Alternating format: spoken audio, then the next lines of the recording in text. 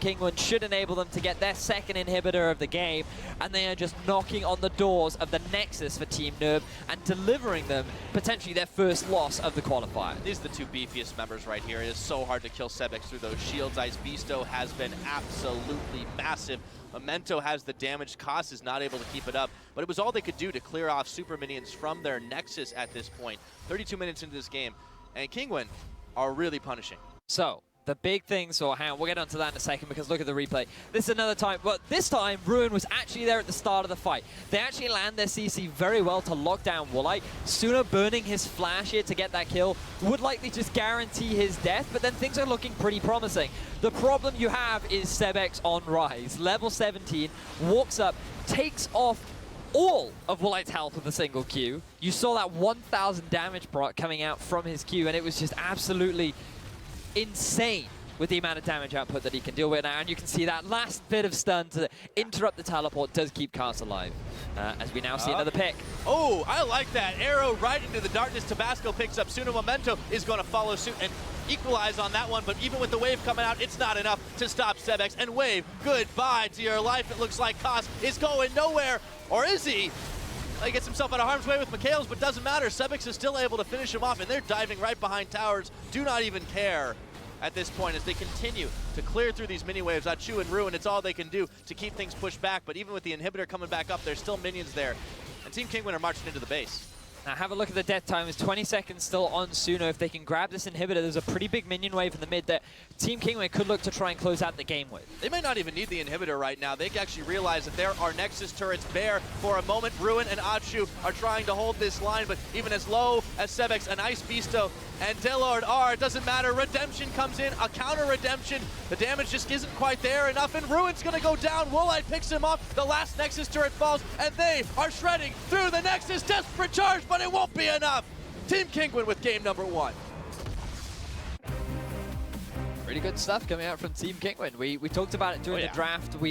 Well, personally, I felt that they did come out ahead during the draft phase, but then surprising, considering how they got here. It wasn't as impressive of a run as NERV had. Oh, I feel like that a lot of NERV's success has been off the back of Memento and his early jungle pressure. And we saw again, at the very start of this game, his jungle pressure was a large part of what gave NERV that lead, setting up so many ganks in the bottom lane, getting those kills, not only onto him, but also onto Achu, enabled them to have a pretty, well, they got that 2,000 gold lead in the early game, but due to their lack of engage, due to their real way to set up any kind of plays, limited what they could do with that gold lead. And that is what allowed Team Kingwin to slowly, over time, come back into it. They used the pick comp that they had built to find targets slightly out of position, catch NERV off guard, and they were able to deliver them the first loss of the Challenger qualifiers. And honestly, I just have to give props to Team Kingwin. And not only did they have a great draft, they utilized their composition well, but they also just, so many small individual outplays that they were able to make was just really impressive. Beastio in particular,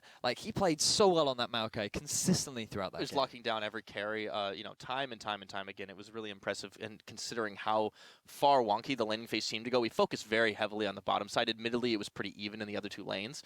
But yeah, I mean, you've really got to give some massive credit to him. I think Tabasco played incredibly well once he was up to speed, once he was 7 or 8 level. He started really getting involved in the counter ganks and, you know, kind of utilizing the knowledge that Memento was going to be hanging around there quite a lot. And it really all started turning when they were able to pick up some Drake. So big credit for them. Team Kingwin have taken game number 1.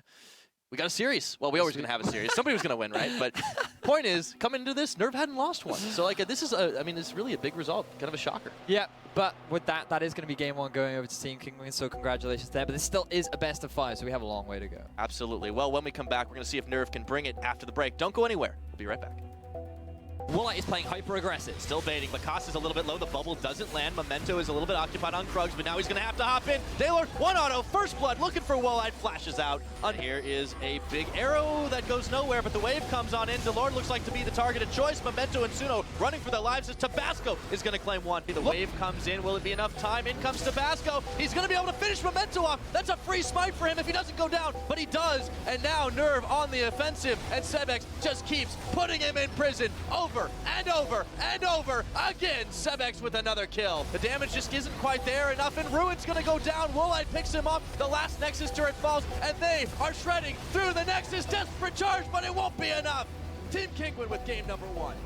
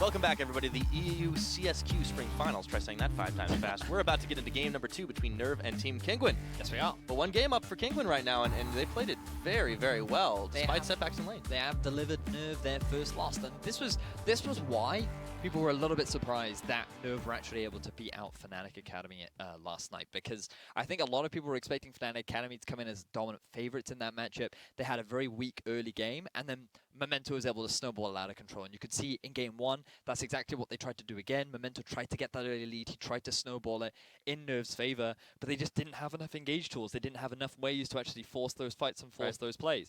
But now I think they're more aware. I think that having all of those jungle bans targeted towards them definitely threw off their dynamic, and their pick and ban was perhaps caught a little bit unaware, enabling Team Kinguin to have that very successful and powerful draft. But now it is NERV that is going to be on the blue side. Oh, never mind. No, What you guys do. No, still Team Kinguin on the blue. I was debated. But that does happen every now and again, and it seems that NERV was the last time around. Curious to see if Team Kinguin end up with the same ban strategy. You have to think NERV can take this information and use it to Rengar's banned away. No surprises considering what we saw yesterday. So far, the same. Yeah, so NERV is saying, all right, let's just keep up with what we're doing. 3 of the main junglers have been taken off the list. Perhaps they're going to look to try and take away the Nocturne themselves on the early rotation if things do stay the same. I think that this ban this is a good ban. Yeah.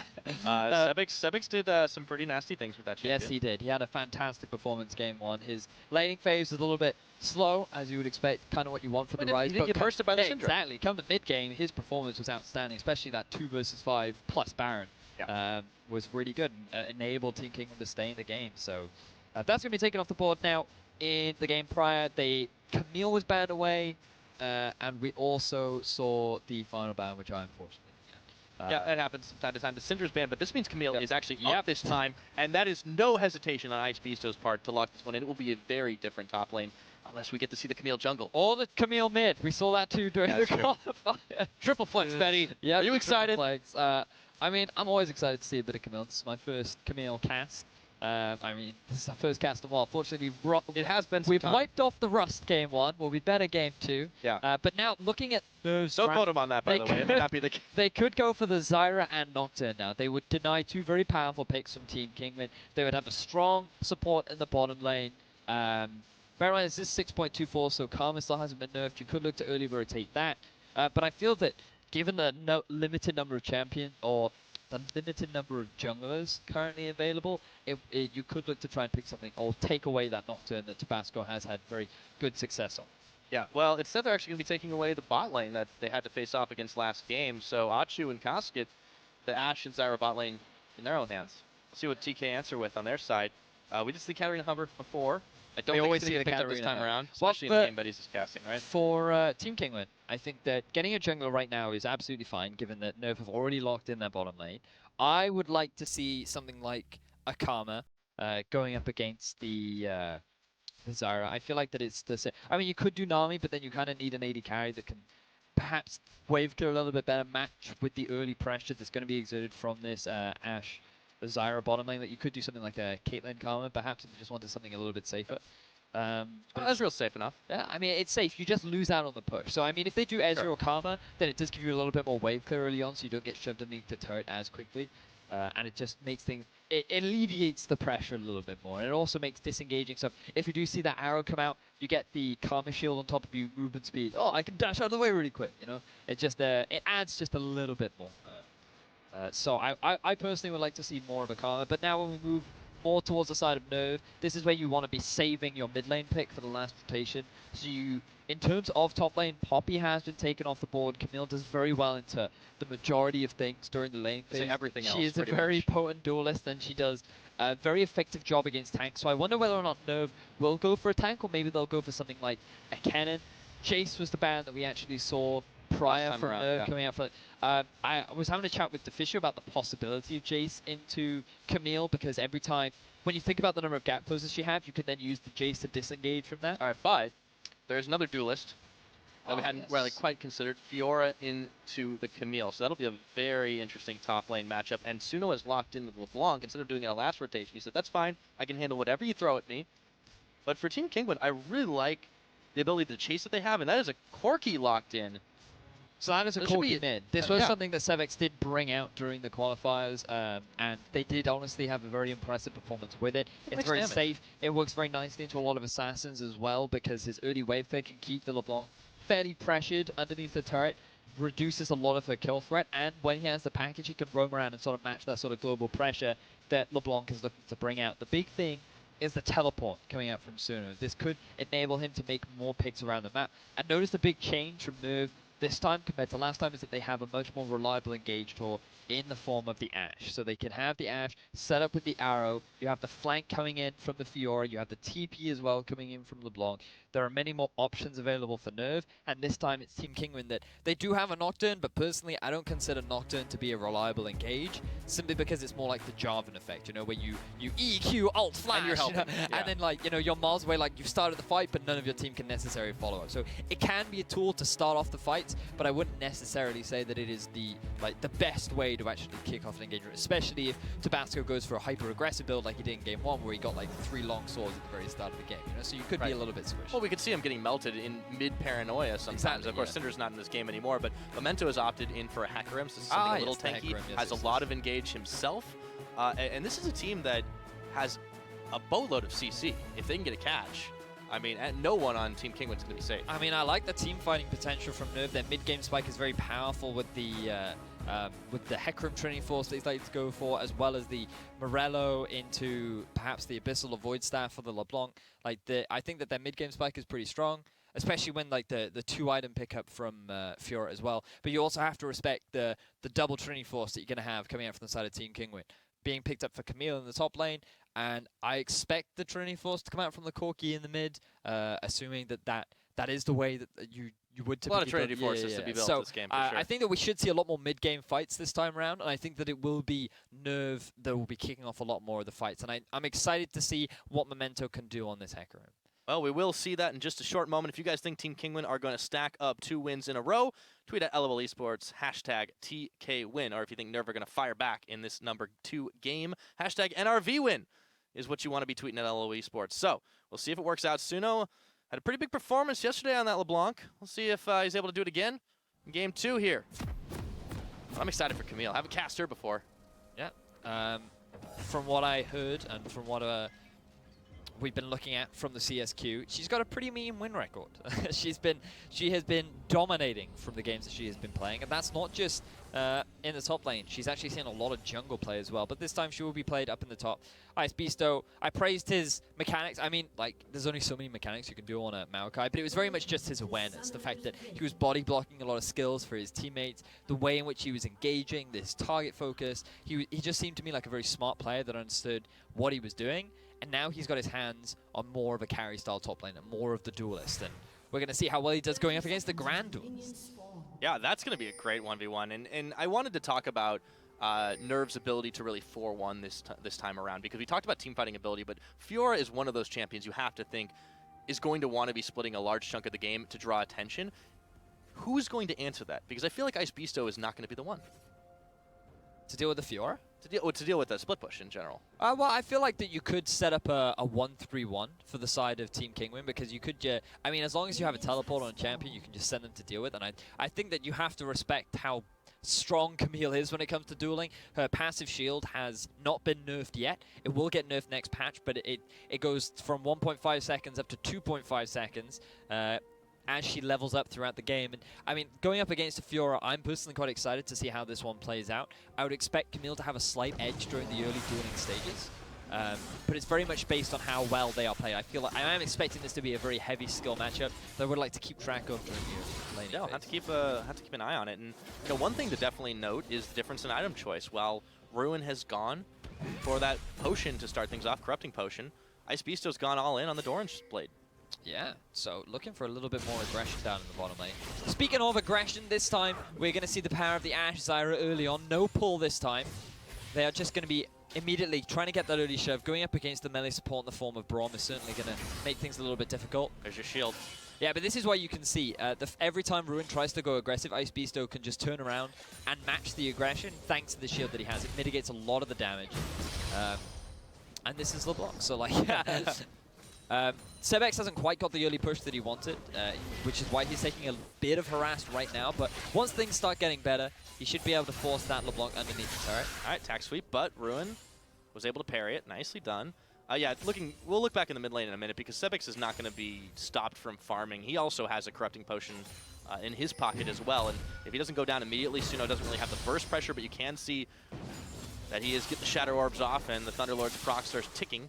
So it's harder and harder for him to really follow up as well as all that. But I do want to keep a lot of attention towards this top side. Ice Beasto is down on farm, but that is a big wave pushing his way. Down in the bottom, however, Koss is the one who's taking the beating as he is on the front lines trying to prevent Woolite from farming it up. Yeah, he's trying to play a little bit more aggressively, as you would want to do on the Zyra. Try and punish the fact that you have a melee support available to just play around with using your plans. But he is getting poked a lot by Woolite, and that's just a credit to Woolite. Doing what he can to punish the over-aggression coming out from Koss.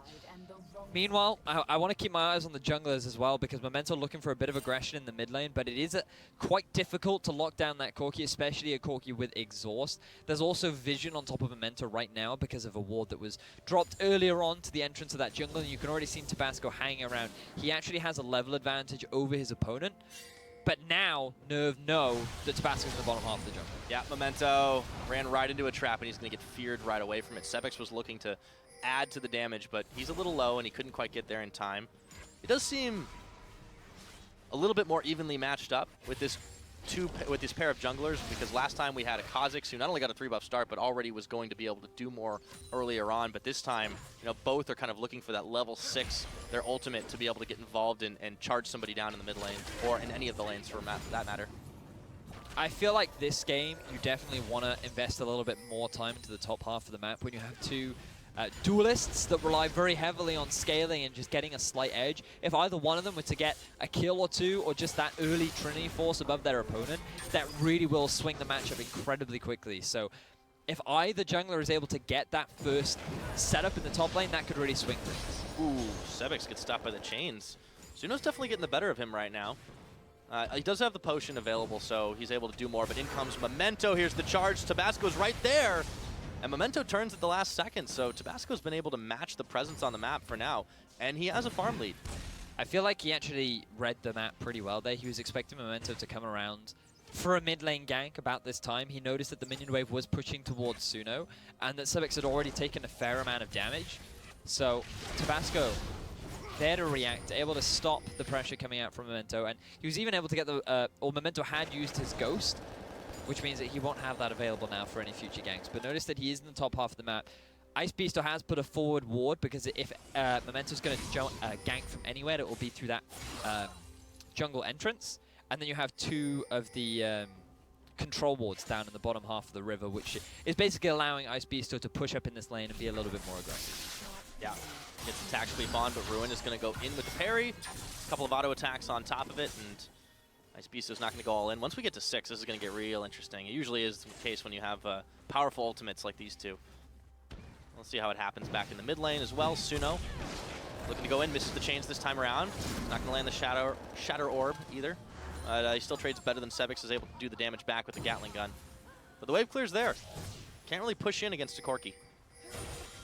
Nope, certainly is difficult. One of the big changes that happened to LeBlanc with the Assassin reworks is the fact that she does have a little bit more wave clear because of her passive now. If you use your distortion on the on a wave and then you throw out the Shadow Orb, it then applies to all of the different minions, and it used to do a lot more damage, but then it got nerfed ever so slightly. So her wave clear wasn't quite as strong as it was on the initial change, but she still has much more wave clear, especially in the early levels compared to what she used to. So she's able to match the pressure that Corki's able to exert, but she's not able to necessarily win out on all these trades simply because of the delay that has now been put onto distortion. So every time she jumps in, she has to sit there and soak up a little bit of damage every time before she can jump out. Well, and when you're standing in the midst of the Gatling gun, that's definitely not going to be the best for you, but you do see a lot of attention being given to this mid lane by at least Memento, who unfortunately was not able to get that gank off earlier on, but his Ghost is nearly back up in the top. Ruin, he parries just in time to stop the attack sweep, but Ice Beasto now at 6v6.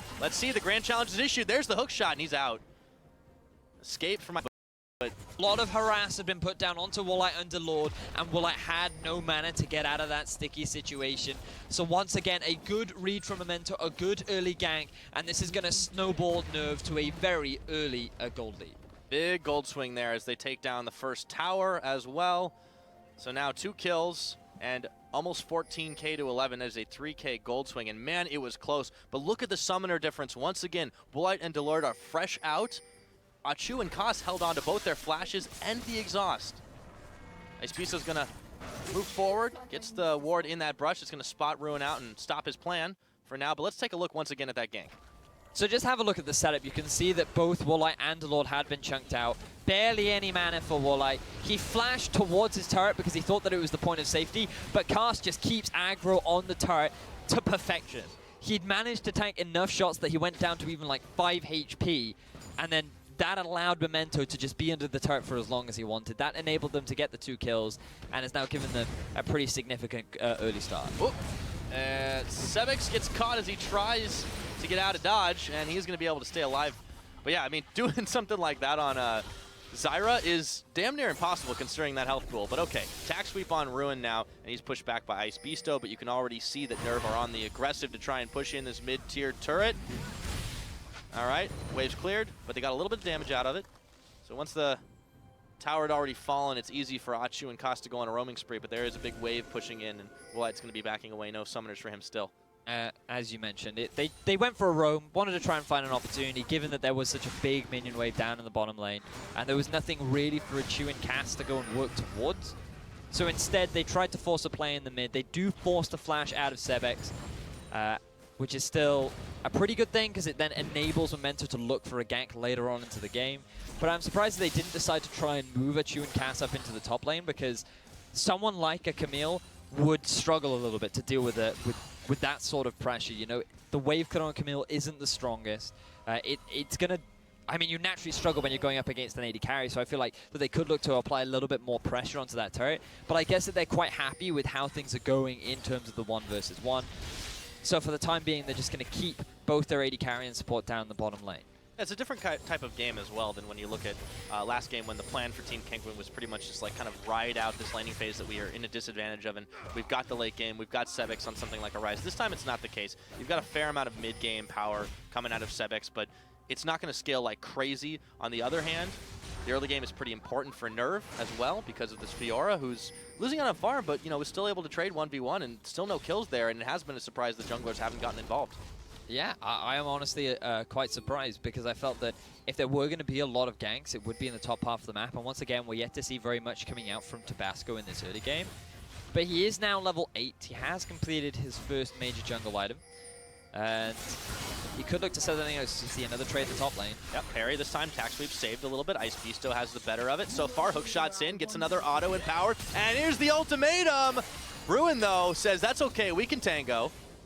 And it's going to trade even for now. Another tack sweep, but Ruin goes in on this one. He's in minions, however. And hookshot flashed. Good flash from Ruin, but still, trade 1 overall from Icebeasto. Tabasco now moving to the top half of the map. He has his ult. He senses he can finish a kill here, and he does. Tabasco picking off Ruin as the flash was down. Nicely tag teamed. And it looks like Team Kenguin are looking to polish off the turret in the top.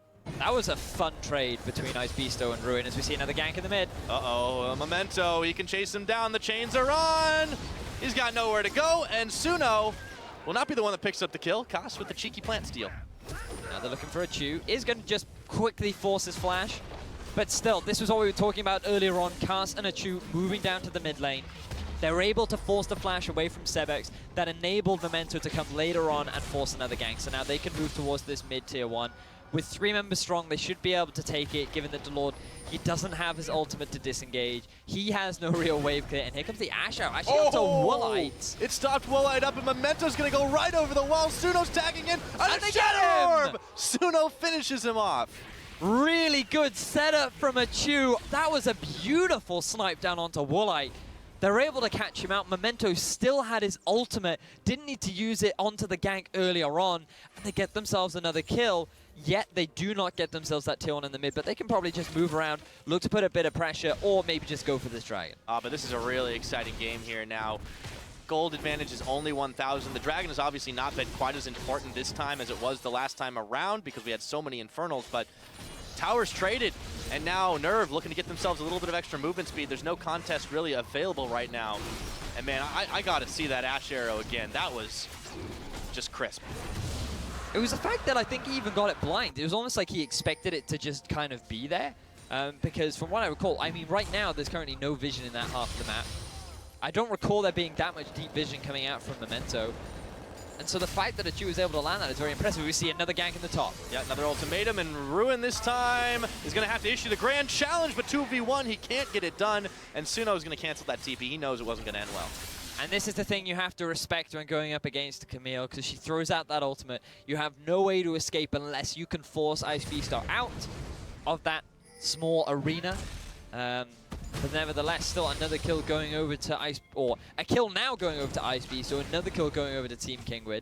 2-4 now in their favor is pressure being exerted onto this mid tier 1. And when we actually look at the whole map and we look at how things have been going, the fact that NERV feel like they have been the consistent aggressors don't have actually a massive gold lead. Let's take a look here. So yeah, look, there's like just waiting. So okay, he sees Ezreal moving so he through probably the saw ward him vision, there. He saw him on that. He saw him on that ward just there. The path prediction is perfect. then The moment he arrives to E over, and the communication, Memento and Suno just jumping right in there, finishes the job with Shadow Orb right before Delord can really do much about it. What a move! Yeah, crisp. All right, so we're nearly 15 minutes into this game. Slim gold advantage for NERV, but they have had the pressure on, and look at the vision they've got invested around this river. Not going to let anybody from Team Kingwin move freely about, but you can see where Kingwin themselves have actually put a lot of their own vision up towards this top side. It's evident because of how frequently Tabasco's been moving in on that. Now taking stock of what NERV's options are. They actually want to try and contest these neutral objectives. The red buff, pick that one up. And it's interesting that you mentioned the vision because notice that NERV have put a lot of priority on getting control of the bottom side. This has enabled them to go and steal away this red. But a lot of Team Kingwin's priority has actually been in the top half of the map. They wanted to make sure that this Camille has a good early game. And so far, he has. Working towards that Trinity Force, almost completed it. I've been doing a bit of research in how they actually choose to build, and I see some Camille's going for Ravenous Hydra second, whereas others just choose to go full tank. Whether or not he decides to go a little bit more aggressive, I think will dictate how well the rest of the game goes to Team Kingwin, because it would be nice to have a little bit more of a front line, especially with the build path that Tabasco is going. But now we have 3 members from NERV looking to siege onto this tier 2 in the bottom lane. Very aggressive from Warlight. Suno was actually coming around the side as well, but they have run fresh out of minions to really do much with. Ruin is going to be able to shove a wave towards the mid, but Sebex is there to intercept. And now everyone from NERV is hanging around this bottom side, but there's no objective for Kingwin to really go for here, so there's no reason that they'd be moving in. It looks like it's NERV just going to be backing away for now. I'm still surprised that NERV haven't actually sent the bottom lane up to the top half of the map. There we go. As you say it. There it is, yeah. I feel like late is what's important, Vegas. I felt like that they could have done this earlier and just moved Ruin to the bottom lane. I feel like they're now doing it simply because of the fact... Oh, actually, yeah, as you already noted. All right, hook shot. Oh, It's a dude, useful you ability. got baited because it was the LeBlanc ultimate. I hate that. I got baited too. No, that's what. Yeah, it's the man. LeBlanc ultimate. It's been happening all throughout this game. I'm like, oh, have a look. LeBlanc's coming in from a flank. Like, nope. Unfortunately, the observer interface does not allow us to see which one's real. All right, so Ruin is going to get bopped up by Delord here. True shot barrage, but there's still a tower. So Woolite and Delord can't chase any further, and also Memento was there. So Ice Beast was not in any danger, but he thought he was. Yeah, but that's the beauty of the LeBlanc ult. It's really obnoxious. Yes. Especially if you're watching. Yep. Like, I still remember one of the first times that I encountered the LeBlanc is I actually went for a gank bottom lane on Nocturne. I used my ultimate. The LeBlanc came in from a flank, and I flashed away to then have the LeBlanc just disappear in a puff of smoke because it wasn't the real LeBlanc. It's just so obnoxious. It's when you type in all chat, worth. I could have died. It's the thing, you never know. I know, that's the beauty of it, right? Oh, arrow? Okay, this time Sebex is out of there. Achu has been really on point with these, though, forcing quite a lot.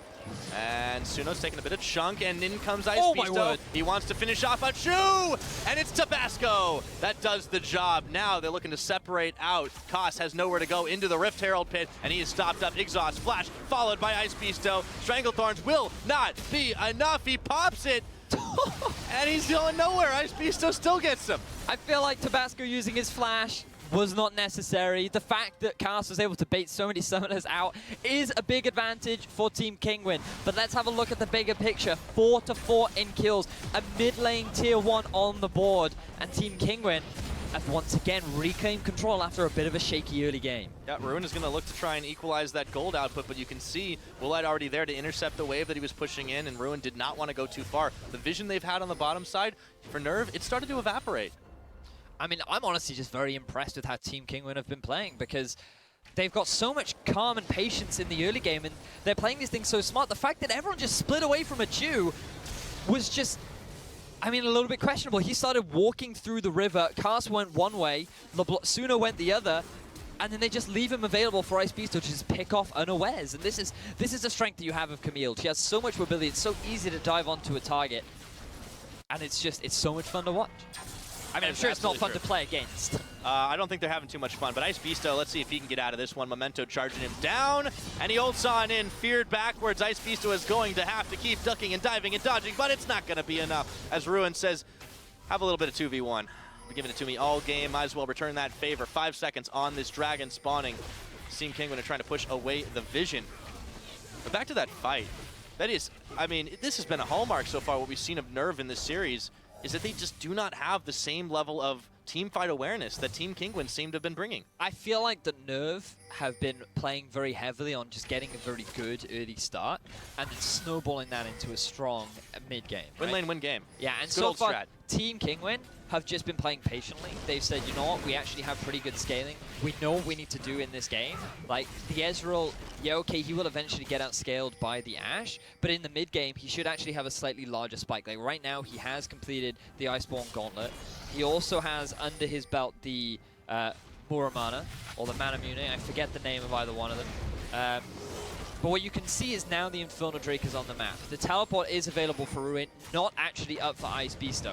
So he's going to have to start making his way down. He has already got the shove going towards that top half. But this is a good time for NERV to try and force this dragon. Big rocket though. NERV have to rethink if they have enough in the tank to really do this, and they might just do it, and Ruin's gonna pop over the wall. They need to follow this real quick. It's not gonna go down, but they might be able to get a few kills as the fight is on. Ruin falls. Woolite takes the kill. Critic Cost on the runaway. Memento, Tabasco. They're clearing everyone out of this one. They got the dragon, but they paid for it. 4 kills for 0, and a double kill for Woolite on top. And they're pinging the Baron right now. Team Kinguin, they do have 5 members strong. They don't need a front line as long as they can get this objective. And hey, we don't care if we lost a dragon, if we can get ourselves a big purple worm off the back of it. 20 minutes into this game, the Baron has only just hit the rift, and they've got the damage to take it down. Only Memento is here. He has ultimate. He would need to use it right over the wall. If he can get this steal, it would be a miracle as he's looking to charge on him. But this Baron is going so low, and he looks to maybe polish off some kills. No, they've peeled off the Baron. They hesitated. Now they're going to go back in, and they finish the job. And that is a defensive ult, as Memento does not want a 1v1 with Ice Beasto, but he's forced into it anyways, and that's going to be just enough. Sweeps him aside. Team Kinguin get themselves a 21-minute Baron. I thought Memento was going to come in for the cheeky steal. We've seen a lot of them during the Challenger Series qualifier, but it is Team Kinguin to secure it. Now backtracking, you can see this teleport flank coming in from the Fiora. They get vision that Tabasco is actually miles away, so they know they can commit for the Infernal Drake. And then 3 members. This is a classic Woolite play that would normally go horribly wrong, but his aggression is actually very calculated. He relies on the fact that he has a very solid distraction in the form of the Braum, just drawing the attention, and now we see more action in the mid. Oh, Suno. Okay, that's a big chunk of damage. The package Valk puts Sebix right in distance, and now we go right back to the 1v1, but Ice Beasto finds himself short a few minions here, and he's on the run from Ruin. Hops in. He's going to be finished off. The Grand Challenge completes. A lot of that was thanks to Ruin actually using the riposte to remove or mitigate a lot of the second true Q damage that was coming out from Ice Beasto. And when you look at these sustained, drawn-out fights, I would actually give the slight edge over to the Fiora, especially now that she's completed that Ravenous Hydra. So demonstrating that the duelist still is fairly grand, and something that you have to respect coming into this mid to late game. You absolutely do. And Camille, you know, whenever you've got a new champion, a relatively new champion that has a lot of power still on this patch, you know, it can look very attractive. I can take the 1v1. It doesn't matter if I'm down a level or down a little bit of CS, but Ruin just having the edge there and is able to show better mastery than Ice Beast was able to put out. But the minions also did their job too. It's usually not a good idea to fight in a whole pool of your opponent's minions, and that looks like NERV will finally finish off that top tier 1 tower and get themselves a little bit back. They've only got 1 so far in this game, but it's about to be 2. Look at Tabasco, though. He should go for the ultimate hit. Oh, he just lost vision. He's going to use the Blast Cone to get in range. Up, spotted on the ward. Okay, so Ruin knows he has to keep on running. He may not get out of this. He's hesitated for just a minute. Oh. Dashes forward. Okay. He's on the run here, and there is Woolite coming into the rescue, but Ruin is not able to get out in time, and Woolite snipes the kill. Cheers, guys. Thanks for that. Yeah. Thanks for that assist. Woolite did all the work. Now, flank from Memento. All right, he's going to look for Sebex here. Ooh, they're going to turn on to Daylord, who has to flash himself away, and now with Woolite coming in, Stranglethorns only knocks him up for a moment. They rethink the strategy. So, a failed engage once more coming out from Team NERV. They can't lock down Sebex. Woolite also being separated from the fight meant that he could come in from the side and act as a bit of pressure. Now with 3 members strong, they have the Baron, looking to take down this tier 2 in the mid, but Memento, he wants more. He's got his ultimate available. Who is he looking for right now? It's onto Woolite. He goes, but he's instantly exhausted. Daylord is melted. Tabasco threatening around the backside. Memento even stays alive, but meanwhile up in the top side, Ice Beasto was able to secure a turret, and he looks to come in for the flank and secure them the second in the mid. Be able to do it no problem. Achu, they don't quite have enough. He has to heal. It's gone down. So NERV give up 2 towers trying to dive down. They get Daylord for it, but I somehow don't think they'll be happy with the result. I mean, they've managed to get themselves quite a lot off the back of this Baron. Team Kinguin have done a great job of, even though losing a couple of members, we have to backtrack and realize that, yes, they got the kill onto Ruin in the top lane. That kill also went down onto Woolite, which is always a great person to have a few of those kills on. They get themselves the tier 2 in the top lane, they get themselves a tier 2 in the mid. So now what they can do is they can send Ice Beasto to the bottom lane. He still has his teleport up. He can look to start pressuring that turret, or that tier 2 down there, and the dragon is going to be spawning in about 1 minute and 20 seconds, which means that vision control is going to be the priority for setting up around there. Yeah, you can already see a lot of vision invested by Team Kinguin up in the top side that allowed them to do the move they just did, but you should definitely see that shifting. Be nice to check out where they're all moving on the map, all 5 members hanging down on the bottom. And Ruin was there, but he did just switch over to the top side, so it does seem like Kinguin are once again dictating the pace of this game and saying, NERV, come play our game. We will fight you and we will beat you. So far, they're doing a grand job of it. NERV not dropping a game during the qualifiers to now being on the verge of losing their 2nd in a row.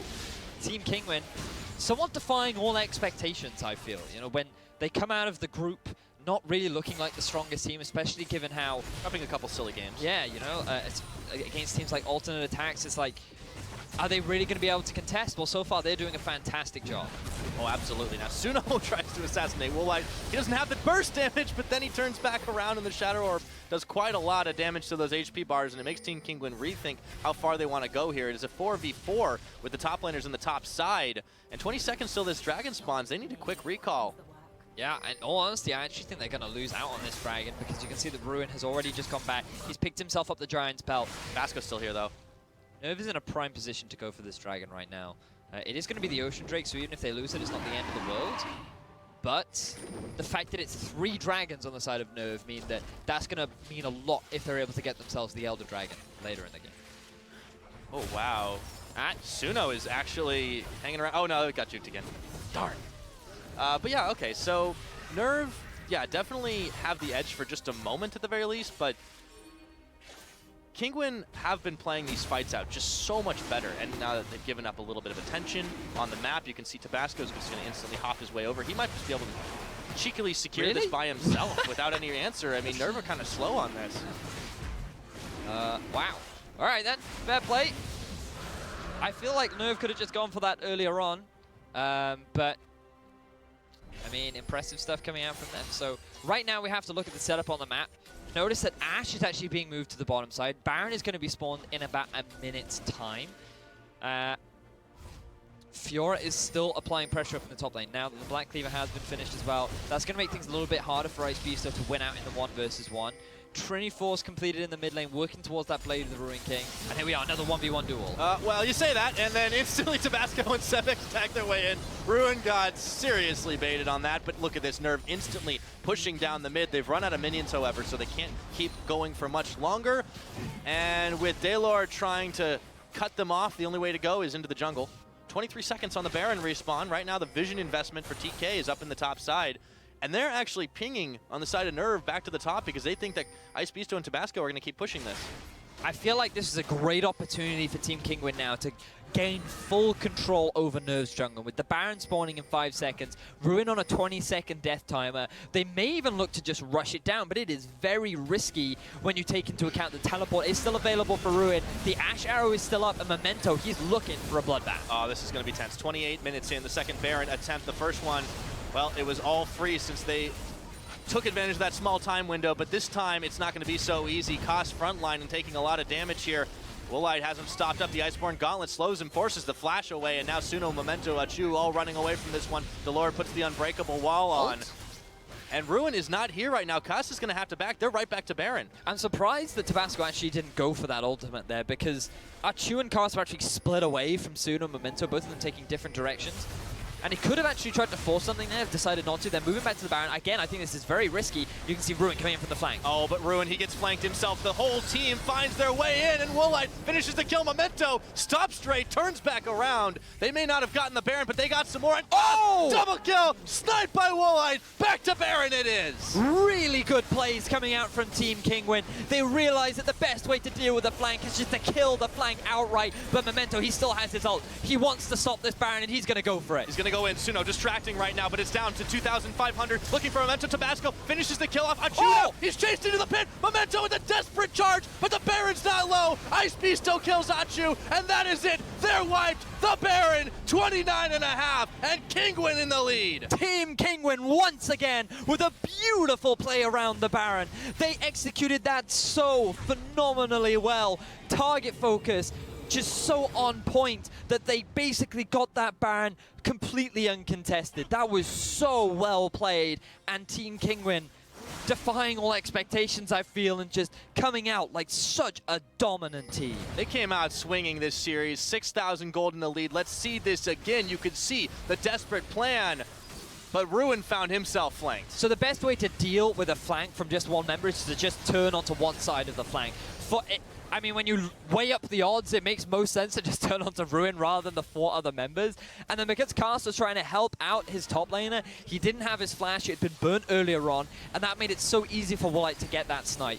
Now just keep your eyes on the Baron, because members from TK are actually getting very low. Suno tries to shut down the jungler, gets a good heal, but we don't have time for that because there's a siege onto the base. Yeah, it looks like it's going to be a quick one as well. And in comes Ice Beasto onto Achu, melts through his health bar before they even take down the tower. And Suno is going low. He has to distort his way away. Down goes the inhibitor, and this base is starting to look like Swiss cheese. NERV does not have much time left. 30 minutes into this game, the second Baron on Team Kinguin. Stranglethorn's dodged out. Memento desperate charging in, but he's into 5 members right now. They may have low health bars, but NERV has no members left. It's only Suno and only Ruin now. He gets the grand challenge. He gets Tabasco, but he's not going to get enough. Back to the fountain he goes to try in for round number 2, but the last of the turrets is going down. Ruin with one more parry. It's not going to be enough. The repost fails, and it's going to be Nexus. Team Kinguin with 2-0 on the board. Team Kinguin looking very impressive. The Camille coming out once more throughout this tournament. It did manage to slide through, and I feel like when we have to go back to the draft again, because I feel like that Team Kinguin were very happy. They've demonstrated strong performance with this Nocturne multiple times now. Not very much early pressure, but once he hits that level 8, he starts to have some serious work. And where was his first gank? Up in the top lane. He gets himself a kill. They start to apply pressure to the Fiora. Then Camille gets another kill up in the top lane. And I feel like once that started, once this Camille really started getting rolling, that's when they started to make these plays. That's when they started to look for opportunities around the map. And it's exactly like we saw in game 1. Team Kinguin falling behind in the early game. First 10 minutes, they were struggling during the laning phase, especially down the bottom lane, where Memento was just exerting all of that pressure. And then they just weren't able to do anything with it. They even had the Ashe ult. They had some really nice arrows throughout the game, but it just didn't result in anything. Memento held onto his ultimate a little bit too often and didn't really force many plays. And in all honesty, it was just the same sort of thing from NERV, where we're just not really seeing them use this early gold lead and turning into something. We talked a lot earlier on about moving that bottom lane up to the top, perhaps looking to try and get themselves another tier 1. They didn't do that until Ruin got to a point where he couldn't 1v1 the Camille anymore. You know, I feel like the NERV are just perhaps not quite on the ball for this series, but This is still only game 2. They are still behind, and the possibility of a reverse sweep is still there. Yeah, it's always possible. I mean, it is a best of 5. We've seen crazier things happen, but coming in to today, I don't think very many people would have predicted that Team Kingwin would be 2-0 up on the board after the performance that NERV had been able to put in throughout the Challenger Series qualifiers so far. But with 2 games in, our best of 5 has been dominated by TK. We'll see what happens in game number 3 when we come back right after the break. Memento is going straight for Woolite. Exhausted flash from Woolite out, but right into Achu, and he gets the fear off Memento, looking to swipe his way to a kill. Delord and Woolite, that is 2 quick kills picked up. And Suno's taking a bit of chunk, and in comes Ice Oh my Pisto. word. He wants to finish off Achu, and it's Tabasco that does the job. Oh, they need to follow this real quick. It's not going to go down, but they might be able to get a few kills as the fight is on. Ruin falls. Woolite takes the kill credit. Cost on the runaway. Memento, Tabasco, they're clearing everyone out of this one. They got the dragon, but they paid for it. 4 kills for 0. And You can see Ruin coming in from the flank. oh, but Ruin, he gets flanked himself. The whole team finds their way in, and Woolite finishes the kill. Memento stops straight, turns back around. They may not have gotten the Baron, but they got some more. And oh! Double kill! Sniped by Woolite! The turret is going down. Ruin with 1 more parry. It's not going to be enough. The repost fails, and it's going to be Nexus. Team Kingwin with 2-0 on the board.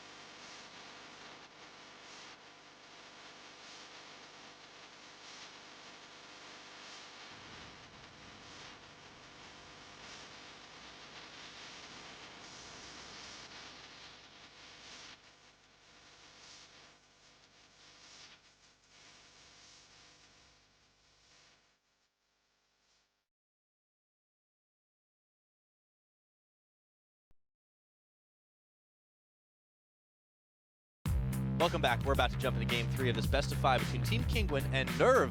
And man, 2-0 up for Kingwin. It's getting hot in here for them, and NERV are in the hot seat. It certainly is, but hopefully for Team Kinguin, I don't know where I was going with that joke. Anyway, moving swiftly on. Bail out, just bail out, abandon now. That's okay, it's only game 3. Yes, it is only game 3, but this could be the deciding game that determines whether or not Team Kinguin secure themselves a spot in Challenger. And, I mean, it's a little bit surprising because NERV, we have to look back at their history in the past because this was the 6th place Challenger team. They were... Totally different roster. Yeah, it was a very different roster back then. But, I mean, coming into the qualifiers, they looked extremely dominant. They didn't drop a single game in their group. Even against Fnatic Academy, it was so one-sided. And then coming into the games today, it feels like Team Kinguin just had their number. They knew exactly what they wanted to do. They've had great drafts in both the games that they've been in. They were on blue side for game 1 and game 2. They're still on blue side for game 3. And now, NERV are kind of backed into a corner because so many of the junglers have been banned away. Memento is being pressured on his champion pool. And so far, he's brought out the Kha'Zix, he's brought out the Hecarim.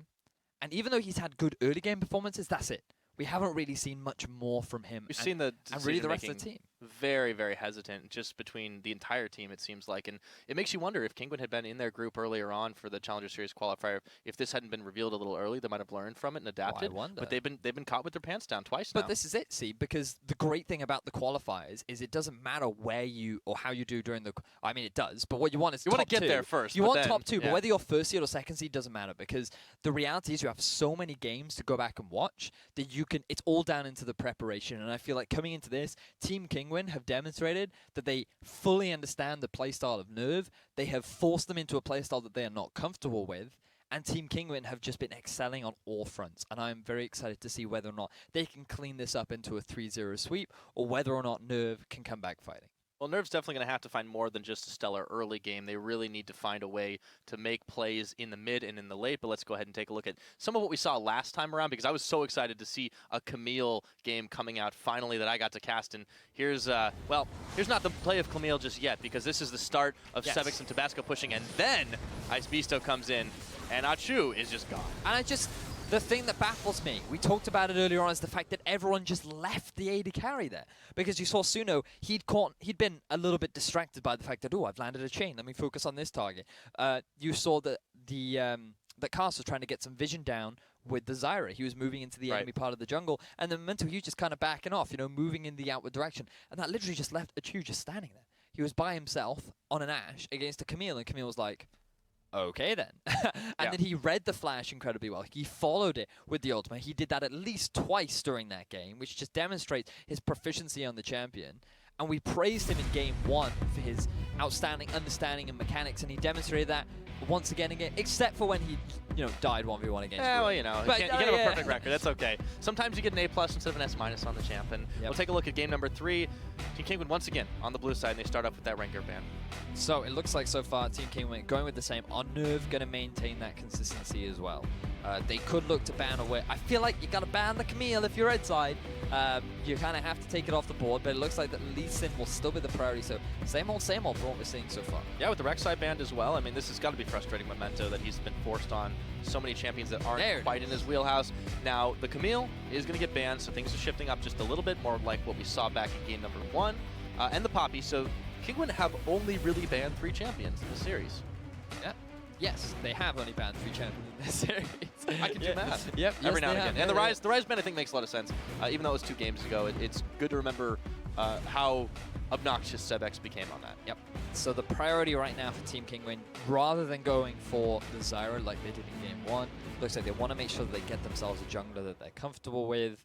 This is why we don't talk about hovers, because they're not reliable. But let's think about what is available for NERV right now. There's the Syndra.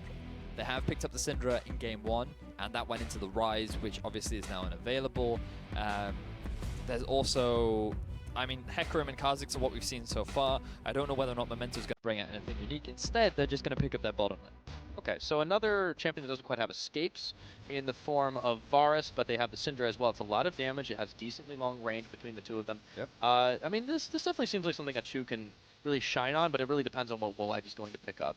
I mean, he's no stranger to the virus. It's something that he has demonstrated proficiency on throughout the qualifiers. Yep. And it has been a champion that has been rising in popularity a lot recently. He has very good poke. His laning phase is actually fairly solid. He has the Chain of Corruption ultimate to act as an engage tool. And it's a little bit... I argue it's a little bit stronger in the sense that it actually spreads out, so teams are forced to disperse from the target that it's actually been isolated on. So it makes great for setting up picks, but the problem is you're leaving the Ashe open for Team Kinguin, which is perfect for their sort of playstyle. The pick composition that they ran in Game 1, something they have demonstrated are so good at in the before, I feel like you're just giving Team Kinguin exactly what they want. Yeah, so they lock in the Ashe Zyra combo once again, so much more range, still a lot of that CC and poke that they've got available to themselves, and it'll be interesting to see what NERV decide to pair with the very pokey Varus in that bottom lane for now. Well, you've got the... falls back in their court. Yeah, you've got the mid lane Syndra. I feel like you should hold on to your top laner for now. Just pick up your support. You could go for... I feel like it's risky, but you could go for something like a Thresh if you wanted to be a little bit more aggressive. You have a lot of them pick potential yourself. You have opportunities to catch the Zyra out of position. She is very squishy, and if you just land either a hook or that Chain of Corruption, you can very quickly burst her down. It also gives you more ways to set up for plays because you have the Lantern, you have a bit more safety. Or you could just go for the Karma as well. Adds a little bit more in terms of wave clear. You have a lot more pushing power. You can match with early on. I mean, I'd be... Okay. We got the Thresh, but that is actually a Shaco. That is a Shaco. Yeah. Yeah. I was not expecting that. All right, well, Memento's like, you know, how far down in my tier list am I going to go right now? So what we have to remember is that Shaco did have some changes not too long ago, especially with regards to his ultimate, that when it now explodes, you actually get the Jacket boxes, the Illuminati boxes now. Those will now proc up. He has had a couple changes we'll get more into once we get into game, but like he's a very good early game jungler, right? Yep. Something that I think we shouldn't be too surprised to hear from Memento. A playstyle that he does seem to be fairly consistent with. But like, I suppose NERV now, they've been backed into a corner and they say, let's just bring out what we're comfortable with. And yeah, we're going to get a Shaco. Yeah, we're going to get a Shen too. That's not too surprising. This is actually something that we've seen a fair amount. It synergizes very nicely with the Nocturne in particular because that enhances his engage so much more. And it also acts as a great follow-up for...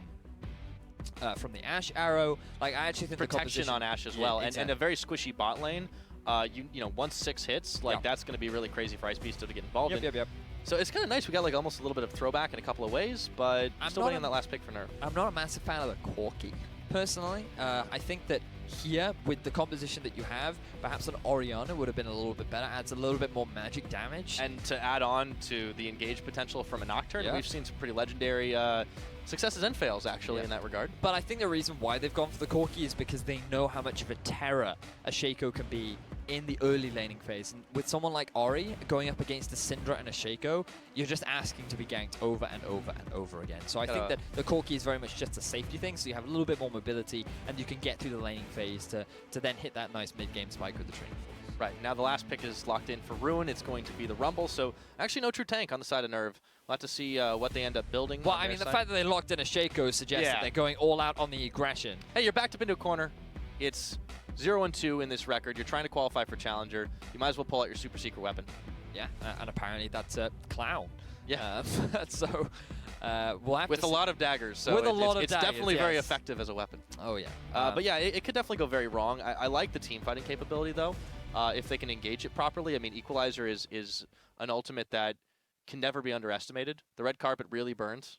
And when you pair that up with the Varus too, you know, he lands that Chain of Corruption, enemy team sticks a little bit too close, you then get equalized on top of, so not only are you trying to avoid the equalizer, but you're also the Chain of Corruption spread, and then you've got Syndra who's basically saying, oh, well, while all of you are running away, I'm just going to pick the target that I want to one-shot. So, and then you have to be always aware of the fact that Shaco could just come in and snipe you at any moment in time.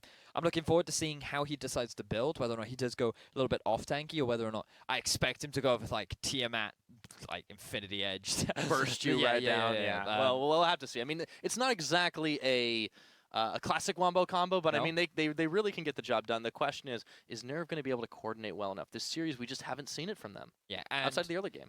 Team Kinguin has just going to be doing what they've been doing throughout this series so far. They might fall behind a little bit during the early laning phase. They have the scaling jungler, but this is something that you can actually abuse with the Shaco. Nocturne's early clear hurts him a lot, right? Yeah. He actually, like, he doesn't have the best sustain. Even though he has his passive, he's, like, fairly weak.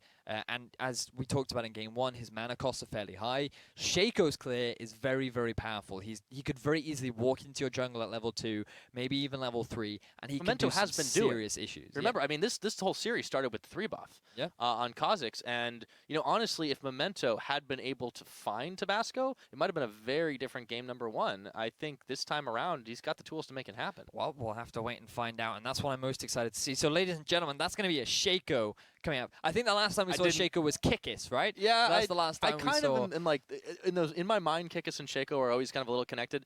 But either way, I mean, this is going to be an exciting game no matter what happens. If you think Team Kinguin are going to be able to take it 3-0 and qualify for Challenger, hashtag TKWin over at LOL Esports. So if you think NERV are going to fire back and start rolling on that reverse sweep, hashtag NRVWin. Do you guys believe in the clown? Do you believe in the clown, Vetty? No. Okay, I didn't think so. Not even remotely. Well, all right, well, we're on the Rift. We're going to find out if it works. Here we go. It's exciting, though. That's the thing. I like new and creative picks. So much so that I even made a video about it. I saw a few of those. You've got some sweet dance moves, my friend. Thanks, friend. Yeah. But I think that, honestly, like, Shaco is definitely not on that list. Maybe after this game, we'll see. Maybe, yeah. I don't know. Maybe after this game. Somewhere out there, some people are very excited about this, I'm sure. And I'm one of them. I'm very excited too. I'm not as hopeful either. I know that it's a very hard thing to pull off. Are you one of those Shaco mains? I don't have mechanics to play Shaco, man. Shaco requires mechanics? More than I have, anyways. No, in fairness, I have seen a lot of very skilled Shacos. Just as a mid laner, they're incredibly obnoxious. It's safe. It's just all the time. You know, you just go for one farm and, oh, Shaco's there. It's just like, okay, I'm going to back off now. And then you come back, it's like, oh, Shaco's still there. Why? He's so annoying. But he has a lot of options. His Deceive does give him that free stealth. And it also gives him a bit of distance, so it's very easy for him to just walk into mid lane. Something you have to ward against when you're playing against a Shaco is more like the jungle entrances. So if you just look at the minimap right now, places where the Corki is standing and where the Syndra is standing, these are the sort of areas that you want to be warding, because it's really not worth investing the vision into like the side lane bushes, because if Shaco's ever going to gank your lane, it will not be from that avenue. Yep, that's fair. Now, that is always the wild card here, and another one is that Memento is not going to need that leash, so they have no idea what side he should be starting on, but it will be near the blue. In fact, Ice Beasto and Tabasco going to double up here, but there is some harassment out of Ruin. He's going to spot this one with the ward and, well, and himself, actually, but he's not really able to prevent it, so Tabasco picks up the blue and moves on over to Gromp. Standard start, as all things go, and Memento's onto the blue buff himself. So you can see how quickly Memento is working his way through the jungle, already giving a preview of the Illuminati boxes to come. Yes. But once that 6 happens, we'll see. Woolite and Delord are going to have to watch their backs. Again, we talked about at the beginning of the series, Woolite and his historical tendency to kind of get himself caught a little bit out. We've seen him going aggressive, but it has not been punished. His team's been there to back him up a lot of times, and I'm curious to see if he's going to keep playing very, very aggressive against a lane that, well, it can very easily punish you. Cost on this Thresh is a different sort of beast. Yeah, note that NERV once again got themselves the early push. They didn't need to provide any support for Shaco, given that he has the boxes for his early jungle clear. So they were able to get themselves the early level 2, force Team Kingdom's bottom lane back a little bit. But once Team Kingdom get a couple levels under their belt, they can start playing a little bit more aggressively. But it's the Thresh that you really have to be careful of. Right now, he doesn't have very much bush control, which is why they can afford to play a little bit more aggressively. And now that Delord has moved up a little bit more, things are playing a little bit safer. Memento, his jungle path was actually, he started on the Wolves, then he went to his blue buff, then he moved over to Gromp, and now he's moved up to his red. So he's not actually going for any sort of early jungle invades, which surprises me a little bit given as to how weak the Nocturne can be during the early jungle clears. It seems like they're taking a slightly different tack here just because they had such an edge over the early games and it kind of fell flat. This time they're trying to see, it looks like they're trying to maybe play this out a little bit less predictably. But to be fair, Shaco is typically your unpredictable type of champion. So. He is. He's very unpredictable, yeah. Right. And I wonder where he's actually going to look to put his early ganks, because when you look across the map, top lane is pushing in favor of Rumble, which is very much what you'd expect. You often pick the Rumble into these tanky top laners to abuse them during the early game. He has good scaling, and while he can't be quite the same sort of split pusher that these other tanks can be in the late game, especially someone like a Shen, the amount of damage and abuse that he can throw down during the early laning phase somewhat compensates for that, assuming that you can play it properly. But the mid lane, pressure constantly coming out from the Syndra, and this is the mid lane gank. Here we go. Sends the Shiv out. Sebix has already valked back to the safety of the tower. However, Memento will toss down one more box for a little bit of fun later on in this game. Woolite and Delord now firing back in this bottom lane. But it's this. This is what's so obnoxious about playing against the Shaco, because so often they will go into lanes like the Syndra lane because of how much kill pressure there is, and it just forces you to play hyper defensively because you never know where he is. And without being able to get this deep vision because of the amount of pressure that's coming out from the Syndra, it just makes it so difficult to play around. And you can see that it's already causing a little bit of pain here for TK because they continually are pinging out where they see the Shaco. He's here, he's there, he's everywhere. Every single time he's on the map, Team Kinguin are wanting to keep tabs for everybody, and it just is an extra layer of frustration that you have to deal with. And speaking of frustration, Ice Beasto is definitely feeling the pain here up on the top side as Ruin leads yet another minion wave into the top. It is what we would expect. Just constant pushing coming in from Ruin. He's also aware of the fact that the early ganking power of the Nocturne is not the strongest, so in all honesty, this is just classic NERV. Getting themselves the early lead throughout the laning phase, usually having the pushing lanes, building up small CS advantages wherever they can.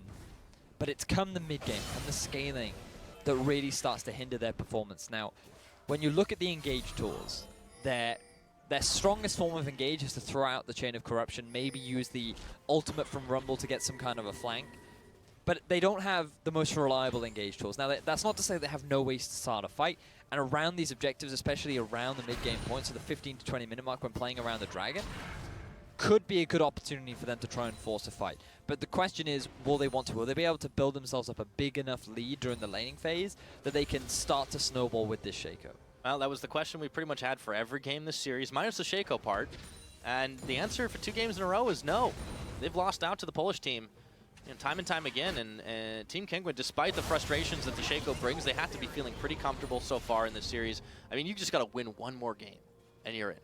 Yeah. Don't let it get to your head. You might always drop 3 in a row, but they're in a really pretty position right now. Yeah, and the pressure's being put onto NERV, and rather than succumb to it, they've said, let's play Shaco. Now, that could be interpreted in multiple different ways, but right now we do see Memento hanging in the top half of the map. Buys the ward from Ice Beasto. He's actually going to be heading into the jungle here, clears away the scrying plant, probes down another ward of his own. It looks like he's going to be going on a counter jungle spree. But look at this, Tabasco's coming on up. Tabasco is level 6. He does have vision of this. That was Memento. All right, he's just going to go in on him. He's going to have to poof it away. And Tabasco will thank him for the assist. This does deny the blue buff away from Sebix, which will hurt his laning phase just a tad. But it's not the end of the world. The mana cost of the Corki is not the greatest. And also, he has the Corrupting Potion as well, so he should be okay for the time being. And I mean, so far it's a pretty passive early game. I mean, this isn't what I was expecting from a Shaco, and honestly, what I'm expecting from this game, because we've seen a lot of early ganks coming out from NERV, typically. So far, Team Kinguin, things are going the way that they kind of like. Yeah, I feel. NERV are offering a lot less pressure right now than you could have expected out of them, and it is really interesting. You can see Kinguin are even on the bottom side able to push in a little deeper with some vision. They have a ward secured here, and Kasanachu are going to be spotted heading into lane, but there we go. Clearing it away. Control ward had to be placed, though. However, you can see Tabasco hanging out in the bottom side, waiting to see if they want to execute this dive. Delord and Woolite are charging the minions into the bottom. See if they're able to take this one. Full summoners on either side, and oh, they're bringing in Tabasco. Ice Beasto coming into the party, and just like that, it's 4 members deep, but there's a teleport flying, and it didn't execute the way they wanted. Delord going incredibly low, and all of a sudden, things are going real pear-shaped right now for Team Kinguin, and they are going to lose out on Tabasco. That was not nearly spicy enough. First blood over to Ruin, and Memento picks up Ice Beasto on the back. The setup looked so promising from Team Kinguin. They'd moved Tabasco into the bottom lane. They get the arrow down onto Cast. They thought they could nuke him down, but they just switched their target focus at the last second. Both Tabasco and Ibisto flashed onto a Chew. He then flashed and healed to create a gap. Then all 5 members tried to turn onto Cast, but they'd had to disengage at that point because they realized, hang on, the TP is coming in from Ruin. Memento is making his way to the bottom lane, and unfortunately for TK, that's decision to split their focus is really what determined why the gank went so wrong. So just look at the setup. You can see Corki already moving down. The the ultimate on top of Tabasco, and then they swap. Both of them turn onto a Chu. The taunt is already used. Walleye is too far away from Cass. He gets that absolutely massive shield from Courage of the Colossus, and then all of TK ends up getting split apart. The play even happens before Sebex has time to get there. Ice Beasto burns his flash, and he can't get away from Memento and Suno. And in all honesty, it was just that last split second to switch focus over from a Chu over to Cass, which resulted in their downfall. Yeah, all 4 summoners burned for the bottom lane of NERV, but it was well worth the effort. The 2 kills are secured. They get themselves a dragon, an Earth Dragon as well. I mean, that's big Mountain Drake, I should say. 9 minutes into this game, it's a 2,000 gold lead, and they really didn't give anything up for it. Everybody from NERV, or everybody from Team Kinguin was invested in that dive, and it just did not pay out. So Kinguin, a rare miss for them in this series. This might be NERV's chance to really start to play this one out and get themselves into a healthy mid-game. And honestly, this is the first time that we've seen TK try to force such an early play such as that. Usually they've been fairly reactive to the aggression coming out from NERV, and perhaps they've gone for a couple of picks, but this is the first time that they go for that 5-man all-bot sort of play, and it ends up not working out for them. So even though it's a bit of a setback in the early game, that's not to say that they are completely out yet. NERV once again with the early game lead, about a 1,400, 1,500 gold advantage so far.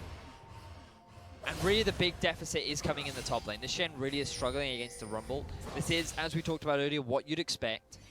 But the gold deficit isn't so big that it's impossible for the Shen to come back. And as long as he still has his ultimate, as long as he's still sitting in the side lane and drawing attention, it's going to be difficult for Ruin to somehow deal with him come the later stages of the game. Yeah, the only other significant goal difference right now has got to be between the junglers, because Memento, I mean, that's pretty much the kill that's separating them at the moment.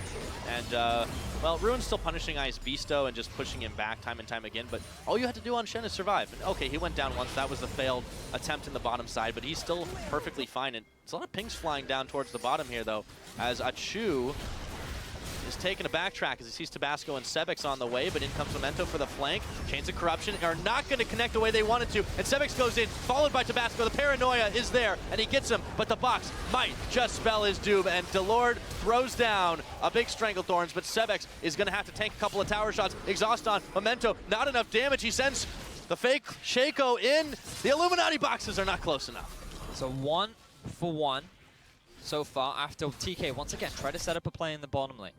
Tabasco did have his ultimate, but all they really wanted to do was force Achu and Cass away from the turret so they could get that first tower gold. But Memento, they didn't realize that he was there. He came in from the flank. He cut off the escape route of Sebex, forced Tabasco to go in when really they just wanted to disengage. And NERV ended up coming out, I would argue, ahead simply due to the severe number of summoner spells that they were able to burn from the side of Sebex. So now, all that early aggression that we saw from Memento may very well start to pay off if they're able to get that catch onto Sebex in the mid. Yeah, definitely a big window for them. Let's take a look at how it all went down. Once again, Team Kinguin returned to the scene of the crime. So you can see they really just wanted to try and force them away, but they start playing hyper aggressively, and then TK realized, oh no, we've made a mistake. So they just have to kind of commit. Tabasco does get 1 kill, but ends up giving his life away for it. And you'd think that Sebex would die here, but he makes a smart move and just decides to flash towards his teammates who are there to provide support. He is forced to use his exhaust, and I think that if he hadn't, he may very well have lost his life. But they're able to get away with just the 1 for 1. No turrets go down either side, and just a lot of summoner spells burn. There really has been a lot of action down there so far without any turrets being pushed in. But this one up here should be the first to fall if all things stay even, as Ruin just continually herds these minions towards it. Nice Beasto is left to pick up the pieces. Lord clearing vision out of the bottom side, and they continue to do wave maintenance. Now, if this was a usual solo queue game, this Shaco, who is 2-0, would be telling my team what to do, how to play, and then if I ignored him, I would not get a blue buff for the rest of the game. So, You think that's going to happen now to Suno? well, yeah, it depends on the type of Shaco player, but yes, this is normally what I would expect from Shacos. So that's the hope for TK, that all of a sudden his inner Shaco kicks in and he decides to go against the team as he goes for a play onto Delord. Well, it doesn't appear to be the case this time around, but he does send Faco towards Woolite. And yeah, you kind of have to know that's exactly what's happening. The boxes pop. Woolite is going to have to think twice about how forward he wants to push right now, and still pressure for the Team Kinguin bottom lane, provided by that Shaco. Sebex in the mid, clearing out a ward from Suno, trying to respect that distance so he doesn't get stunned up and scattered. Once again, kind of a quiet affair in the mid lane. like a couple of token movements. You saw Memento making a move in there. We haven't really seen Tabasco too much. And Suno has just had a very quiet game on Sebex, not really able to take him out, although he would probably love that blue buff. It's spawning soon. You watch that Shaco's going to take it. But in your honesty, word for that's it, just because Sebex is playing Corki. It's the nature of the champion. It's really difficult to kill him, especially when he goes to that very early hex string turn. Like Corki is one of the most boring people to lane against because all he does is wave currently. It's like fighting an AD carry, right? Well, I mean, it is fighting an AD carry. And I mean, Syndra wants to be aggressive. The definition of AD carry is a little blurred these days. Just gonna throw that one out there. True. He does enough magic damage. Yeah, but Sebex, I think you kind of hit it on the head. Being such a safe champion, he almost negates Suno's kill pressure in lane. But he doesn't let him get snowballing early on, and it kind of relies on getting somebody like Memento involved. He was hanging around, but decided to go back up top. It's actually Ruin who's making an invade here into this jungle. Plants down the ward. And you could see, just if you watched on the minimap, you could see the positioning of Memento where he was hiding just behind the wall. This is the thing you have to be really aware of when going against the Shaco. We talked about it earlier on. There isn't that much vision control coming down, and I think that's just the confidence of Sebex. Given the champion that he's on, even though he has his flash down, his exhaust is back up, he has the Valkyrie to get out of any sticky situations. And so I think that's just good awareness from Sebex to be like, okay, I'm just going to play defensively because I realize I have no kill pressure on the Syndra anyway, so why bother? Why don't I just sit back, let the Suno push, and I'll just last hit wherever I can. Yeah, doesn't seem like a bad plan for sure. Now, next Drake is spawned. It is, in fact, an Ocean Dragon, so not quite as immediately pressing to pick that up, and it has been a little bit more conservative this game than what we saw from games number 1 and 2, with only 4 kills on the board and 15 minutes on the clock. And well, 3 of them belong to NERV, though. That's the big difference. Red Carpet thrown down. Ice Beasto is not going to be able to lead too many minions towards this tower. In fact, there's only the cannon that survives. So Ruin, well, I mean, you'd say that would be risky if there was a fight going to happen in the next few minutes, but the way both teams are playing, it just doesn't seem to be the case. For the time being, it's likely to be the mid-game Dragon fight that we'll see a lot more action, and I feel that is where Team Kingdom will have the edge, because I've never personally considered Shaco to be the strongest of team fighters. He's very single target, he's very squishy, especially with the build path that he's decided to go for. He's more about finding those picks, finding those isolated targets to just lock down or maybe force out of the fight. But preferably you want that to happen before the fight even starts. So you go in, you chunk out a target, and then you disengage. Perhaps you use your ultimate to just get out of that sticky situation, and then when the enemy is chunked out, once your cooldowns are back up, that's when you choose to force the fight, because of his effectiveness not being the greatest in terms of the actual full 5 on 4v4 or 5v5 team fight.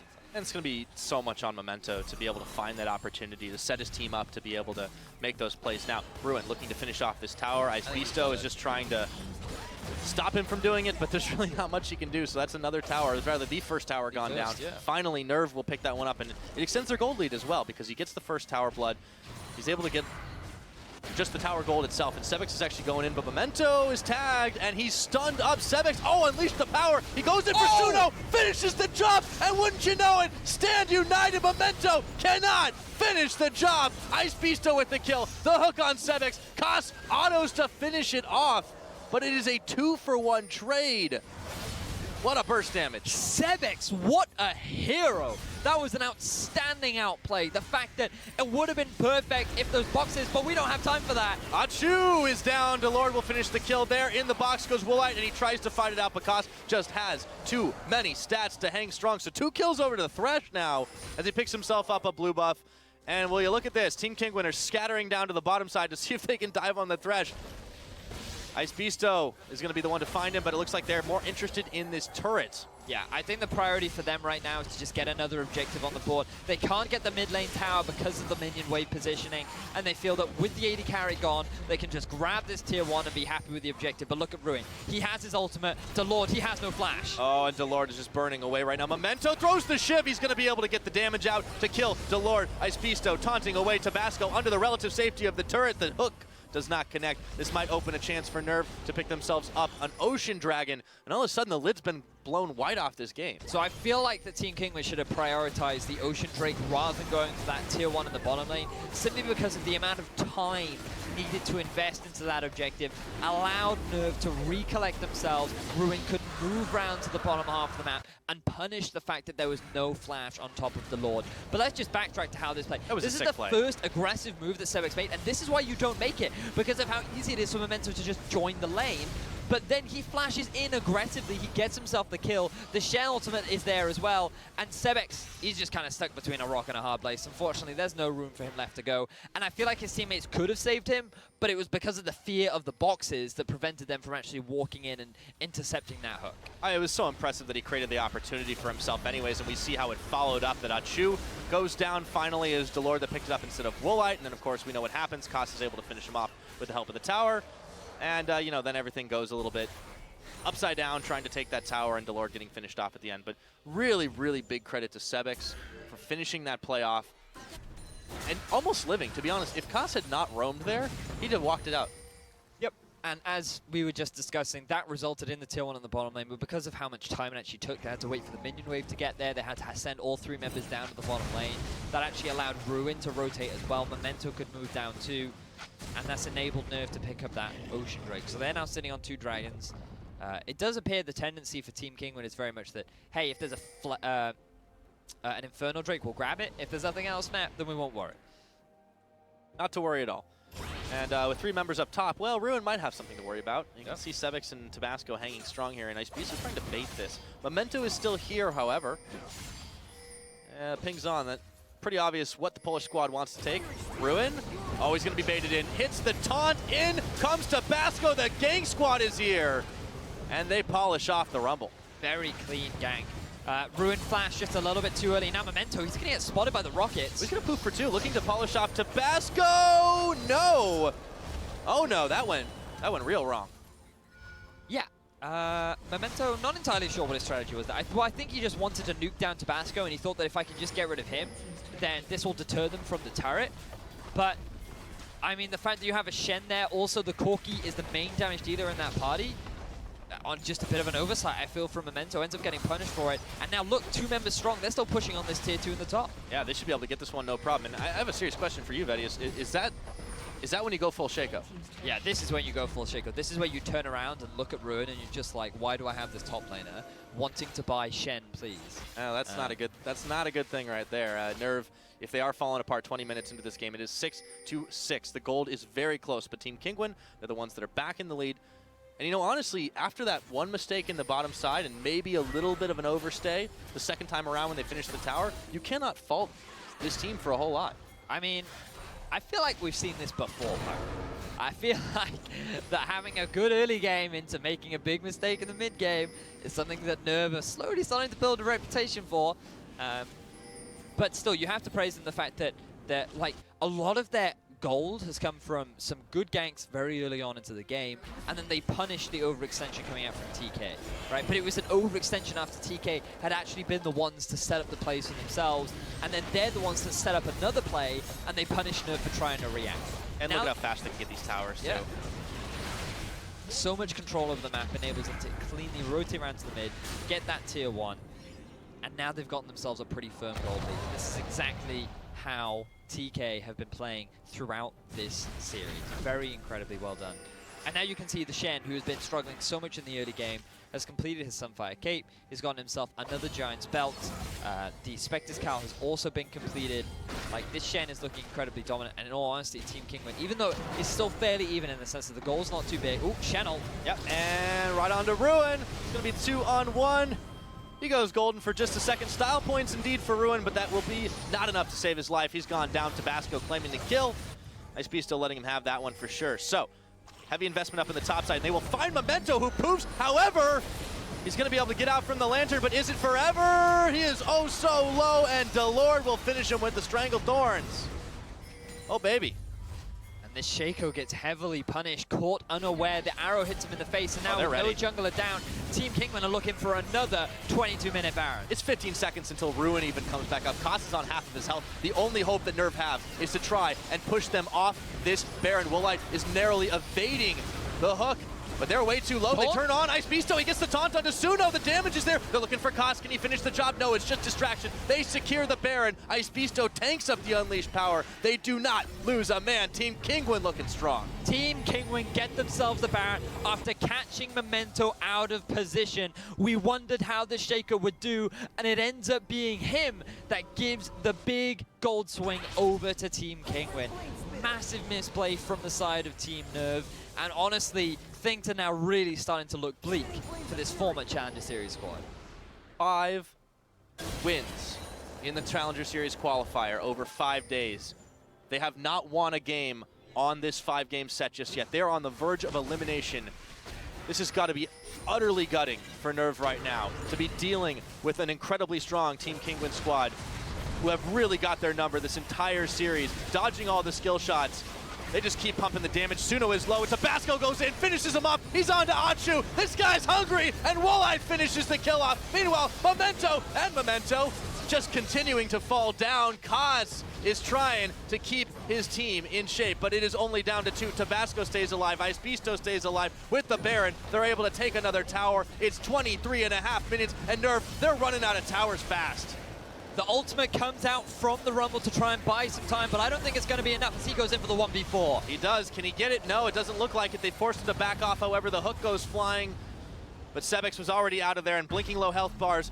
Team Kinguin are not going to take any unnecessary risks. There's another dragging spawning up in 10 seconds, an easy objective tape for them as they're 4,000 gold in the lead, and they are on the front door of victory. Ruin coming way too late to the party once more. He used his teleport on the tier 2 well after the fight had already kicked off and he wasn't there to support his team. All 5 members of TK just committed to the fight. They executed it so cleanly, and they were able to get themselves so many extra objectives. So look at the positioning of Memento. He tries to come in for a flank. The initial engage from Varus fails, and now all 3 members get poked down and makes it so easy for Tabasco to come in and clean up. You can see that Memento tries to focus down Woolite. A beautiful taunt coming out from Beastio is enough to lock down Memento and get the kill, but then scumbag Sebex actually kills the clone, and that is what results in Woolite's death. So trying to come out with the best KDA for his team. But still, they get themselves the turret, and it's Ruin that eventually deters TK from the actual second tier. Hashtag not Woolite's fault. So this time around, Team Kinguin, they're going to be able to pick up their first dragon of the game. It is a Mountain Drake, so knocking down those towers is going to get a little bit easier, but they have controlled this game so well. 11 kills to 7 on the board. Ice Beasto now in the bottom lane pushing out, and you can see the rest of Team Kinguin are deciding, you know what, screw it, we're just going to keep on pushing as a unit. They cannot stop us. We can rotate if we need to. This tower is easy. This will be number 6. NERV have only gotten 2 the whole game. I'm honestly just very impressed with how TK have played out this entire series. They found a style of composition that works for them, and honestly, NERV have found no way to punish it so far. As they knock onto the door of this tier 3 turret, they're looking to get their first inhibitor of the game. Outside the first 10 minutes of the game, NERV have not shown us what has given them a 5-0 record up until today, but they're on the verge of not making it back into the Challenger Series. 25 minutes into this game, with Team Kinguin marching on the front door to victory once again. Now, Memento has completed his static shift. This could be the turning point. He's gonna have to take at least 2 people down with him for it to be worth it at this point. He's got no Ignite available, and you know, you look back at this game, no matter what happens, I don't think it'd be fair to say Memento, you know, was gonna be the one solely responsible for a win or a loss, but it just has not been enough. I mean, you have to praise Memento for doing what he can. His early jungle clearing and his early aggression has been on point, and he was 2-0-0 at the start of the game. Remember, this is something that we were talking about, but it never translates into anything. It's largely just because of these team-wide mistakes where, I mean, it's partly on Memento because not only did he get called out around the Baron, which resulted in the Baron, remember he got called out top lane as well. He tried to help out Ruin in a 1 versus 3 to protect the turret, and he ends up giving away his life. So as much as we praise Memento for being a big facilitator in the early leads that NERV have gotten, he's also been a big part of how throwing the game away for Team NERV, and perhaps that's just him feeling like he has to be the one to start off these fights. Perhaps he's the one putting all this pressure on himself to try and make these plays happen, and honestly, they're just too overcommitted, too overzealous, and they just haven't worked out. Whatever the reason, NERV are going to have to find something different, and they're going to have to find it fast if they want to hang on here. It looked for a bit that they might have the ability to take a game back, but with Team Kinguin pushing in 3 lanes at the moment, really, there's not a whole lot that NERV can do outside of a miracle of a fight to come back into this game. The gold lead just keeps on mounting 5,000 and growing for Team Kinguin, and they've started to equalize those dragons thanks to the Mountain Drake they were able to secure. This is looking real rough right now if you're NERV. It certainly is. Right now for Team Kinguin, they have the Shen up in the top lane, just applying a bit of pressure. Level 16, highest level in the game right now. 2 major items completed. This is the point where it's going to be very difficult for the Rumble to really have that much kill threat. He could still be a nuisance, given that he does have 3 major items completed, the Void Staff as well as the Zhonya's and Mikhail's. But it's just the rest of TK, their map movements, going from side to side. Memento looking for an opportunity. See if he can equalize. I mean, Tabasco's got enough tankiness on him, and look at that. Ice Beasto just immediately reacting. Meanwhile, well, guess what? You lose yourself an inhibitor turret, and now they're diving onto Achu, who's going to have to flash away. Stranglethorns dodged out, but they are losing inhibitor. While it is all happening, Ice Beasto's caught. There's the red carpet. Delord is going to flash over. He's not going to survive. He stays. Goes down, Ruin just tries to finish off yet another kill. He goes gold, and this will be 1 kill picked up for none, but they have lost themselves so much by way of their base. Ice Beasto is just able to almost get out before Suno finishes him off. That's 2 kills, so Team Kinguin poked their heads in a little too deep, but is this going to translate to anything for NERV? So how that actually all set up was the fact that Memento and Suno tried to force a play onto Tabasco. I feel like the ultimate from Shen was a little bit preemptive, because if that was going to come through, they should have used the positional error that NERV had made to try and force a play on the inhibitor. They should have just thrown all their ultimates at a Jew, try and get the kill onto him, and that would have resulted in the inhibitor. But because so many ultimates were used in advance without actually targeting any player in particular, that's where things started to go awry for Team Kinguin. And this resulted in, when they tried to disengage, that's where Ruin's effectiveness came into play, because he threw out the equalizer. The chase came in from Memento. And you can see, look, the 3 members of TK, they're easily able to take this tower. And it's at this point that you force the ultimate. But it's just a little bit too late. Suno and Memento have been able to reposition. Ruin still is a little bit late to the party once again. But now, as TK start to disengage, that ultimate was so good, and it meant that Memento could do so much work as they were escaping. Beastio in a 1 versus 3 in the backline, just proving how tanky he actually is. Almost able to escape, but not quite. And it's just honestly just a bit of overconfidence, I feel, from Team Kinguin, because in all honesty, like, they were so far ahead, and if they just taken advantage of the fact that NERV was split up, they probably could have gotten that inhibitor. But instead, they just took their time, they're a little bit too lax, and then NERV punished them for their lack of ultimates. Yeah, so once again, small mistake. Just like we saw very early on in this game, but Team Kinguin have made just a handful of them. Still, is that going to be enough for NERV to get back into this one? It's looking real, real grim. A good start for them would, however, be the ability to take away this Baron. Now, a lot of Team Kinguin are hanging around. Koss goes fishing, and he finds the big purple worm on the line, but he's not able to reel that one in. And NERV have kind of backed away because they realize, well, okay, so you've got Shen pushing on the bottom side, but Beasto has got himself a TP. Koss keeps on getting the hook to spy that out because he can't get any vision from that ward, courtesy of the control ward that TK have placed down. A lot of focus is being put on this Baron. As you were mentioning, a lot of vision to just secure it. All 3 lanes are being pushed up. Shen actually going for a bit of a 1 versus 1 against Ruin. You can see how tanky he now has become. This is for early game. Yeah. Wants some revenge. Definitely. He's been doing fantastic ever since he managed to escape from that lane. But look at the vision that Kinguin have invested around this Baron pit. They know if they can get this, it might as well be the game for them. There's another dragon spawning in a few more seconds. Oh, as well, Cass. but Koss. Ooh. That was close. It's a Stranglethorn's burn though. Yeah, that's actually a very big ultimate that's now unavailable for Team Kinguin. But look at Shen. He's still pushing in the bottom lane. He doesn't have his flash available, but his ultimate is primed and ready. I wonder whether or not Team Kinguin are just going to buy a little bit of time up until the ultimate actually comes up. Oh, arrow comes out. Arrow. Oh, it's going to land onto Suno, and in comes the paranoia right onto Achu, and the burst damage is oh so real. Suno unleashes the power, but Memento's already gone. He comes out of stasis. He falls down. 3 kills just like that, and Sebix stays alive. Team Kinguin are gunning for the win. There's already a big minion wave in the bottom lane. There's only 2 members left alive for NERV. I think that NERV are going to look to try and end the game and 3-0 this series. Screw the Baron, they want to end it on the Nexus. Ruin's got no ultimate to defend. Can they hold the line? It's 25 seconds before the rest of NERV is back up and available. They're leading the minions, charging into this base. They get the taunt onto Ruin. He goes gold, but it's not going to be enough to keep his team in Challenger. I don't think so. Team Kingwin are on the Nexus. That's it, a 3-0 sweep, and welcome to Challenger. Wow. So there we Sweep are. your promos, man. That's how you make it. Yeah, I was not expecting that whatsoever after NERV's incredible dominance throughout the group stages, going 6-0, even stomping Fnatic Academy in what was the fastest game during the Challenger Series qualifiers, to then get 3-0'd by Team Kingwin, who honestly looked very mixed in their group stages, but I think it just comes to show how much time and preparation that Team Kingwin invested into this best of 5 series, and they were able to come out on top.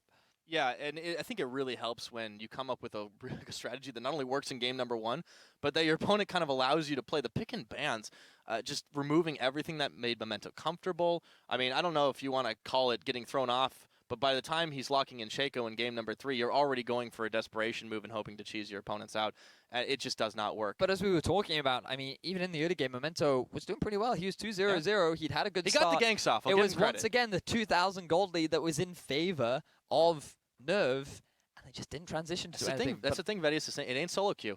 It may not look so like it sometimes, but I mean, it's a whole different level.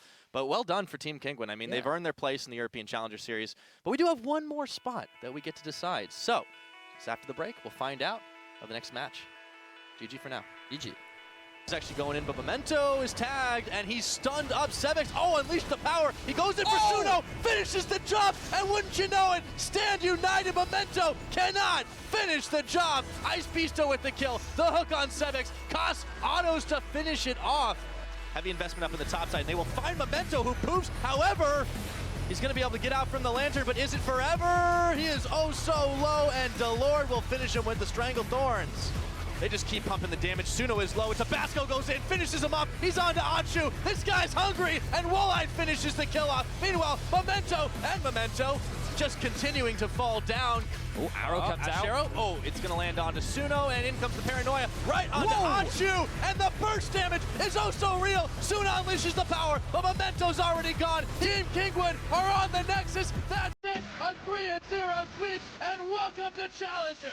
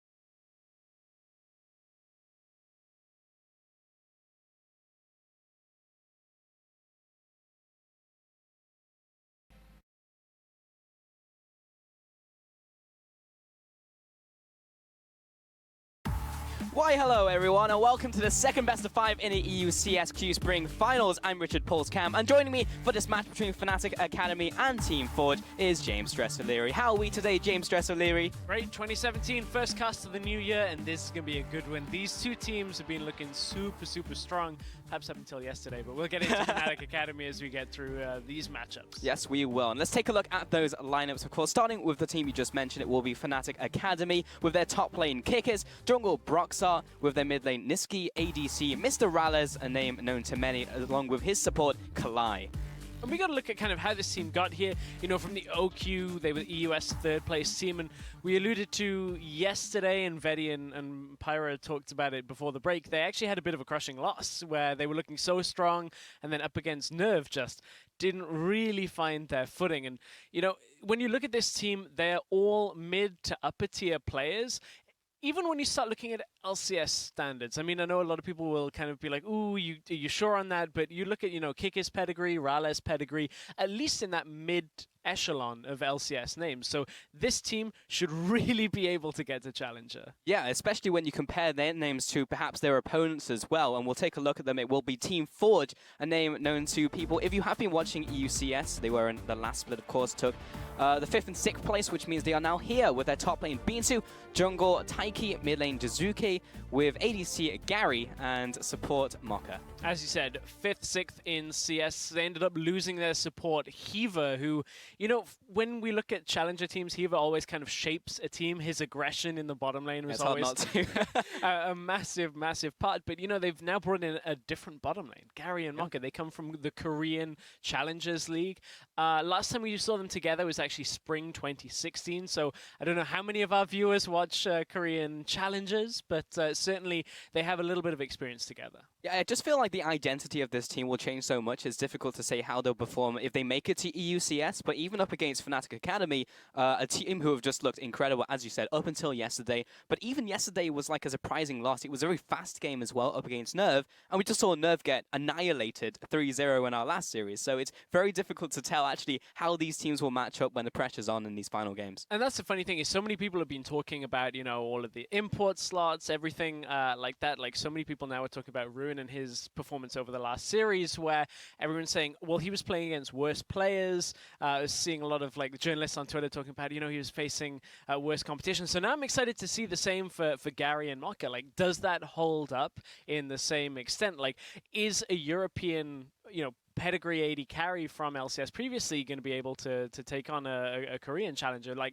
in my estimation, yes. I feel like Rales should be very comfortable in this matchup. You think so? Because there's the whole old debate of, oh, you know, Korea greater than everybody else in the world. And when you hit challenger, what's next? Oh, yeah, Korean bronze 5. But when you actually like look at the leagues over there, it's like, actually, does that compare? Because if you look at like the top levels of play, of course, you see international competition. You see the top teams beating the top teams out of the other players. But if you take a look at the lower leagues, like Challenger, does that actually stack up? And that's what we'll probably find out here today. So far, seen pretty good things from them up until this point, though, in this tournament. Yeah, that's very true. So, again, it's such an interesting dichotomy with some players that we've seen for so long, some new players coming in. I mean, for Challenger, we've got a lot of names that we've seen a lot. Jizuki, Taiki, both names that have been around a long time. Binsu, you mentioned it already. I mean, he's been around for yonks. Like, if you've been watching even since like 2013, you've seen Binsu time and time again. So again, it's that kind of mix where I'm really excited, and we haven't even really talked about Kickers.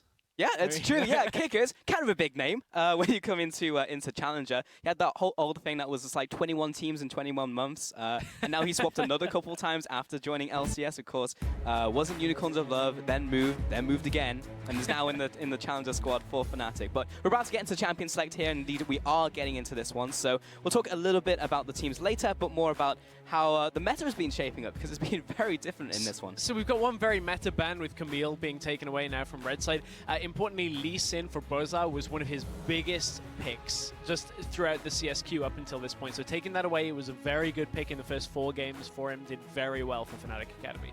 Yeah, we saw it banned away yesterday, actually, in the loss that they had. They just took away the Lee Sin. It's just like, oh, you played this in every single game and every single win that you've had. Just take that away and then see what else you have in the bank. and it didn't work out so well for them. So taking the same blueprint from what they saw yesterday, 4G will try and get this win again against Fnatic by banning that one away. And with Forge putting presence on mid lane, perhaps that's where the Rise will come in a little bit here. We've seen so much Rise come time and time again, people still complaining. Every so often Ica tweets about, you know, how OP Rise is, that kind of thing.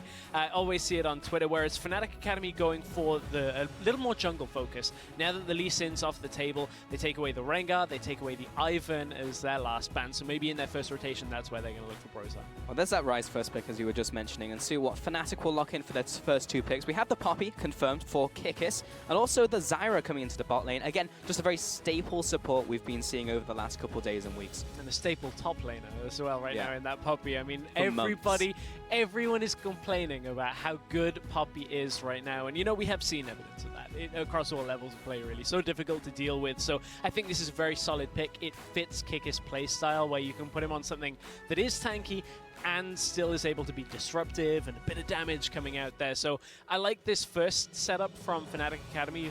The response from Forge, a little bit of a throwback to Worlds. Yeah, Misfortune again coming out, still seen as a pretty decent pick up against Zyra, specifically in that matchup. I know you at home, I know a lot of people were just like, oh, Misfortune support, that's a thing now, and just brought it to solo queue and ruined a lot of people's games. Just pick it against Zyra, and even then it's not like a surefire win. It's just decent into those matchups for a variety of reasons. Ashe locked in, another staple of the ADCs recently. We're seeing the power of Ashe we saw in the last series, and also when Woolite was playing it, less so much of that power, because if you constantly miss those arrows, a lot of a kind of power just goes down the toilet, you know? Yeah, that is definitely for sure when you look at Ashe, if you can't hit them. But anyway, as we look into the next rotation, likely jungle coming out from Fnatic as they ban 2, or they're going to look for, you know, a little more damage. You could have waited for like another 2 seconds and be like, but maybe the mid lane coming out here. Like, Elise is available right now, so wouldn't that make sense as a pick here?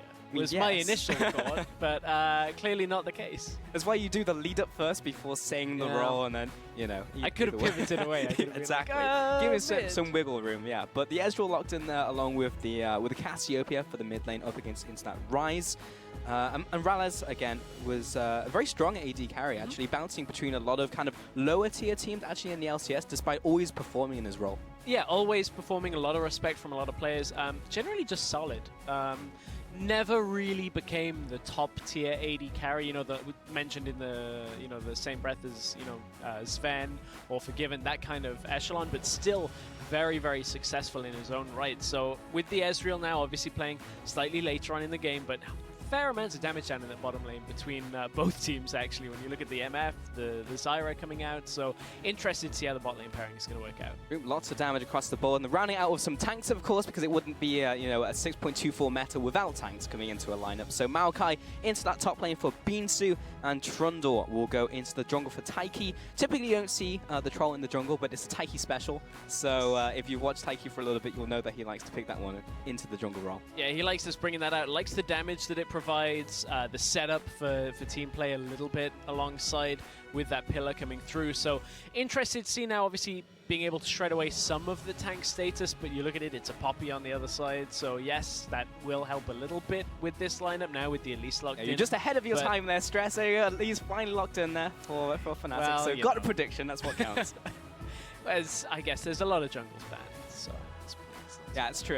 yeah, considering the amount of junglers being banned away there. It was either that or Rek'Sai coming through, and considering the playmaking that Brozar has been, you know, pulling out, I was like, Elise is probably the way to go on this. Yeah, absolutely. In terms of just setting things up by yourself, because a lot of the time Rek'Sai is the one who is both setting up lanes for a lot of her team. We saw that actually in IEM back in Korea when I was casting that. We saw a lot of Rek'Sai and Lee Sin. Those were the top tier junglers back in that tournament. We saw a lot of Jhin as well paired alongside that. So moving a little away from that, definitely with the Trundle pick in the jungle, but this will be our second best of 5 today. We already have one team locked into EU Challenger for 2017 Spring.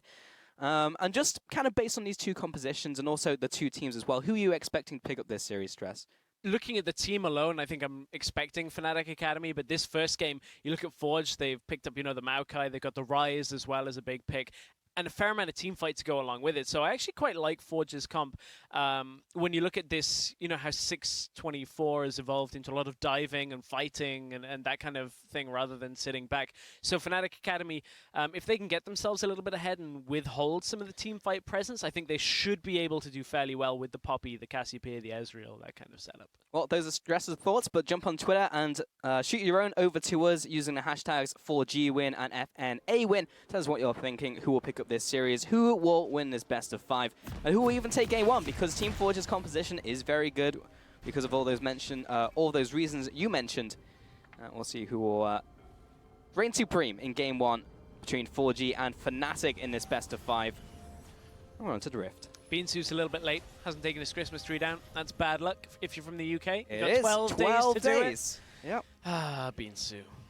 I know there wasn't much competition over the Christmas period, but nevertheless. Is that just a UK thing? Because I know in the train station near me, they still have all the Christmas lights up. And I'm like, wait, is that... At this point, just leave them up for the whole year. That's true. We're just 300 days early. Don't even worry about it. So, spread out across the map. This is a blast from the past, and also what people have been doing a little bit on 624. It's been interesting to see how the evolution of level 1s has kind of changed and that sort of thing. It always drifts between defensive and aggressive, and I'm interested now on the changes that we're going to see in LCS as well, whether those teams will end up doing more, but certainly 624. We've seen a whole host of different things, from level 1s to crazy picks to everything. So with a best of 5, we'll see how it evolves. We'll track it throughout each game. That we will.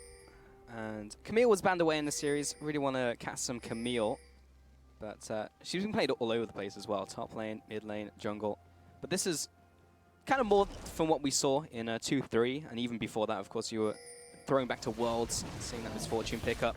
So in terms of picks, not seeing anything massively crazy. But I like this start. Brozar takes the 2 small wolves, then moves on to the already started blue buff from Klai. So just trying to get a little bit more acceleration through the jungle early on. You can see, look at this, just comboing the camps all the way through the bottom jungle. Really nice by Fnatic Academy.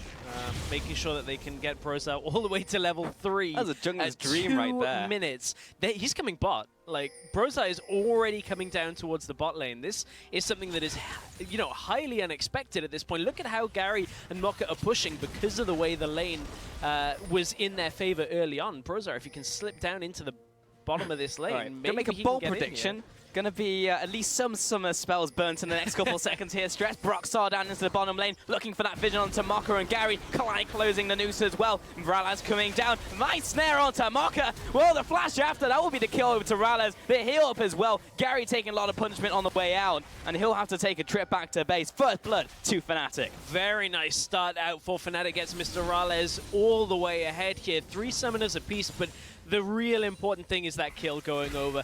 You know, it's so difficult to anticipate an Elise sitting in the back of the lane, waiting for the minion line to pass, and then coming in. What it does give Taiki is a bit of a farm advantage on the top side, but Brozar's going to even it up himself. He's predicting the invade. Despite the fact that, you know, Forge are trying to compensate for this as best as possible, it should end up kind of still being in Fnatic Academy's favor. Yeah, really big snowball play coming out of Fnatic here, and this was something that was triggering a lot of people in the bot lane. It was just like, yes, jungler ganking at level 3 when I'm still level 1. Very nice game. And Broxar just putting that into very good effect there. That was also something that you probably could have thought was maybe happening if you were the bottom lane of Team Forge. It's just like, Mr. Ralaz and Klai not in the bot lane yet. This is not solo queue. They have definitely connected to the game. So they must be doing something in the jungle. Yes, there's the jungler, I'm dead. So pushing up, maybe not the smartest of things to do. But here's another gank into the mid lane. Nice flash into the cocoon onto Dazuki. He'll flash away, but his death is already sealed. Repel comes up for the vision, and that's another kill. Second kill of the game to Fnatic. This game could not have started much better for Fnatic Academy right now. When you look at it, you've got your Ezreal a kill, you've got your Cassiopeia a kill. These are the 2 members of this team that needed to get going just to make sure they could keep up in the team fights. You know, everything seems to be going their way right now, and Taiki hasn't been able to do anything to stop Brozar on his way around the jungle. Perfect flash into the mid lane, into the cocoon. Really nice setup. Forge, we've seen a lot out of them. We need to see them maybe pick up the pace a little bit in this one, try and get back into it. Well, apparently there is more to Broxah than just the Lee Sin from what we've seen, and already 0-2. Double tiers picked up from Fnatic, another one in the mid lane from Jizuki as well. Honestly, most of the tiers are on Team Forge's side, as they have already dropped 2 kills and are 1,000 gold down at this stage in the game. So that's an Elise who's pretty big. Aether was picked up as well at just 4 minutes. Taiki probably doesn't want to get involved in that fight. No, not for now. Really doesn't want to get too close to Broxah at the moment. Good start, and you see Kikis going to be able to shove the wave out. Will be answered with the TP from Beansu. For the top lane, it's a Maokai lane, so... That it is. Basically, Kikis is going to hold the lane for a long time, and then Maokai is going to have impact in team fights. So there's really not too much to go catastrophically wrong for Forge, unless Beansu ends up getting camped. But speaking of camped, Jizuki may... may have been in trouble. The juke back in, and there's luckily minions, the melee minions there for Broxah to jump to, but Jizuki, the old double bait where you think I'm going to juke, but actually I just carry on running in a straight line. It's in his head. Yeah, right in his head. So not phased by that first initial gank. Taiki picking up the Tiamat on his first back, so he'll be clearing the jungle pretty quickly. Very common for the junglers to do something like that nowadays, that or the Sheen, or something just to help the early clear versus the jungle items. On the opposite side, just Broxah going back through his jungle, continuing to farm before he looks for his next gank, maybe even looking towards that first dragon of the game. Be taking away the honey fruit, and maybe looking for another return gank on the mid lane. He hasn't seen Taiki in a while, no. Just see him as he turns around the corner. Double wards placed down by both teams, and Taiki will head onto the bottom side of the map. Kikis, bit of trading in the top lane, but past the first couple levels, it's very rare for anything really to happen in this 1v1 matchup. I love talking about tanks and how the little intricacies could sway how the top lane goes, but unfortunately in this one, the past level 6, so nothing's going to happen. Nice steal there from Broxah, and Niski also helping his jungler out. Just overall, it feels like Fnatic have pretty good control over this game. Lots of wards placed down. 4G trying to maintain some control on the top side as well of those wards. And by the looks of it, Fnatic want to turn this into a fairly fast first Infernal. I mean, if there's 2 champions, they're going to be able to bounce the aggro very effectively between, you know, external factors, the plants, the spiderlings, everything. Meanwhile, top lane, Taiki's looking for Kikis. Doesn't really get too much from this. Gets the ult. That will obviously be a cooldown used, but Kikis didn't use his TP. So ended up getting back to lane fairly safely. That's an Infernal Drake going over to Fnatic Academy again, continuing this great start. Yeah, big win really there for Fnatic. Burns basically Kikis' ult for a dragon, so be very happy with that result. As you said, teleport also there, so if he wants to make a bot lane play, also available for them. And because of the leads that Fnatic managed to accrue early on, as Gary gets caught out here, a lot of damage down. Fnatic have actually had a couple of good back timings. You can see that Ezreal, Mr. Rallis actually got another back after that initial kill, picks up the Sheen for himself, and has maintained a slight CS lead because of how far ahead they got in the laning phase. The same can be said for Niski. He got back, ended up going back buying the mana item. Jizuki hasn't even backed yet. He's been under pressure, has, you know, about 1,400 gold in his inventory right now. So it just means that Fnatic Academy, they're safe in their lanes, they've got the dragon control from it as well, and they're in a good spot. That they are. Taiki will try and even up the playing field as he heads into the bottom lane. Unfortunately, his ADC may just die to a plant in the backside. Does have the Warlords there healing him just a little bit, but Taiki can't even get close. Klai had those plants set up, and he'll bring them up and force Taiki back into his jungle. Rales hit 6. Can he line it up? He's going for it. Oh, well, he hit one of the goalposts. And the heal was popped as well, yeah. There you go. Was a little panicky. Saw the banana flying through the air. Did not want any of that potassium. Oh, last Q. Almost finishing off Gary. Gotta be careful, because Rales could very easily E forward and then just look for it, but obviously would have to then burn his flash to get out. In fact, he's just gonna maybe let Broxah do this, because Broxah is around. They can't disrupt the recall, so it's gonna end up being okay. Broxah walks over a ward, has that control ward to clear it out as well. In fact, it was a control ward he was clearing. So Fnatic now get damage onto the tower. Everything just going very well on the bottom half of the map. Pretty much textbook play out from Fnatic from the start of the game, with that little bit of a swap up for that first gank in from Broxah, and it's just play after play has just been working out for them. And this is a really painful position to be in for Gary right now. He's gone for the level 2 boots already. His damage is going to be so heavily delayed. He will get some time to farm if Fnatic don't go elsewhere on the map and just let him sit bot lane. But Fnatic Academy, I mean, I expect them to now punish this. If they can, you know, move into the mid lane, move to other lanes, get more towers down, because this is a fairly early first tower down in that bottom lane, stemming obviously from those initial kills. So Gary needs a lot of time to get back into this game, and I don't feel like Forge's team fighting is anywhere near where it needs to be right now. Rise is behind the curve as well.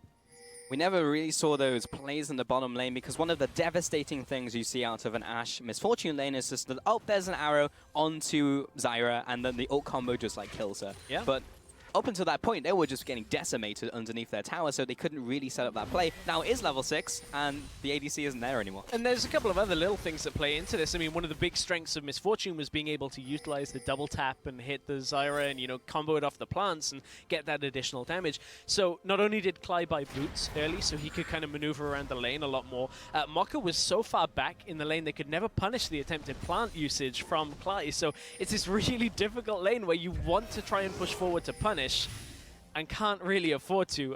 Ralez, they had a ward in there, so he's just saying, hey, I know where you are. You're sitting around. We're not going to get caught out by that. And again, maintains the CS lead right now. And ultimately has not meant anything for the top lane, but the mid laners, Niski picked up that first kill, and he's just been farming away. Has a healthy CS lead. It's nothing exceptional, but is leading in that mid lane and building towards his items. Just kind of has a pick and mix of items right now. Hasn't really finished anything up, but Kalai now rotating to this mid lane, getting all this vision over this area. About 3 minutes until the next dragon spawn. So and look at where Kikis is coming as well here. They're just looking to put the pressure on. Again, they're looking to just force Jizuki back away from the tower, put damage down, get wards around the inside of the jungle. This is what you'll see teams you know, commonly do. It was one thing that a lot of the North American casters were talking about what TSM like to do is transfer, you know, lane advantages into vision advantages and force people back away from turrets, steal away buffs. And with the blue buff coming up fairly soon for Forge, I wonder whether that'll be a point of contention, but Fnatic Academy are heavily focused down on the bottom side of the map. that they are clearing out those wards as well, and it's really just Team Forge scrambling for vision in the bottom sides of the map, or pretty much anywhere, because it's quickly being taken out. Gary with a sidestep there on Broxar's Cocoon.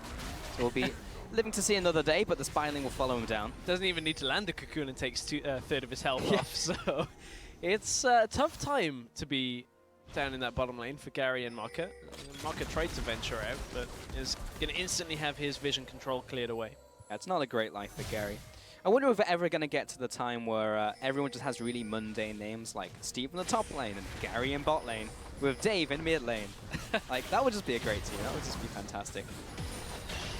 And the names aren't even like Steve as well. I think his name's Gary. Oh, Jizuki, he's running after them. He still has the round warp, but unfortunately the arrow went wide. Oh, that was a painful sequence. Just from the way the arrow went wide, Jizuki used his ghost. Teleport was attempted by Binsu, forced to cancel it because they didn't hit any of the setup for the fight. So for Fnatic Academy, they got so much out of Forge there, and they got damage down on the turret. I mean, this is going to sound like I'm a broken record talking about how good Fnatic Academy are doing right now, and honestly, it's hard to argue against how this game is going. It's only game 1 of a best of 5, but this has been a great start. Yeah, I want to see more from Forge, though.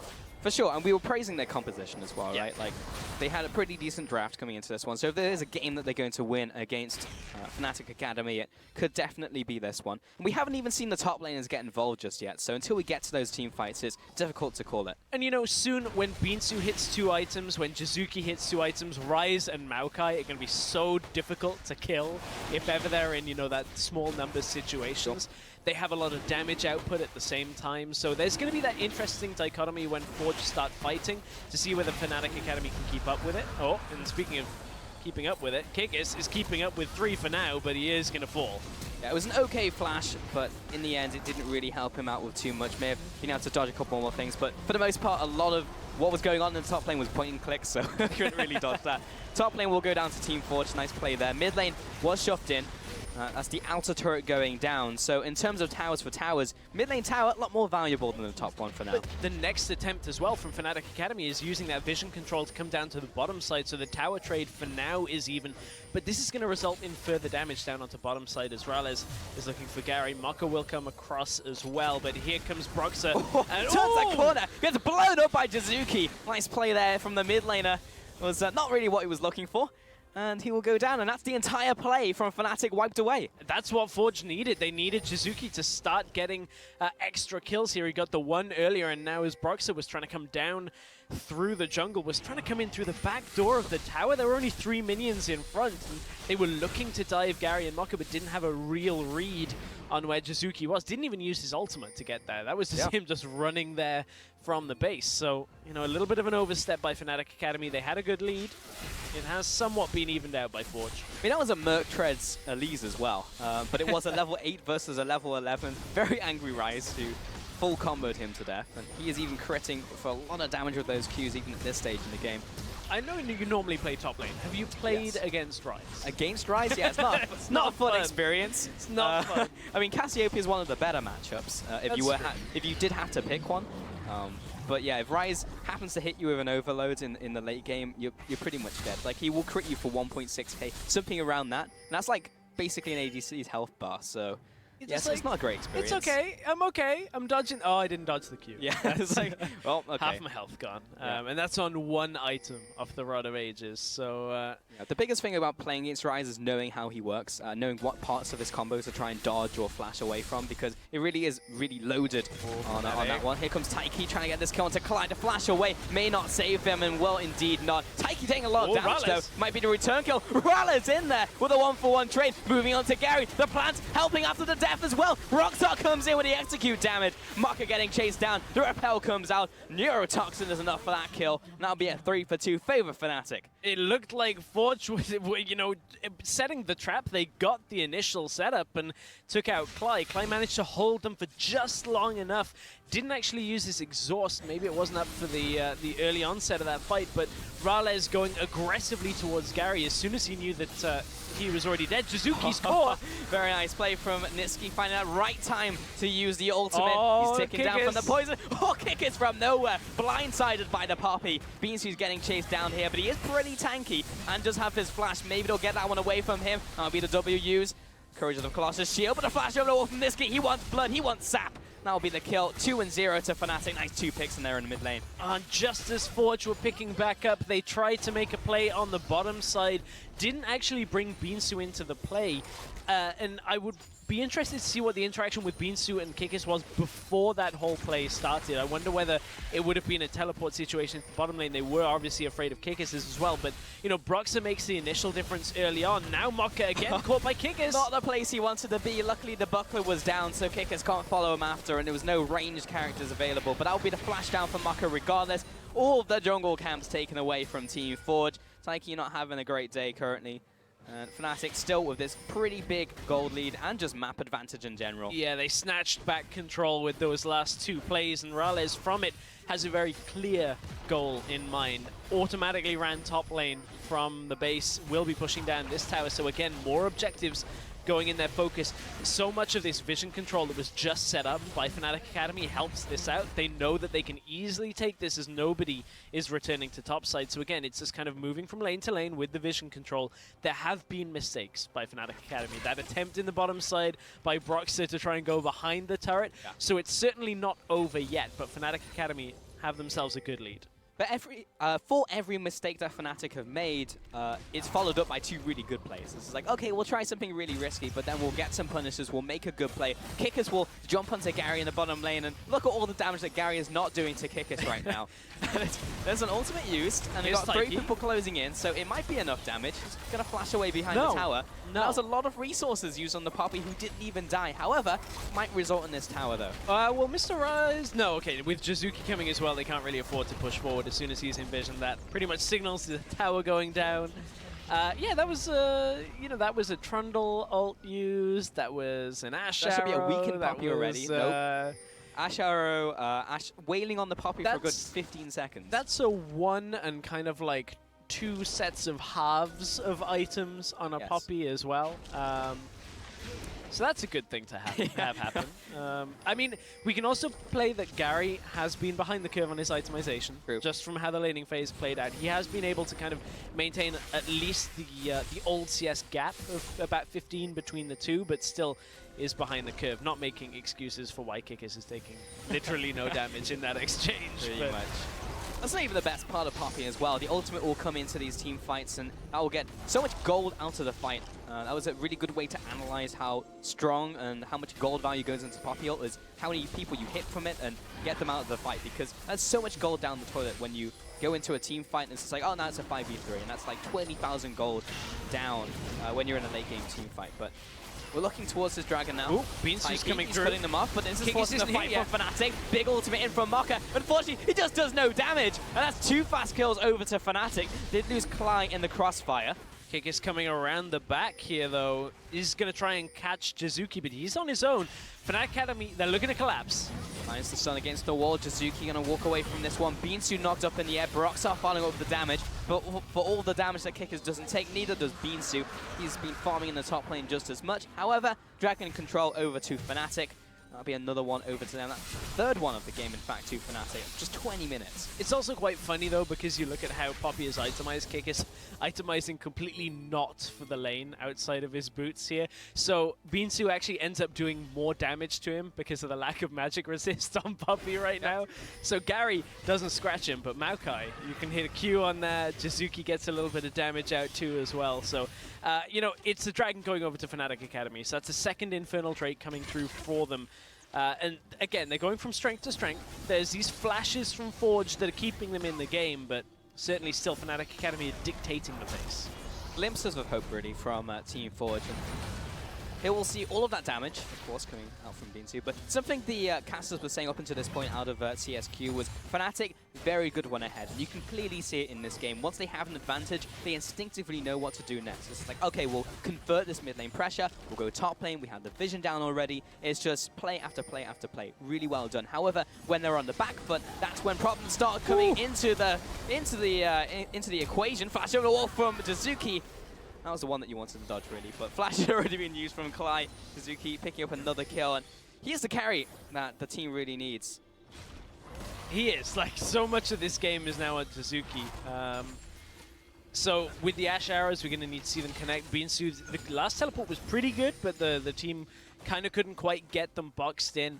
So Jizuki, 4-2 right now. Scoreline is lit. Yeah. Beansu pushing down the bottom lane here as well. Kikis will be trying to block him off. Get him zapping. Yeah, bodied. And Beansu will carry on pushing. So everyone's just going to go into a moment of calm for the next couple minutes. Moment of calm. Is there ever a moment of calm in Challenger? No, not really. It's basically the LPL of EU. Everyone just wants to fight all the time. Look at this calm Jizuki pushing everybody back. Interesting prospect, though, with that teleport not available for Beansu, but Kick is having it available.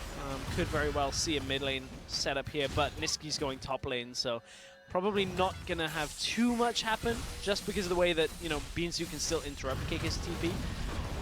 Kikis, because he hasn't itemized for this, is kind of just slowly losing health. I think like the right term is eroded, like a cliff gradually gets eroded by water over many, many centuries. Beansu, though, is out of mana, so that's pretty much done for now. But he has pushed them out of lane, as much as that goes. Maokai not really great at pushing towers, though, unfortunately. So that pressure didn't really mean too much. So despite Kickers not really itemizing at all towards Beansu, he's never really going to feel the hurt of it, because Maokai's Maokai. Oh, Gary just completed a recall in mid lane, and with a Cassiopeia, a Zyra, and an Elise, there is that tendency to think that you can go for Baron fairly early and not take too much damage from it, but you can see Taiki was around. Rales pushes him a little further back. As, that was the ultimate used by Jizuki. Warning warp from Jizuki. Don't worry about it. Oh, Fnatic. We've seen so many teams do this throughout the years. The can I, can't I Baron call, where you're not quite sure, so you just sit there. Followed by the NA Baron call, where you do this and maybe just get destroyed by Forge. Okay, pulling away. That's a good sign. I mean, yes and no. It's a good sign as long as they refocus everything and go elsewhere. It's not a good sign if they lose the health and then go straight back to it and just go, okay, we're going to sit here. Luckily, they are going towards mid lane. They've seen Ryze topside with no ultimate available, and also just saw Taiki recall out. So despite having a lead early on, Fnatic Academy a little bit jittery about trying to close any more objectives out in their favor. Of course, they have lost some of that vision control that they had previously. The strength of Jizuki is enough to do that right now. If the Ash Arrow ever hits anybody and Jizuki's able to kind of appear with his ultimate, there is always that factor of Fnatic Academy overstepping again. But this is often the stage in the game where a lot of amateur players would be like, I just don't know what to do. Like, what do you do at this point in the game? And often, the right answer is nothing, really. You just wait for a pick, someone to be out of position, you wait for a bit longer for like item spikes, and you force a play. But at this point in time, there's no real objectives for Fnatic to really gun for until this dragon comes up in a minute. And until that point, it's like not like they can really realistically siege these inner towers. If they go Baron, they'll probably get wiped. So right now, it's just a waiting game. Then we also have to kind of contrast that with what we were saying earlier, is these are not amateur players on the Fnatic Academy lineup. Kikis has won an EULCS split. Yeah. So I would expect him to be able to, you know, keep up with what the next play is on the game. Same could be said for Sorale's years of experience in the EULCS. So maybe if they're not a primary shot caller, they should definitely be a voice. And I guarantee you Fnatic Academy have been in situations like this, whether it's in scrims, whether it is in, you know, competitive games as well. This should be the type of situation with a minor lead that they should be very used to, where they have to just play around Jizuki or, you know, one player that is significantly strong on the opposite team. They should be fairly comfortable with this compared to most teams. Keyword should. Should. Well, they got Maka. Okay, There you go. that's fine. There we go. Maka goes down there. Nice pick from Fnatic. Just in time for Dragon. And again, it's that rinse repeat on vision control. They finally found the you know, the time to go into the bottom side. Ryze was taking blue buff, so couldn't cross the distance. They knew it was safe to go deeper into the jungle. They get the pick. Now they can either look for mid tower. There goes an arrow just flying right through the bot side jungle. Looked like they were aiming for Rales, perhaps, or Not even sure what they're aiming for, to be honest. I saw an arcane shift. Then.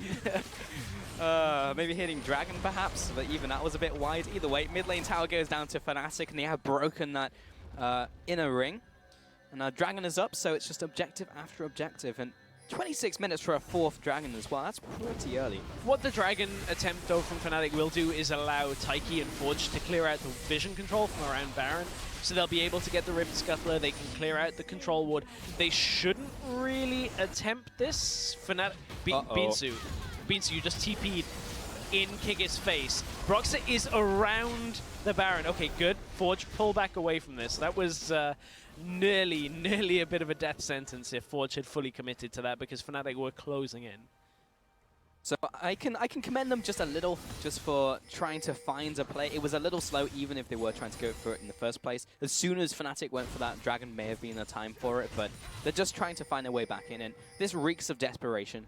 27 minutes in, it already feels like the noose is tightening with 3,000 gold advantage to Fnatic. Those two towers, they're pushed so far into their base right now, and this will be a fifth Dragon plus an Elder if Fnatic get to it. They took the first Dragon very, very early. It's very rare you see that, but Fnatic are just going to be massive. So 4G, they're really fighting the clock at the moment until they find a pick, but it's on Gary to try and land that, and it's very few targets who are easy to lock down. Your targets basically consist of Niski, maybe Broxah if he doesn't repel it, and again, Mr. Raleigh, Arcane Shift on such a low cooldown, and very easy to see the arrow coming, so it's very hard to get that pick with Gary in the first place. And the basis of this lead, you know, the massive amount of dragons that they're going to have if they can secure that fifth one in the Elder, it all stems from that starting play where, you know, Klai started the blue, they got the wolves down for Elise, and I'm expecting to see a lot more of this kind of thing when you've got Elise, Zyra, people thinking a little bit differently about how to take the jungle camps. And it's a good start. Fnatic Academy made that play, clearly had practiced it, and Forge just didn't read the gank attempt into the bottom side. So I really like the play out of Fnatic Academy. It's something that is very unorthodox compared to what we've seen before. Haven't really had too much of an opportunity. Oh, Klai! Oh, taken out as well. He just jumps right into the cone there from Mocha. The follow-up as well, the arrow. But Miasma will zone him away. Here comes a round warp, but didn't choose the right direction. Broxah was already out. Niski may be caught out, though. Jump over the wall from Beans. He will lock him down. The Twisted Advance pops the ultimate. Niski still alive, putting damage onto Jizuki. He'll finally fall to the buckler there in from Kickers. And Taiki trying to limp away from this battle. Broxah back into the fight. Gary trying to do all he can, but even against the jungle, not really doing too much as Kickers jumps in there. That's the kill onto the ADC. And Mocha, unfortunately, behind enemy lines. He's being chased down by Mr. Rales. Nothing he can do about that one. Triple kill. Taiki, the only remaining member on this lineup, and Fnatic with 3 members strong. We'll see what they can do with this lead. Oh, and it looked so good again at the beginning of that Forge. They catch out Clyde, they take him down. They're able to, you know, combo a little bit more. And Jizuki went just maybe a step too far forward. He used the Realm Warp to try and catch out Niski, who survived for what seemed like an age in that fight. Got a lot of healing help from the rest of his team, but it wasn't quite enough. Forge actually ended up splitting themselves up from that team fight, and ended up getting Jizuki picked off fairly early on compared to the rest of his team. You can see now the rest of Forge are respawning as this Baron is going to go down. So Fnatic Academy again are able to turn the second half of the fight around because just how much damage Mr. Rales has. He had that Trinity Force for like the last 15 minutes of this game fairly early on, and he has just been punishing people as soon as he gets the opportunity to attack them. Yeah, I think multiple members of this team, you can say, have just been monsters in this one. It all starts off with that pick on Kalai. It's like, okay, good for Team Forge. And again, almost a second pick. Broxah eats the arrow as well. It looks like at this point they're trying to box in Broxah and Niski, and Niski manages to connect with Taiki, connect a little bit of the damage down onto Jizuki here as well. The shields come through, the heal comes out. Jizuki just could not hang on, and the buckler out of Kikis was enough to take him down. And at this point, look, Binsu has 3 people around him. Taiki doesn't want to come into the fight. He's trying to heal up to just come back in, but it's not enough. Gary left all on his own, and Mugga has nothing to do from the top side of this fight. There is no crowd control there. He's only got the attempt of damage, and that doesn't really exist from this Misfortune right now. So yes, he can try and shred people's armor off with a Black Cleaver, but that is not going to turn a fight when it's that late on and everybody's still very much healthy on the Fnatic Academy side. Yeah, a little bit unfortunate there for Team Forge, just in general. Binsu makes it back to base. There was a cocoon flying after him from Broxah. But 14 to 9, it seems very difficult for Team Forge to come back into this game, but luckily it is a best of 5, so there is plenty more to come for them. And in game 2, probably won't get blindsided by that play as well. To start it off, Gary completely caught out and deleted just from Kikis and Rales alone. Jizuki being chased down, the big star carrier of the team down for the count. Mokka following his ADC down into his death, and Broxah trying to find this next kill onto Binsu, but this is most likely going to be curtains on game 1 with the first tower going down, followed by the inhibitor. And they have a nice juicy minion wave to follow them into the base. Binsu and Taiki, good luck lads, probably going to need it.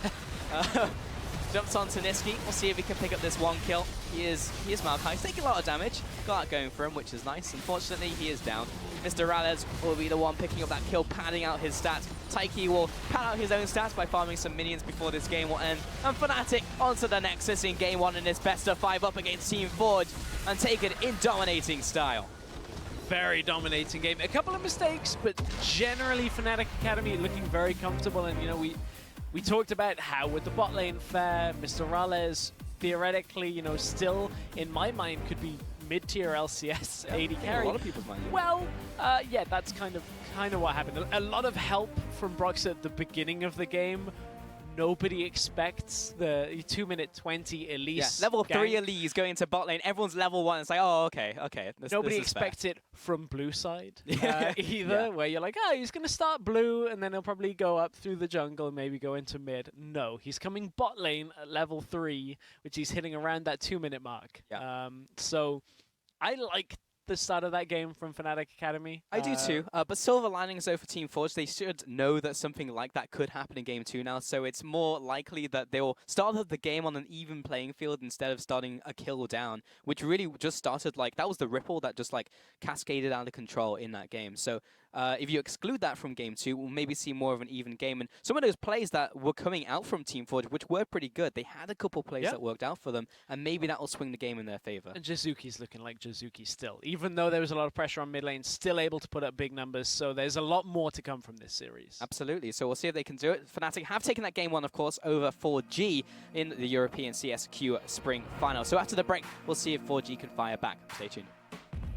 Tar down into the bottom lane, looking for that vision onto Mocha and Gary. Kalai closing the noose as well. Ralaz coming down. Nice snare onto Mocha. Well, the flash after, that will be the kill over to Ralaz. On that one, here comes Taiki trying to get this kill onto Kalai. The flash away may not save him, and well, indeed not. Taiki taking a lot of damage though. Might be the return kill. Ralaz in there with a 1-for-1 trade. Moving on to Gary. The plant helping after the death as well. Rockstar comes in with the execute damage. Mocha getting chased down. The repel comes out. Neurotoxin is enough for that kill. Beans is coming through. Cutting them off, but this is forcing the fight from Fnatic. Big ultimate in from Mocha. Unfortunately, he just does no damage. And that's 2 fast kills over to Fnatic. We will get blindsided by that play as well. To start it off, Gary completely caught out and deleted just from Kickers and Rallas alone. Jizuki being chased down. The big star carry of the team down for the count. Mocha following his ADC down into his death.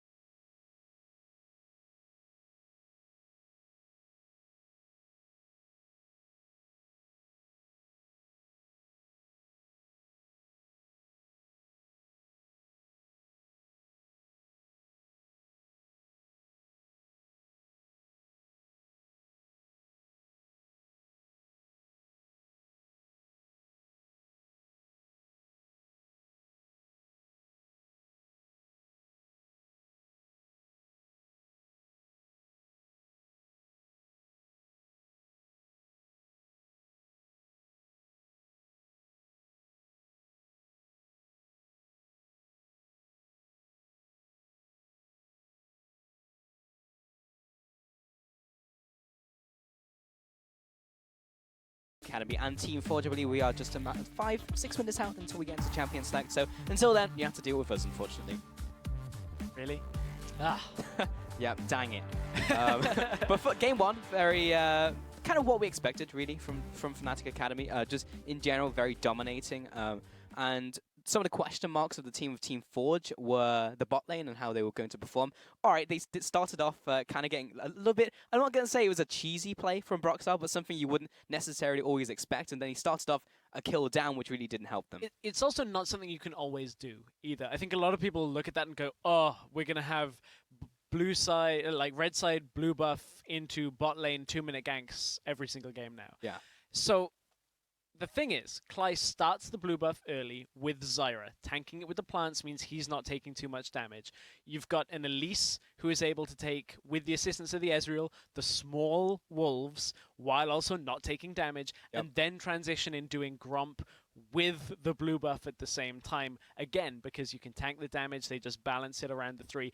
Like, the AD carry, I think, is fairly subjective, can be whatever at that point, but those 2 picks, the support and the jungle, are 2 of the linchpins to that kind of strategy. So it's clear that Fnatic Academy had practiced doing that with those 2 champions, so it's not going to happen every single game. Yeah. It's only really going to happen with those kind of champions, but I love the start that they did. Yeah, it was very cool. And even if it's just like to pick your one win in a series, like that's absolutely worth it, you know? And then bring it to the state where it's just like, well, just need 2 more wins, and if we can get off that 1, then that's absolutely fine. So now Team Forge may be on a more even playing field, which will maybe help them out and see if they can actually make some plays. Because as we were saying before we went to break, that some of the things they were doing in that game were like, they were pretty good. Like, they did have some solid plays that were worked out.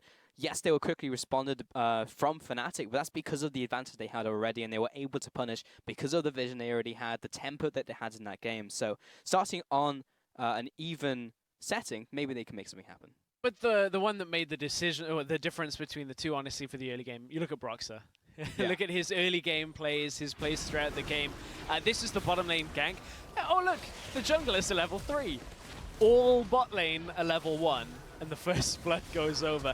Then he goes mid lane, still level 3, but Jizuki has to flash away, ends up dying anyway, tries to continue to camp through, and I mean, Broxah was the turning point for so much of this game early on, and it's fairly easy for, you know, players like Mr. Rallis, for Klai to just keep up with that. As long as they know what's happening, they can be involved, get these kills early on. And you can see Forge, that was the play they were trying to set up from the bottom side, but Broxah comes in, turns it around again, gets a double at the end of it to kind of keep himself in it. So, I mean, Fnatic Academy, it looked so clinical for the most part after getting that early start. And that's what I like to see, kind of, when a team can take an early lead and kind of close it out. But there were a couple of issues. Broxah trying to dive the tower. So it's still not perfect. True. And also on the other side, you have Jizuki, who is a really strong player in his own right. So do you think it's more about trying to just like funnel resources into Jizuki and see if he can do more? Because he was able to pick up kills, he was able to make plays, but he did seem to be doing that like irrespective of him getting like a lot of resources. Yeah, that's kind of true. Jizuki's one of these players that whenever he's playing, you've always got to kind of pay a lot of attention to him. He'll quietly get kills throughout the game. So if you give him the resources as well, I think that's the kind of basis that Forge can build wins from. Even getting camped, he ends up at like 4-2-0 in the mid lane, and, you know, just kind of crushing people like when he finds Klai. But the problem is he couldn't deal with Kigis and Niski and all of these picks. So I'm kind of interested to see what pick he's going to end up on again. I think the Rise is a good pick for him. And again, Forge are on blue side, Fnatic Academy are on the red side again. So it kind of, we're going to have that question answered, I think, after first rotation. Is like, hey, is he going to get a pick that we're looking at him as being a top tier carry? Sure. Well, we'll see if that's the case. We're into the banning phase once more. See if anything we'll get through this time. Of course, Camille was banned last time, which I did really want to see, and has been banned again, unfortunately. It's just exceptionally strong in this patch. This is not the patch she's been nerfed, so she's still ridiculous. Lee Sin banned, of course, against Broxah, has been his star pick throughout the entire tournament. Syndra, Cassiopeia aimed at the mid lane, and then Rengar at Taiki. So this is Ivan or Rise is the position that Fnatic Academy are putting Forge in right now. Either Ivan gets banned, they pick Rise, or Rise gets banned and Ivan comes out. Ivan is another very strong jungler that we haven't seen in this best of 5, but has been seen in CSQs, and it's off the table. So, I mean, if Jizuki wants the Rise, it's there for him. Yep, first pick, pretty much a no-brainer. And will be picked up. Okay, it's happening again. Yeah, I mean, same side, same draft for the start of this one. Poppy and Zyra. If the Ashe was okay. Same is this draft. actually going to be the same draft? This is the same draft and the same rotation. So it can't be Cassiopeia. here. So Fnatic Academy have to pivot away from that. Will they pick up the Elise and just go for the same strat early on? Oh, Orianna. okay. Well, there's the Ezreal. That is the same. Orianna, okay, not quite as good a matchup into Rice. Still solid. Still, it should be able to hold her own and have that late game presence in team fights and, you know, skirmishes that Cassiopeia can. So still the same kind of building blocks. For Fnatic Academy, if they get the Elise, now I'm like, are they actually just going to do exactly the same start again? And if it ain't broke, you know, like I suppose so. just draft the same thing, right? And Team Forge was just like, okay, if we don't get cheese, then all right. Oh, okay. So Maokai into the top lane, but also the Kha'Zix into the jungle. Okay, I've been looking forward to some Kha'Zix. I still think you can play Elise here for Broxah. I think that's still going to be the pick, but Kha'Zix is a pick that when we were preparing for IWCA, everybody was giving me, you know, a little bit of, you know, shtick. That's the word. Just for like my thoughts on Kha'Zix, where I think that he has the potential to go huge in games. He has decent clear. The reset potentially is the same as Kha'Zix always had, and you know, depending on how he upgrades and where he goes, if you fight him and you're isolated in the jungle, I mean, which unfortunately Elise very rarely is. Generally, he has such good damage. So he can snowball, but there's the Elise, so Spiderlings and very rarely all isolated. that jazz. Yeah, pretty much. Yeah. But we have seen some Kha'Zix over the last couple of weeks, including IEM, which I was at in Korea, and he was doing pretty well. He's kind of like back when Hecarim was coming into the meta, where it's just like, seems really good in like scrims, where it's just like you get really fed and then you run after people and they're just going to instantly die. Yeah. Sometimes that happens if you have a really good early game, and Kha'Zix will just kill everybody. But getting to that point is rather hard, so he needs to really have a good early game to make that impact, but we've seen it happen multiple times in the last couple of weeks. And he certainly is a champion that can have that good early game as well, so I'm interested. I really want to see if Taiki can go off on this and you know, get himself a good platform for Jizuki, and maybe we won't see the bot lane die at 2.5 minutes in for Forge. That'll be nice. We'll actually get to see an even bot lane. I think they just won't push forwards this time because they were so far pushed up. It was just like, haha, our opponents aren't in lane. Maybe they're somewhere in like top lane or something. Great. Can take the we'll advantage. go to the tower.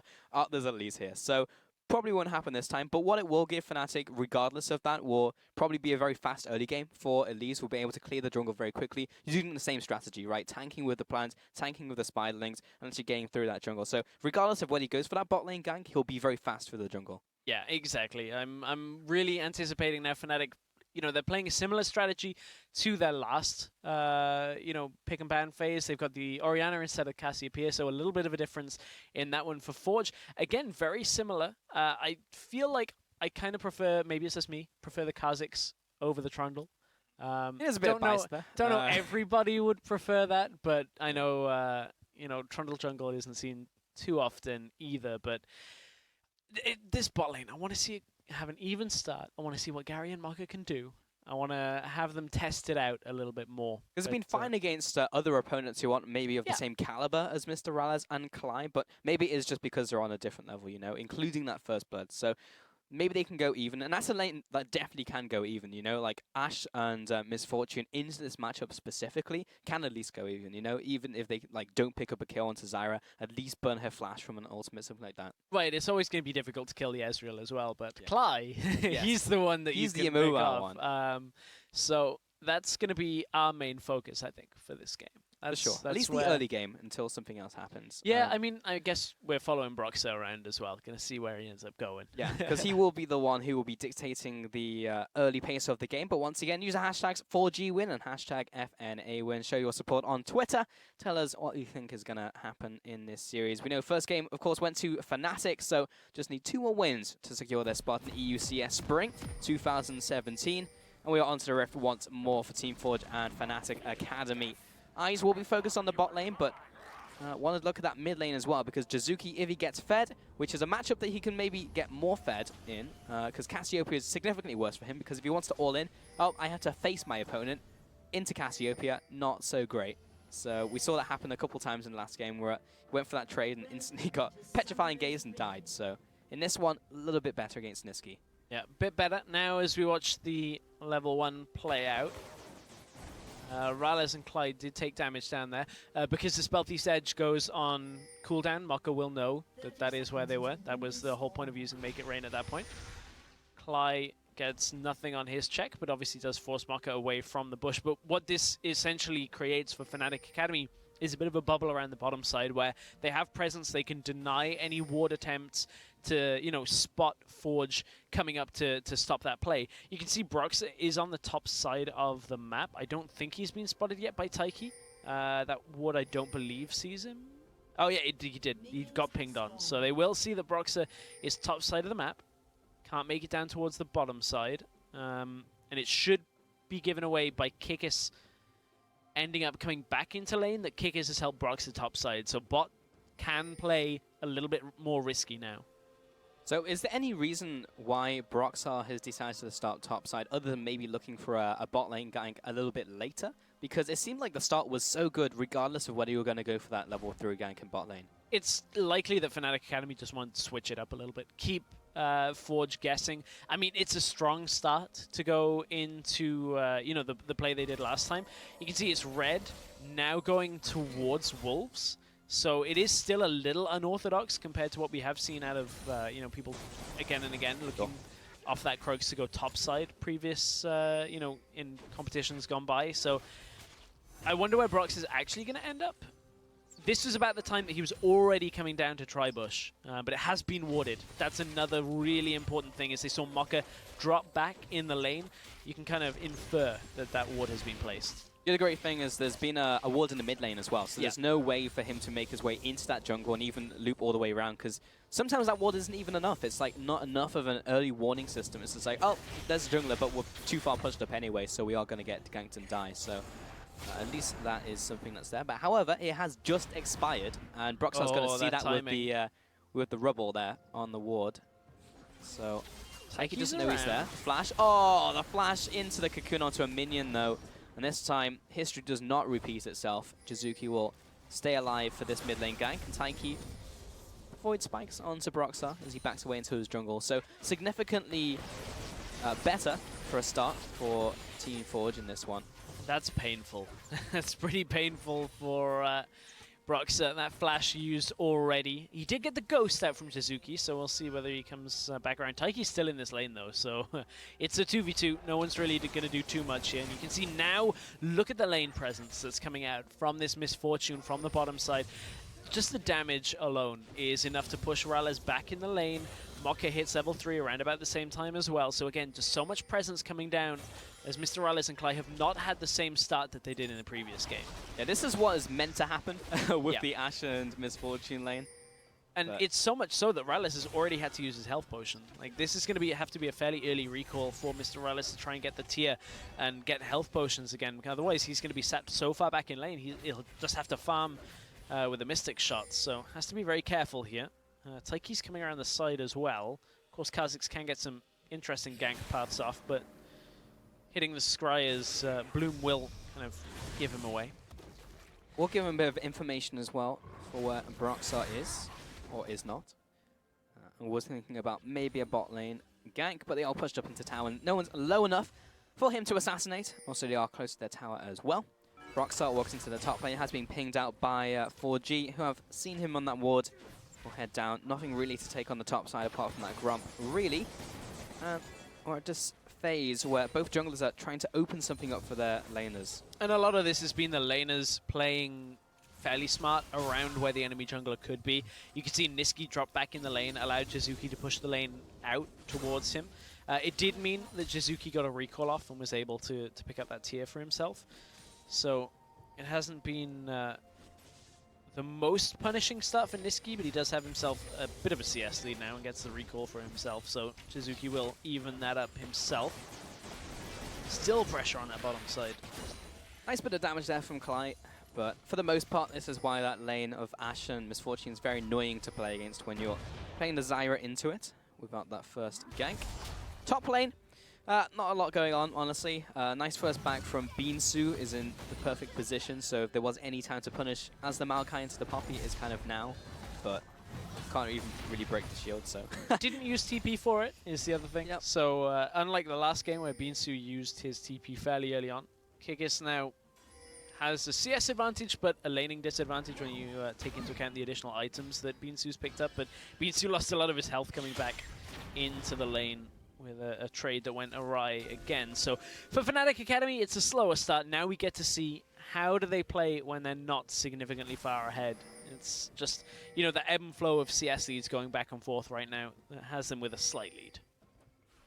As we were saying in the last game, Fnatic do very well when they're ahead or even. When we have seen them very far behind, we saw them get crushed, so Fnatic just need to avoid that in the early game. They probably should be good to go. Taiki finding Broxart, lots of damage coming in from Taste Their Fear.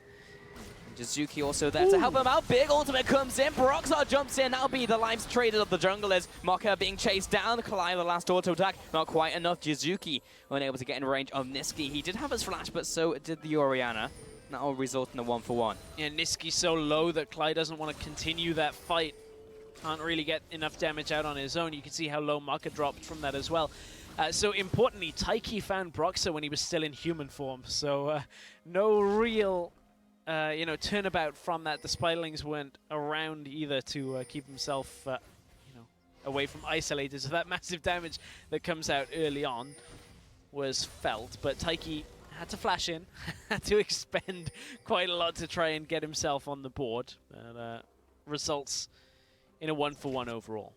And it does. So we'll see that once more with this guy coming in. And it was set up by Taiki over the wall. And nice lockdown from Jizuki, but up into the air. Yeah, WQ ends up dealing a lot of damage. So Taiki actually flashed forward to avoid the shockwave, which ultimately ends up killing him, but got the kill in exchange for it as well. You can see, look at how Kalai wants to push forward, still has full health, but Niski way too low, hovering around 200 health, was not able to keep himself, in a safe position. If he didn't flash there, he may have not even picked up that kill onto Broxah. Yeah, exactly. So, yeah. Looking at it the second time, definitely gets the kill from that. So Taiki, good flash. well, at least it was the assist. It was Yes. Jizuki that picked up the kill. Indeed, indeed. So 1-to-1 in this game. A little bit more even. Fnatic still with the advantage though, coming out from just the farm in the mid lane. And a significant farm advantage for Broxah. And in a Look jungle. at that, 42 to 17 CS. I mean, you know, Kha'Zix does have an okay clear. Was made, a little tougher by the addition of a few more camps. Some of that's got to be from lanes, but I haven't seen them in lanes. Because everyone's just kind of been laning, So, because you do get more from the bigger camps, like from Raptors, from the Wolves and stuff. So there are more things to kill, and also if you take Krugs, but has a lot. So I might go back and take a look at his jungle pathing, because that is a big advantage over Taiki. It is. It meant Broxah hit level 6 a fair amount quicker than Taiki. Of course, Taiki's is more influential. Has evolved Taste Their Fear. So that means if he finds an isolated target, gets that Q, gets a fair amount of that cooldown back. Now becomes the time where you really don't want to find Kha'Zix in the jungle on your own. You tend to end up losing that fight. Again, it's kind of still the E is the second upgrade to get the evolved leap. Yep. For the resets. There were a couple of people toying with actually and also the ultimate. Because they were talking about how, if you use it right, it can work out really well. But I think people were pushing the boundaries of how much you can do with that and was like, probably not worth it. They're like, if you move from brush to brush all the way up to a lane, like it achieves with Ivern nothing. support, it's, there was a time where people were trying that out, trying to get as much as they could from that. But certainly people have settled on the Q evolution first. Broxah gets that mana back. Don't ask me how that works, but it's good for you. So there we go. Eat your 5 a day, etc. So yeah, I just watched Broxah go for his jungle, and it was pretty much just from farming. He was farming at the same time as Taiki and just farmed faster. So there is a bit more AoE, of course, in that kit from the Volatile Spiderling versus Taiki just hitting it with the Void Spikes. But that was just kind of interesting to see how fast he farmed. Broxah's on a ward. He's trying to clear out the control ward. Oh, dodges everything! Dodge into Spider form, into Repel. That was very well played actually from Broxah. That was frame perfect, if you will. That was nice. That was good. And he got the ward as well. There you go. What a play. Ends up being worth. It's the little things. It's the little things in a game like this where you're 10 minutes in, 2 kills have gone down, no dragons. Gotta get hyped about something. Yep, first Ash arrow missing. That's something to get hyped about. or not hyped about if you're a Forge fan, unfortunately. The first of many I have to kill. Yeah. That's a little bit cruel, but looking at Gary's track record of... He not hit really a couple in the He last did. He game. hit that good one onto Broxar Yeah. near the Baron. Didn't result in anything, though, but we'll see. He has a chance at redemption in this game and more targets for him to hit this time. So we've crested a century's worth of CS up in the top lane, and still there's not been a further recall after the first one. Both have gone over 100. That's actually Kikis hilarious. doesn't need items in his mind. But again, we're looking at the impact of the Zyra, the Elise, and assistance on that Dragon. First Infernal goes to Fnatic Academy. Deja vu of the first game in this series. Although a lot slower. Significantly so. Not going to hit those 5 dragons this time. That was the big thing in the last game. 5 a day. 5 a day? Yeah, no. 5 dragons a day keeps, I don't know, the losses away, question mark? Like, bronze 5 away. There you I go. don't know, in a best of 5 dragons isn't much. No, it isn't. But That's- we've seen many dragons before in the CS finals stress. At that point, it's kind of like 5 a day keeps Challenger away. At that True. point. Or LCS qualification if you're, what was it, Diggy You and Mouse. That game. What? That game took It's years like off my life. 30 dragons. That was before it was Elemental Dragons as well. What a series. This has been significantly more exciting at 2 kills at 11 minutes than that series. Would recommend you go back and watch that one. That was one for the ages. If you're Maybe looking if you for, have insomnia yeah, and you exactly. want to It'll count put you dragons, to sleep. like, Yeah, that's actually really good. I know people, often listen to podcasts. That series will just do it for you. Just listen to that one before you go to sleep. Perfect. Yeah, it's really a variety show here on Challenger. That's what And then we're really looking for. you look at it, the team that was Team Dignitas EU at that point, Splice, they get into LCS, go all Doing the way pretty well through, for go to themselves. Worlds. Yeah. It all Pick up a started. win. It all started was- on taking way too many dragons in one series. the foundation that any good team needs. All we needed to do was change dragons into elemental dragons and Splice. It's funny sent to go to back Worlds. and look at series like that. It's like, who Oh, would oh, Clyde, this is he's a gone. combo. Goodbye. Oh, Clyde jumps away. Nice sidestep with a flash there. Thought he was dead for sure. Heal was used by Rallis top side though. Good what cocoon. a cocoon. And an ultimate from Kikis. He's some really pixel perfect aiming of these skill shots. So, well played to Fnatic. A lot of almost kills around the map. Jizuki nearly died in the mid lane as well. Klai forced to flash away bot side. But this time, it's the bot tower of Fnatic Academy that's getting eroded down. Mr. Rallis is here on his own. Has already used his ultimate on the last wave. So this is a lot of damage going down. Of course, the having Ashe and Misfortune means that you can push towers very quickly. So Forge are in a good position on this one. Kikis is going to TP in. He has got Broxah around. So this isn't the Wonder TP where... No, not today. He was maybe trying to bait in the Wonder TP. Maybe. Like, all right, fight me. And then Broxar's there to finish him off. But this is a pretty good start for 4G. We'll be taking this bottom tower. Yeah, Klai abandoned the tower on the bottom side, as did Mr. Rallis. He realized it was going down very quickly, so Fnatic Academy cutting their losses on that one, give away tower first blood, move up to the top side of the map now to try and alleviate some of the pressure that was being put onto Kikis. Realm Warp comes out. Jizuki's looking for Klai. Flashes doesn't get the vision. Ambitious, flash, ultimate, Stranglethorns comes down, will knock up Taiki or not knock up Taiki, flash on the wall, little Beansu TP'd switcheroo from Kickers there, Kalai getting chased down by Beansu, maybe the other way around, Cocoon comes out, Broxar, the execute damage there from the Q, lots of damage coming out, Broxar taken out though by Jizuki, that'll be a 1-for-1 trade, Kickers looking for blood, looking for something, but he'll jump away with the heroic charge. And Niski finally finds himself at the top lane. So all in all, just a 1-for-1. And that's the obvious benefit of... Whoa, hang on. Not onto the perfect target, gotta be honest. But Not sure what the benefit of war is, Yeah. but we both were on the same page on that. But on the same wavelength. the benefit of that Realm Warp, obviously... Where are you going with this one, Hang on, Stress? Taiki. I'm Oh, going up Taiki. to top lane. We are Kickers. going to top lane. Kickers. Whoa, perfect positioning. Not from Taiki, but from Kickers. Taiki, that was the worst place he could have been. Both helped Kickers get to safety and died. Yeah, I was watching top lane, so that's why I was forgetting how to talk. So the obvious benefit of Realm Warp is able to get up there earlier, obvious is obvious. No teleport coming out from Niski, so Niski late to the party. Good little steps by Clyde to begin this one off. He's still having visions of the last game where he's just getting flashed on the entire time. Ends up with Binsu flashing onto him. Binsu steps way too far forward at this point and is able to be taken down by Fnatic Academy, and still got to be careful of the damage that comes out from Taiki. Broxah was too low. Kikis comes up from the bottom side here, and this play continues after Niski ends up there and Taiki steps way too far forward himself. So again, a little bit of an overstep at the end of it by Forge, but they are still ahead when it comes to the gold. That first tower blood is playing into their favor. It's true, and by putting their duo lane in the top lane a little bit faster as well than Mr. Rales and Clyde, maybe they can take down the tower, at least put a bit more damage onto it, because it is down to about a quarter HP.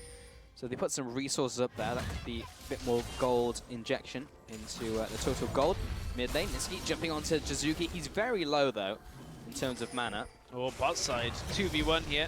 It is Kikis, though. Kikis is isolated. Yeah, he is isolated, taking He's a lot Poppy. of damage. He's trying to get away. This is going to be a long He's one. still Taiki, fighting. very low himself. This could be a kill return. Taiki with the last Q will finish off Kikis. Kikis nearly got the knockup on the ultimate then. That was a 2v1 that was way closer than that should have been, considering, you know, the strength of an Kha'Zix against an isolated target. That was a significant amount of damage that Kikis put out. That one missed. Turrets fall. He's going for someone else, don't worry. Didn't hit the Maokai, that was what he was looking for. His own Maokai, of course. Mid lane tower goes down to Fnatic, evening up the towers, but also a more valuable one. Mid lane tower does open up a lot of map space for Fnatic to utilize. And we're feeling pretty happy with that result. Taiki, again, trying to find some isolated targets in the jungle, but even Zara makes it tricky with those plants. Crab Bro as well will be unfortunately walking towards Team Forge, who will most likely take this one away. Infernal Dragon has just spawned. Hello, Infernal Dragon, 2 in a row. Good day for Infernal Dragons. This is what, our 5th, 4th? In just 2 games. Maybe 5th, actually. Yeah. Maybe. Can't remember what Dragon the last 5 one, was in the yes, last game. I know they got 2 in that, so... Okay, maybe down to a steal. Taken No away. steal today. And it's just damage control really from Fnatic. Who can get out alive? Clyde not going to be one to get out alive. Neither will Broxah. So 2 deaths for the Dragon.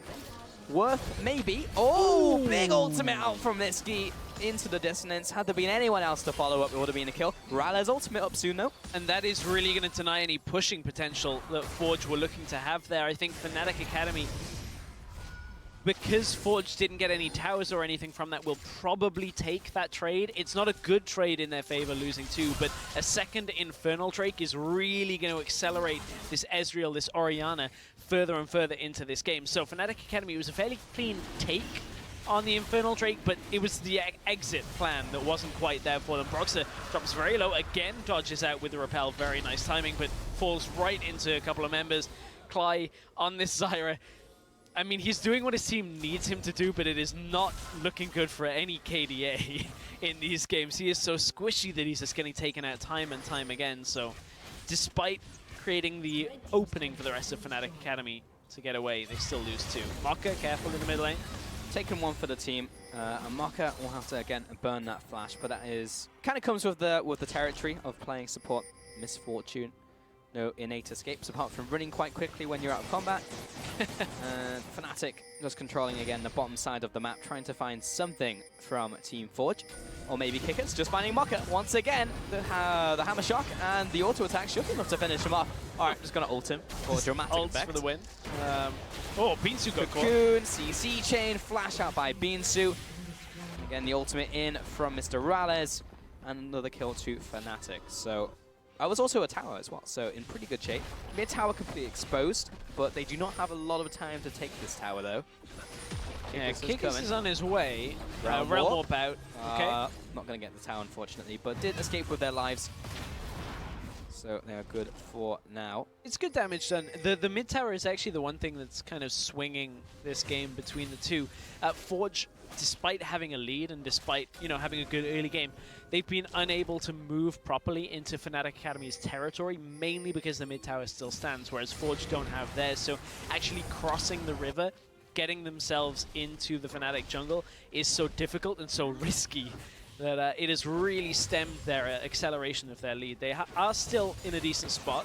This is roughly the kind of lead that Fnatic Academy had in the first game. A little bit shy of that, so we'll see what Forge can do with it. Gary, of course, in a much better position, has not died yet into this game. Doing really well on farm, sat on a 4 item and a half, pretty much over a half on that Infinity Edge.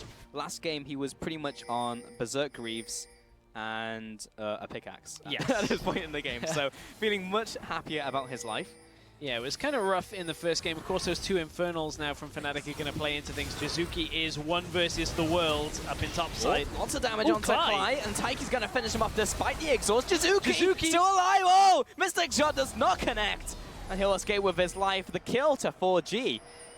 And that's just a win over to them. You can see the crowd applauding Jizuki. Oh, really confused. I was like, I'm pretty sure we're in a studio with no people right now. I was like, producer hitting the soundboard? Like, I actually did not know what that was. I can throw my voice to sound like a crowd full of people at that point. But very impressive life skill. Klai could not throw himself into the fight fast enough, got picked off going through Tribush, runs into that Kha'Zix that has the evolved claws. Ooh, that's a lot of damage. Roxor was 4 HP a couple seconds ago, ticking down from the red buff. Ah, not quite enough damage. It was actually challenging Smite there, not even a red buff from Taiki. Almost killed his quarry. Unfortunately, will die himself. Very interesting. Taiki has not evolved Leap with his second evolution. Taiki has evolved Void Spikes, but Rales is very low. He's the one we need to be talking about. Jizuki, he's leading the charge here with Gary and Maka in a hot pursuit, but here's Beansu with the flank. Nice. The out-thrown kickers may have just saved the lives of his squishies there.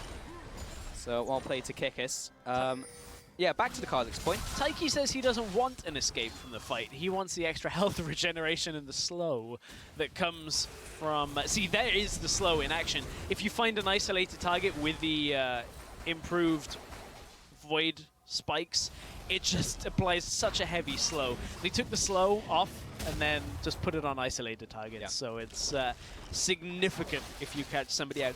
I don't know whether Klai really would get away even if the slow wasn't there. I think his teammate killed him there because they hit the blast plant and then he flew into the Kha'Zix. I don't think he was the one to hit the plant. So no, I think regardless he was team killed. Yes. Not often we can say that, but yeah, it happens now with these plants. I guess there are a few abilities where you can do that now. You know, like putting people into stasis in the middle of an enemy team, or Jizuki putting people into enemy lines with his ultimate. Yeah. We have seen times where that's happened in competitive. Speaking of ultimates, Gary's ultimate is so close to being up.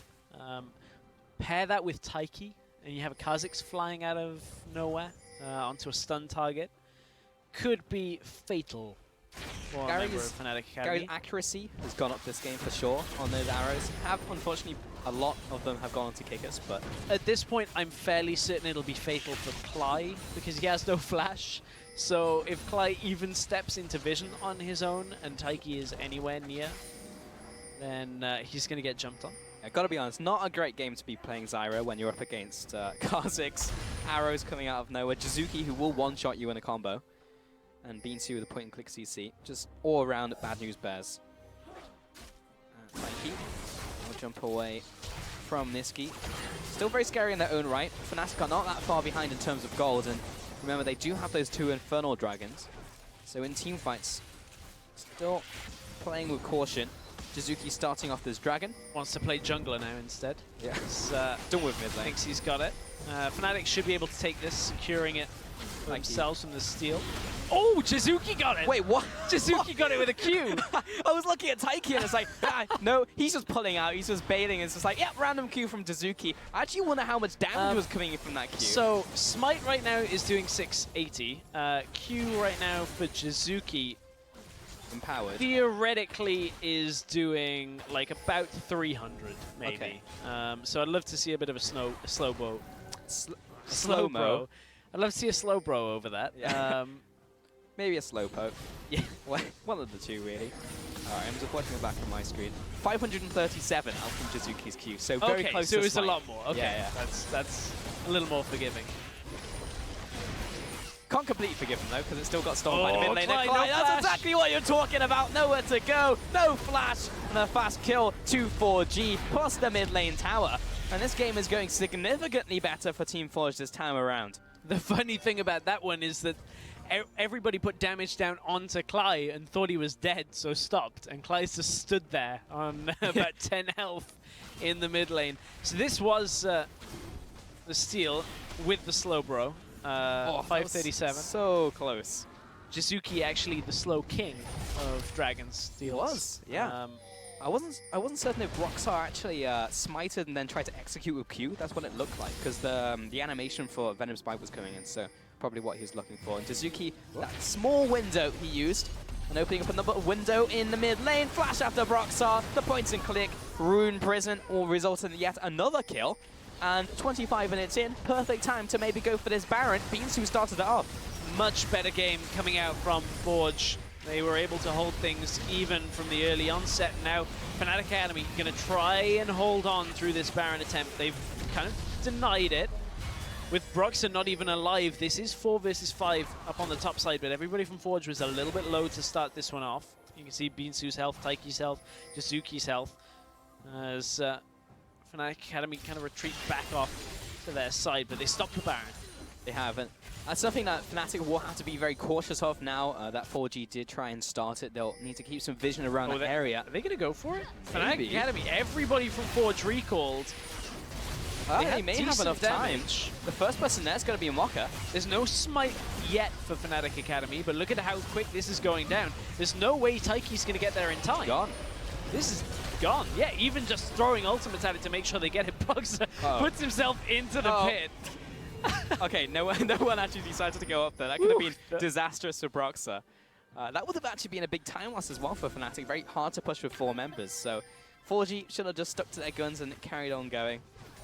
But they're good, they're good. So Baron now over to Fnatic. Big swing in this game, despite how it's been going so far for 4G. And all in all, that was just a really good timing play. But you can put a bit of that onus on 4G just recalling in plain sight. A fair amount of onus on that. If you start the Baron and then the enemy team is there and you're seeing, you know, the likes of Zyra and, you know, all these shields and Kikis as a tank, you have to be wary that they might just start it off. I mean, everybody from Forge recalled. That is a big blunder from Forge, considering how far ahead they were in this game. Oh, yeah. The last couple of skirmishes went really well for Forge, picking up objectives from it, getting a dragon, getting kills. Just really backfires now, because it means that everything that Forge had built when it comes to momentum in this game has been stolen away by Fnatic Academy. It's not all doom and gloom though. Taiki is still massive and he will blow up any squishy that happens to be isolated just a little in these fights if he catches anyone. So will Jizuki as well. So Jizuki's in a good spot, has needlessly large rod on top of most of his core, but these towers are going to die pretty quickly. And of course Fnatic Academy were behind the curve on towers to begin with, so they're catching up on this now. Nearly evened up the goal. Oh. Gary, got to be cautious of him later into this game. He is sitting on basically 3.5 items. Pretty strong, but with this Fnatic lineup. Oh, as the arrow comes out onto Rales, instantly cleansed out of though. Kikis not really caring too much about this damage, but maybe carry a bit now. He's quite low. Forge had a golden opportunity there. Look at the you know, through the jungle, there's a few wards, I believe, that they could have TP'd Binsu in on. It's a little in an obscure place in just the nook on the top side away from blue, but Binsu did not TP in as soon as that arrow was fired. Fnatic Academy were fairly low, and if Binsu had been able to lock a couple of people down, Jizuki maybe coming in with his ultimate would have been enough to take them out. So a little bit of a missed opportunity from Forge, playing more on the back foot than they have been in this game so far. It is predominantly because of that Baron buff that was taken by Fnatic Academy. Really is still within the realms of possibility for 4G to pick up this game, because if they had gone pro players, as you just mentioned, could have gotten that pick and try and make that happen. But regardless, I'm going to happen spot lane. Binsu and Kikis. Tanky as well. Given enough time, maybe able to kill this Poppy.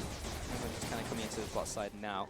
It's just the calm before the storm, before Fnatic look for another push. I just wonder how much of a missed opportunity that is, that Binsu didn't TP in. I mean, the Orianna ultimate whiffed. Fnatic were low health. Oh, dangerous place for Clyde to be when Ash arrows up. But he's good. Oh, it just came up, literally as I was talking. Kikis trading into Binsu. Nothing really to say down there. But now that Fnatic's all going bot lane, if they could get a pick onto pretty much anyone in the jungle, would be big for them. Jizuki's coming around the top side, can't quite find the angle to collapse. Rales, you know, pretty strong now with his items completed. Poppy ult whiffs too. Misfortune clearing out the way. Oh, Rice is going right in. Who's stepping on it? It's Maokai. Oh, here comes Engage and from Team Misfortune. Forge. An insta-kill onto Mocha, but also the kill onto Broxer. A fantastic shockwave from Niski, who opened up this fight for Fnatic. Kickers is still tanking up 3 players, keeping them all occupied. And even though Beans, who felt like he was doing a good job, it's just not enough. Double kill out there for Niski, and Kickers will find another. Gary, no support to help him now. Chase down for the triple for Niski. And that could be curtains on this game as well. From an initiate, that looked like it was going to go well. That was the wrong warp pad for Mocha. He wanted to send himself to level 8, ends up sending himself back down the pipeline because he TPs right into the middle of everybody on Fnatic Academy, warps right in, gets picked off, doesn't have any kind of potency on the Misfortune in the fight. It wasn't really the linchpin of the entire fight, but it's enough to just put Fnatic Academy straight through the base. Yeah, we were talking about team kills earlier, Stress. That's definitely one I can put on Jizuki. Mocha will be chased down, back for a final kill here. Fnatic onto the Nexus, and Deja Vu, they take game 2. That Realm Warp at the end, it looked like it could have been good if it was Jizuki coming through with Beansu. Would have been great. Maybe. I think Jizuki could have got caught out there a little bit, but it's Mocha. I would love to see how that actually went in the communication between the two, whether... Probably something like, no, no, no, no, no, no. just Him died. appears. So, yeah, that was not the best Realm Warp at the end of it. Yeah, I think even if it did go well, it was going to be an even fight at the end of it, but yeah, that kind of sucked. Forge, they had such a good lead throughout the entire game. Then that recall was everything.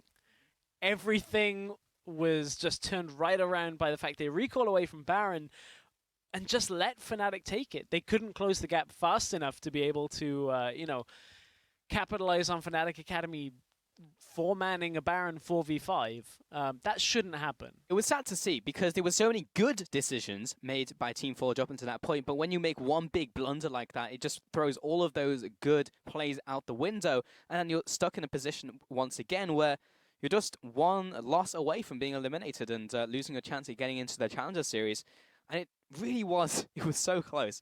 Jizuki as well, and even like you look at Beansu, Taiki and Jizuki, mainstays of Challenger. We've seen them like split after split after split, and this is one of the ones that they could realistically really not be attending. And it would be a big shock to the system if, you know, names like Kikis and Rales and Clyde didn't make it in as well. So regardless of who wins this series, there's lots of players who you would be surprised not to see in Challenger, really. Yeah, that is very true. I mean, Taiki's performance in this game was better as well. I like the Kazakhs, I mean, just as a pick as well. But Broxer on the other side from Fnatic Academy, a little bit more of a struggle. Just he was fairly slower in this game just because of the way the opening went. Got caught out a couple of times by Forge, but I liked what Forge were trying to do. Gary and Mocha seemed a little bit more comfortable in the early part of the game, and then it just all goes wrong. The communication falls apart. Beansu's not TPing in when arrows come out. They back away from a Baron. They take the wrong Realm Warp into the middle of a fight, and it ends the game. Just like 3 pivotal communication errors from Forge completely erodes the entire lead that they got early on, and that's the kind of thing that you cannot afford to make mistakes like that. But it is better. It's so better. now it needs to be more better for game 3, because if it's not, then they just get eliminated. So it needs to get progressively better for the rest of this one. Just like your grammar. Just Good like job, we've got a break. Just so I can read a dictionary. Perfect. 2 games down, and Fnatic are on match point. We'll see what happens next when we come back after this break, Stress. Kickers. Whoa, perfect positioning. And it's just damage control really from Fnatic. Who can get out alive? Clyde not going to be one to get out alive. Neither will Broxer. So Jizuki is 1 versus the world up in top side. Lots of damage Ooh, onto Clyde. And Taiki's going to finish him off despite the exhaust. Jizuki Jizuki. still alive. Oh, Mystic Shot does not connect. Fnatic should be able to take this, securing it for themselves from the steal. Oh, Jizuki got it! Wait, what? Jizuki got it with a Q! Oh, Rice is going right in. Who's stepping on it? It's Maokai. Oh, here comes Engage and from Team Misfortune. Forge. An insta-kill onto Mocha, but also the kill onto Broxer. A fantastic shockwave from Niski, who opened up this fight for Fnatic. Kickers is still tanking up 3 players, keeping them all occupied. Here, Fnatic onto the Nexus, and Deja Vu, they take game 2.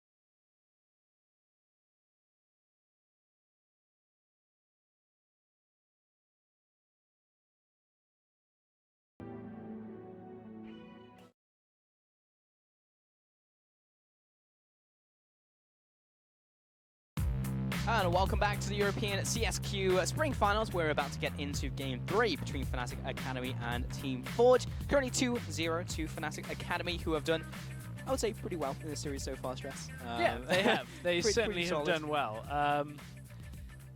That last game, you feel like what could have been for Forge. Honestly, that looked like they were in such a good position to kind of take that game. Everything was going their way. It should have been good. And then it all goes wrong with the Baron call. And it's so frustrating to watch that happen, because that's the kind of thing that just you should know not to do. You It was just sad to see, you know. It was just like a basic error that cost the entire game after so many good plays from Forge as well. So if they can do better than they did last game, then maybe they can stand up against Fnatic. But Fnatic, if they can win, they can. if they can win, they can win. Exceptional quote from me today. Great. But Fnatic, they just look so good. You know, like they have made a couple errors, but it's been like errors that is just like okay, like maybe if they can get punished in this one, Right. it's not going to be the end of the world. It's not like a big blunder like a Baron play or something like that, you know? And even if they did try and test the waters with a Baron in game 1, it was like, okay, we definitely can't go for this. Let's reevaluate, back away, wait for another play to open up, then go and fully commit on that one. It was just a lot more put together than the game plan from 4G. But it's not like a particular player on Team Forge that is doing like particularly badly. It's not like this guy is screwing up at everybody. It's just kind of an overall team play thing. Because in game 1, it's just like not a lot that bot lane could do about it after that start. Taiki honestly did a fine job in game 1, did a better job in game 2, but it was just kind of as a team when they were going for those plays, just didn't really work out for them. Yeah, it really didn't work out. I wonder whether they're going to mix things up again. So, we are on the same sides. Blue side for Forge again, Fnatic Academy on the red side. And I mean, Fnatic Academy, we saw that funky start the first game. You know, the second game, we didn't quite see the same, but there was a lot of contention around the dragons. Fnatic, you know, starting dragon up, that kind of thing, fairly early on. But it's it did backfire for Fnatic when they were going for the Dragons. They, went for this one fairly cleanly. They got the Dragon eventually, but turns around for Forge. And this is what Forge were doing really well, was like punishing Fnatic Academy when they were overstepping. And there were a couple of times that this happened that they didn't punish, where they couldn't quite get things in the fights. And they chose not to TP, that kind of thing, that I wanted to see Forge do more of. It was a little unfortunate as well because those 2 kills weren't worth it in the long run because it was an Infernal Dragon, and then when Forge finally got like a play onto Fnatic, the dragon they got was Cloud. And it was just like, well, okay, I guess we don't win these fights regardless. It was followed up as well by just Fnatic did do some more mistakes, like the top lane dive fail, for example. There were a couple of things that did go wrong for them, but the blast plant. All right, so I actually want to see if it was Brox who just killed the fly here. Oh, this is a different one. This is where they were chasing down Decisive. No, so Niski hit the blast plant to try and close the gap. Okay, someone did kill him. All right, it's not Clyde's fault. Jizuki managed to stay alive. It wasn't Clyde's fault that time. We put the onus on Clyde a little bit, but I thought he was just a little late through the bush. Actually, ends up that he just got flown across the wall. Through into the Kha'Zix. So not really his fault on that one, but there was a couple mistakes like that. But honestly, it's such small things in like the big picture when it's just like, oh, I mispositioned on the blast plant, compared to we just all recalled and lost Baron, So it's not as bad, and they just look like a much better team put together. And then on top of that, you add the mechanics in. We spoke about it at the start of the day and the start of the games, where you look at these players and you're looking at least like bottom tier LCS, if not like mid tier for some of those players. And it's important when you look at this Fnatic Academy to kind of recognize, the way that the team is supposed to interact with the LCS lineup of Fnatic is to have a lot of interaction when it comes to swapping people in and out. Supposedly, we'll see whether that ends up playing with this large roster, but one thing is for certain for them, they are not having any kind of communication errors. Like, the couple of times we've seen like Gary and Moka be on a different page to Taiki and Binsu. I wonder whether we'll see that happen again for Forge, because it certainly is not a worry for Fnatic. Well, what's for certain is I'm going to get my wish for today, as Camille has been banned away, along with Rengar and Ivan, all the fun champions to be Poppy away. is the big one, and to catch up on this, with the rest of them being the same, the Rise is not first pick for Forge, which is fairly surprising. Yeah, I mean, like, Jizuki is not the reason why you'd feel like Team Forge are losing his games. If anything, he's like the one glimmering hope that maybe gets them back into the game with those Rise plays. So as the first pick of Zyra, also weird, because like the Miss Fortune did fine last game, right? I'm also not the biggest fan of this, because I think Cly was... So while Cly wasn't struggling, and yes, he was having impact in team fights, Cly was giving Taiki so much from the kills that, Taiki was in a great position from it. Now, Fnatic are obviously going to take the Rise while it's available. I mean, why wouldn't you at this point? Yeah, that's pretty much a no-brainer. With the Karma coming in as well, that will most likely go down to support. So Cly doesn't want to jump on the Miss Fortune hype train. And I think Fnatic Academy probably just going to pick the Ezreal again, go for a very safe bot lane where you can sit back, kind of not bother about the Zyra in this setup. It theoretically won't do too much. So the first pick Zyra coming out of Forge is very surprising. Followed up by Orianna from Jizuki. So I mean, it's a fine pick. It's just not it's not the same powerhouse pick that he had before. Well, they're constructing a fairly good team fighting comp here. You got the Ashe, you got the Orianna, you got the Zyra, a lot of things. So, if we see some dive components come through again with the Orianna to create, a wombo combo style, then you put the Zyra ultimate in the middle. It denies Fnatic the ability to close the gap. So there is that option available if Forge round out their composition with that kind of setup. If that is the case, it seems like that's pretty much what they're building at this point in time. Fnatic, next 2 picks over to them. 7 seconds remaining. Most likely going to be that Ezreal, of course. And at least still open for Broxah. With Lee Sin off the table, his next go-to has been Elise and has done fine so far in this series, including the rest of the tournament. So why not? Again, another no-brainer pick from Fnatic. And now over to 4G for their final 2 picks. This will really be the backbone of the rest of their composition. Well, previously, Fnatic Academy have locked in the Poppy in the first round. Not available now, so they go blind into the top lane with Shen here. We have seen Rumble played into Shen. Ruin tried it in the first series today, but it didn't... Well, the Rumble went fine, but the game did not for, NERV. I'm interested to see now what Kikis is going to play into it. Kikis not really a Rumble player. He has played it a little bit, but Yeah, he's kind of dabbled in some carry picks. Like he did play a bit of Echo and Fiora back when like you pretty much had to play carries in the top lane. It's like, okay, I guess I'll play like Echo, who's basically a tank anyway, you know, and still has ultimate. So he did play some of that. So we'll see if he brings that up. Not much of a Rumble player, as you were saying. Shen, well, there's the Echo. It's just like, what do I have in my arsenal that does fine into Shen? So Echo did receive a couple of changes, mostly still the same. You can play him in the top lane. A couple of little cosmetic, minor things that changed during the Assassin update. Didn't really affect him too much in that update and we've seen Echo since, the ones that kind of shredded some of his tankiness and damage away. So interested to see how Kickers is going to be able to handle Binsu on this Shen up in the top lane. But Forge, they got the dive components. They've now got a Kha'Zix to jump in with an Orianna ball and the Stand United. Yeah. They have the components, and can they make it work? See if they can that's rebuild the big question. See if they can rebuild it. Glad to see Shen back though. Really like to see some Shen. He has been played a little bit in CSQ so far.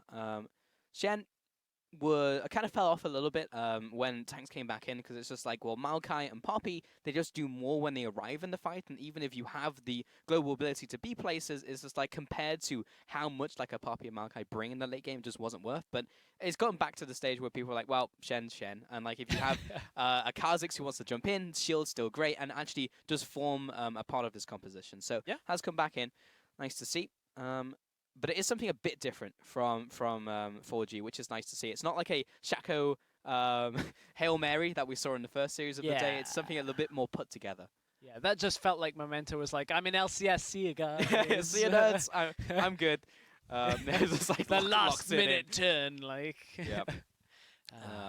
No, that's... well, if anybody was going to play Shaco, it would be Kiggers in this game, because he was the one that did it successfully with the Unicorns of Love, if you remember all the way back to spring 2015. Yeah, 2015. Was when Unicorns placed fourth. Yeah. Second. Because they were in the finals. Yeah. Okay, anyway. We did it. History lesson over. That was a long time ago. Once again, jump on Twitter. Could be the last time for today. Hashtag 4G win and hashtag FNA win. And we'll see who you are favoring. If you were a betting man, probably Fnatic would be a good one to jump on. As they are 2-0 in this series. Match point, just need one win to go, and it will be locked in for EUCS, doing significantly better than their predecessors of the FNA lineup.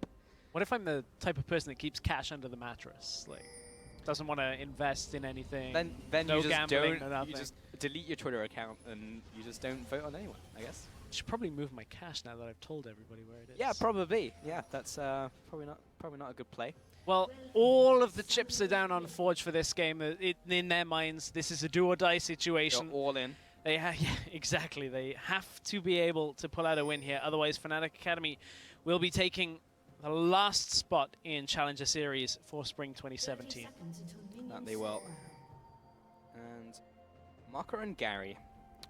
If anything else, it's a tragedy that their names will not be in EUCS, because Gary's just a great name, you know? Like, casting some Gary. I mean, we really have not even started to, dip our toes in the water of SpongeBob references with Gary. It's true, yeah.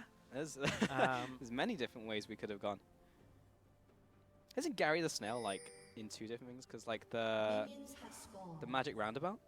Wasn't Gary the snail? Was it a different snail? I can't remember. I'm pretty sure it was Gary, right?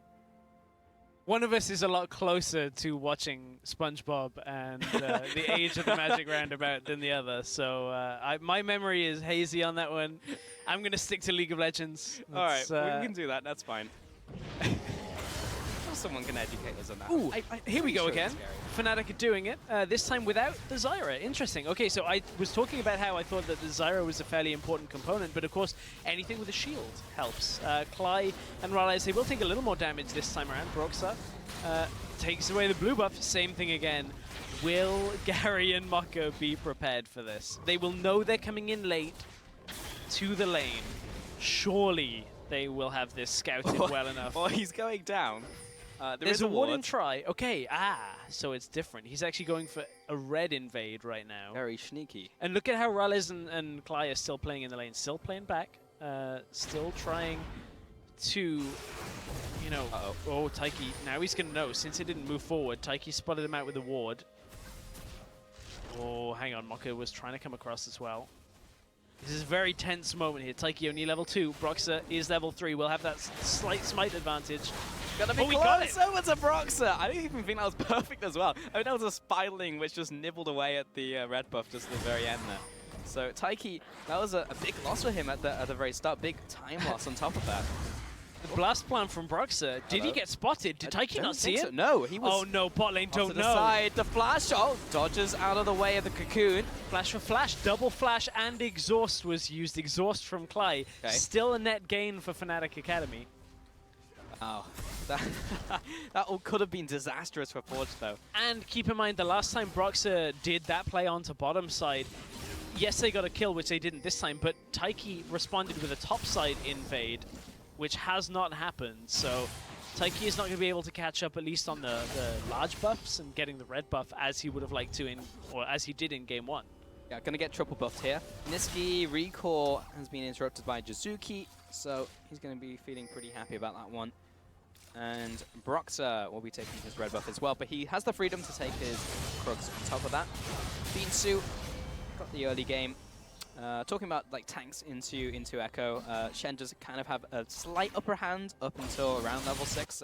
Q hits like a truck, so pretty much any squishy target, if you haven't gone for like an armor start or any type of magic resist, you will kind of feel the pain of that. Yeah, also gets to deny a lot of the auto attack trades, of course, with Shen's abilities to do so.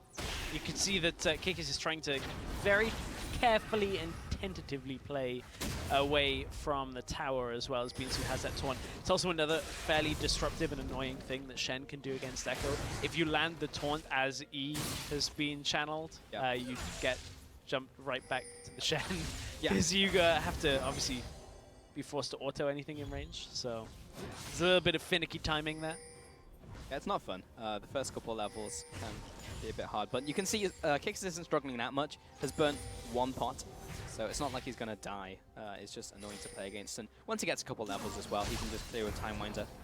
Mid lane, though, we've got the reverse of this matchup. And it seems like Jizuke is doing significantly better on the Orianna than he was on the Rise, actually, in this 1v1 bout. Yeah, he actually forced a lot of Niski's health down early and then delayed a recall, got more damage down, so Jizuki got a recall at the right time as well.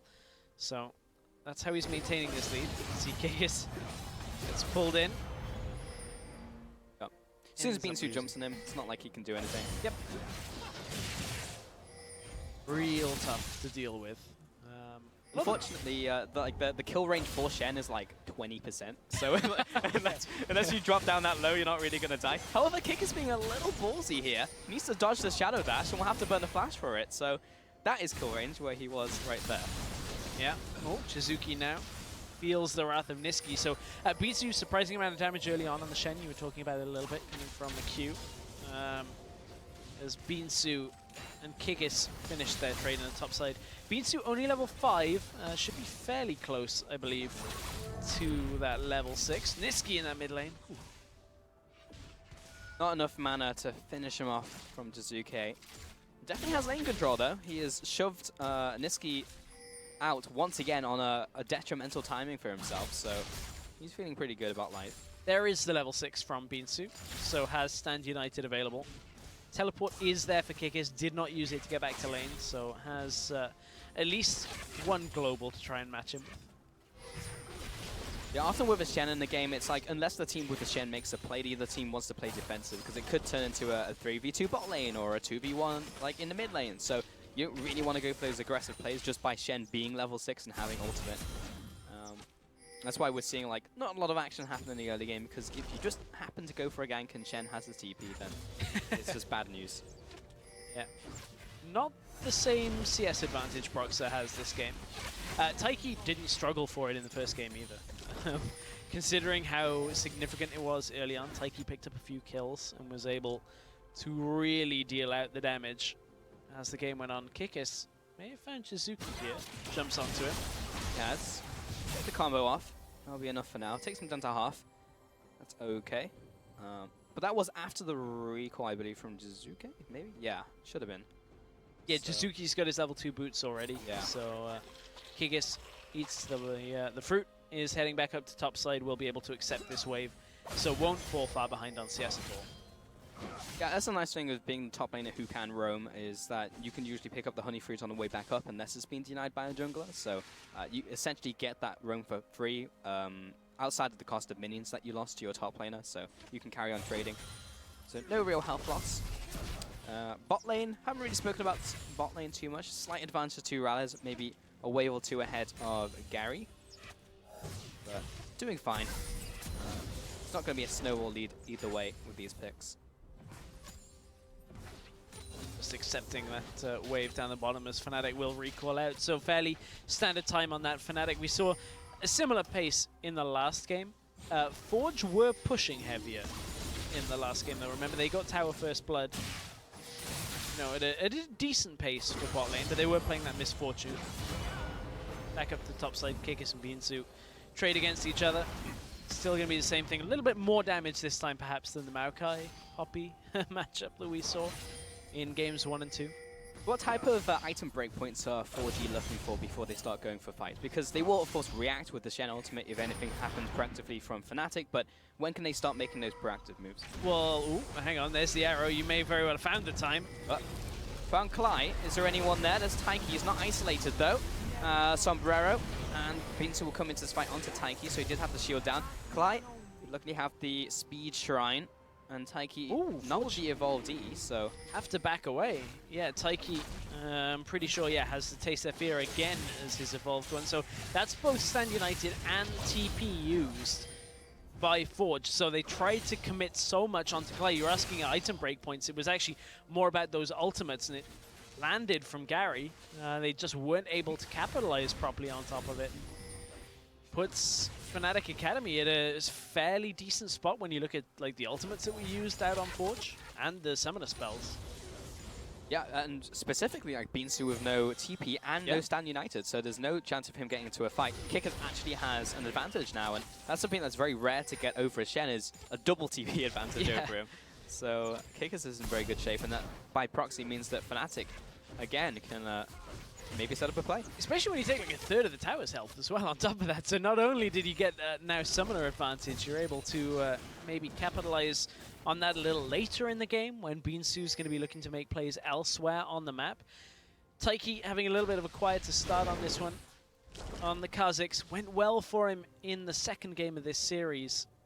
It just wasn't enough for the team. He got a bit bloodthirsty. There was like at least 2 occasions where he just jumped into at least 3 or 4 people by himself and tried to pick up a kill. And you can understand when the red mist descends when you're on an assassin and off Ed.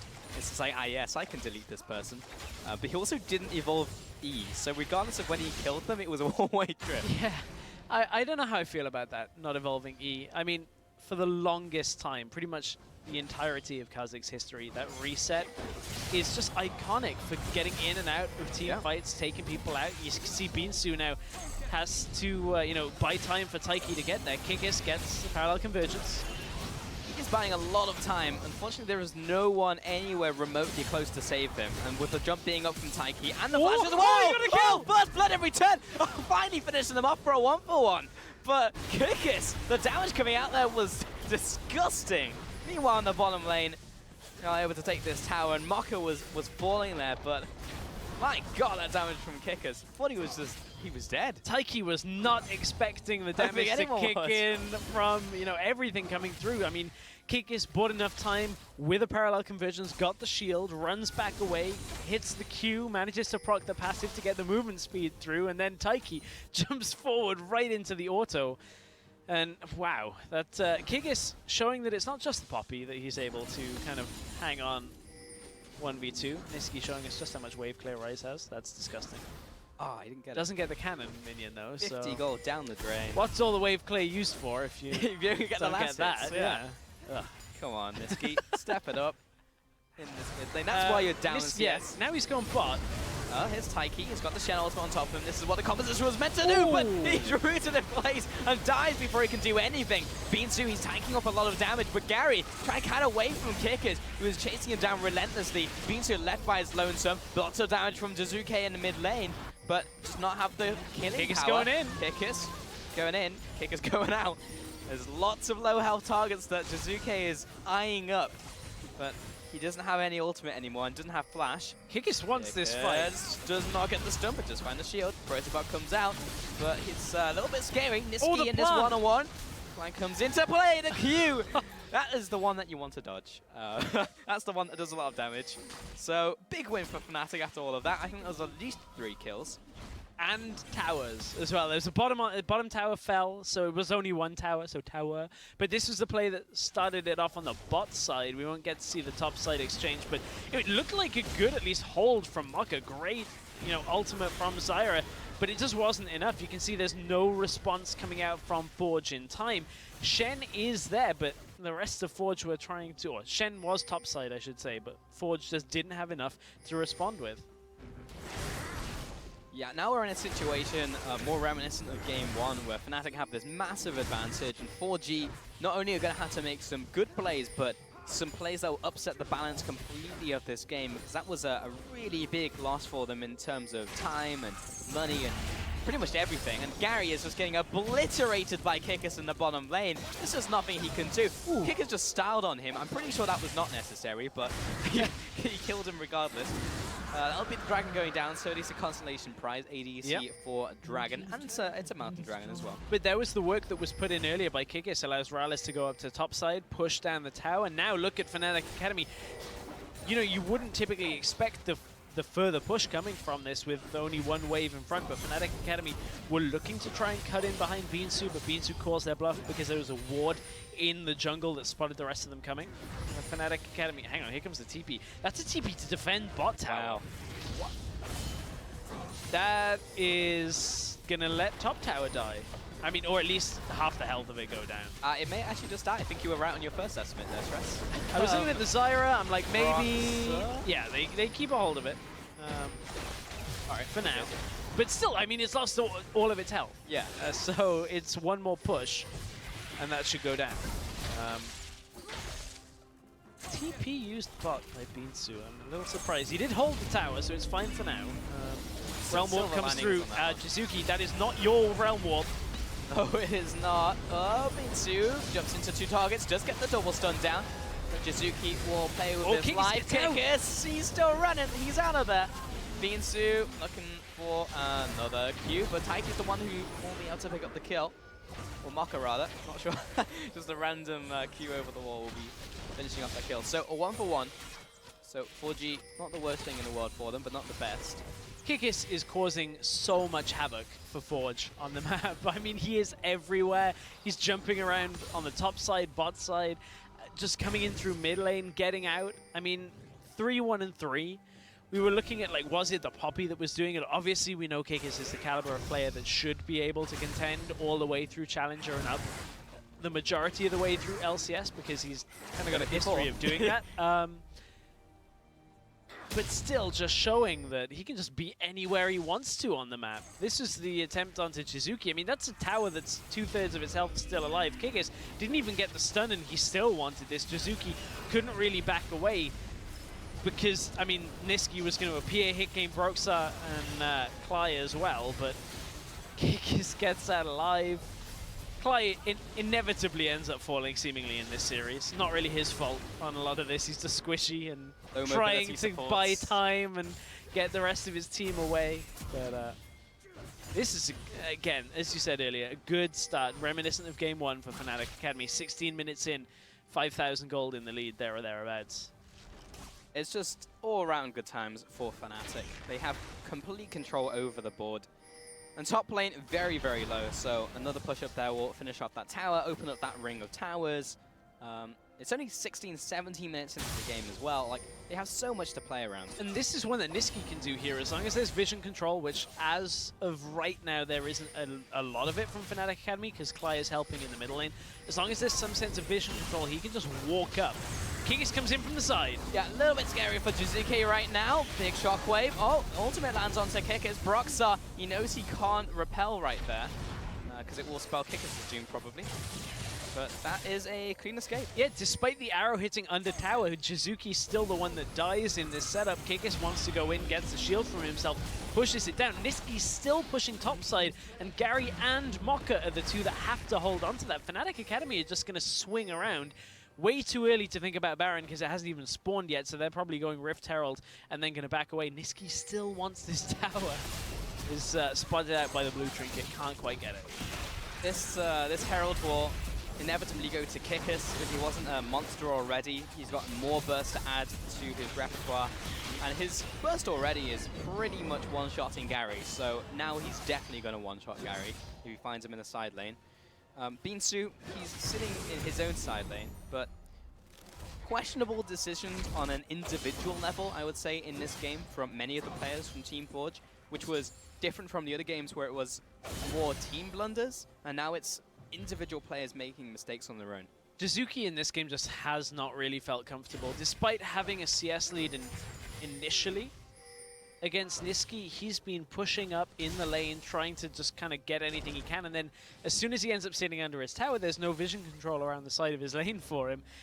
Forge are trying to get that for him now, but the tower's already dead.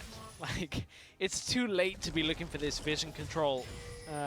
It's so difficult to maintain it that your wards are just going to die. So, okay, you'll see them come in and sweep it out, but Jizuki's got nothing to defend him in the middle lane right now. He just has to sit further back in the lane. Now look at Fnatic Academy swinging around to the top side. Nisqy's going there again, but they stop off with a blue buff. I mean, it's only a matter of time before Kikis continues bottom lane push, which he's doing right now, and top tower falls. I mean, if Beansu TP's bot now like he did the last time around, that tower's dead. Not the game you want to be seeing as your match point game against Fnatic. Trying to get into EUCS. That's gone. Yep. I mean, Gary can't get anywhere near that tower. No. Like, kill range is pretty much just outside of his inhibitor tower. And now Kikis goes mid. The rest of Fnatic Academy are backed off. They're looking for top side, so it's a little bit more conservative than just diving into the mid lane. But certainly the presence is there. The option is there. Top is dead. Mocha, well, he'll get the E onto Broxer, but again, no capitalization because no one can. And Kikis into mid lane. As you rightly said, we'll carry on pushing this lane. It's just lane to lane. And the dominoes are falling. And look, Dragon's spawning. Fnatic Academy, they're already angling over there. Taiki's trying to get something. Oh, look at that damage. Taiki have to get out of here real fast. Kikis has to be a little careful, though. But he just had chrono breaks, so it's not going to be too bad. A lot of Kha'Zix's damage is over time now. Oh, Kha'Zix very, very low. That will be Beansu's awesome on top of him, just saving his life. The ult actually hit Ezreal. Morales got caught with it in mid lane. Killing it like. Oh, hang on, here it comes. Oh, it hit him. It hit Taiki. It was unfortunately not enough damage, but he was right on the mark. And this will be Dragon going over as well. Oh, okay. All right, got it this time. Good job, Broxer. Oh, Kikis. He's got him in his sights. Ah, he was on the ward, knew that Proto Belt wasn't available, so couldn't quite go in. Well, he's got Gary in his sights. Okay, yeah. He wanted somebody. He didn't have Proto Belt, but he has more than enough damage in his kit alone. I feel like he must have a lot of gold to go back on. I feel like Kikis has not gone back in a while. Yeah, it's about 2k. Yeah. So that's a fair amount. That'll be going to finish up with the Lich Bane. Yeah. Yep, there you go. I mean, the next step for Fnatic Academy with the lead that they have right now is Kikis goes back to the bottom side. And you try and punish the fact that Beansu, you know, he has Standulated on cooldown still, so can't quite use it. So they're relying on a TP. So Fnatic can try and bait somebody in around Baron if they want to. The other option is to try and dive mid-tower, but it's a little bit trickier than that. You can try and pull Forge through their own jungle and then cut in from the side, which this is what Fnatic Academy are going to try and do. This is fairly straightforward. Nisqy's not there. Oh, no, that was a Q, an ultimate and a Q from Rallers, and a bit of damage from elsewhere. And that was just Mocha dead. And there's somebody dead. Now they can look to either try it again or start the Baron. Kikis is putting the pressure down on Beansu. We've reached the point you were talking about where Kikis can actually afford to take some of these trades now in the bottom side. He is so far ahead. He is, yeah, he is very far ahead.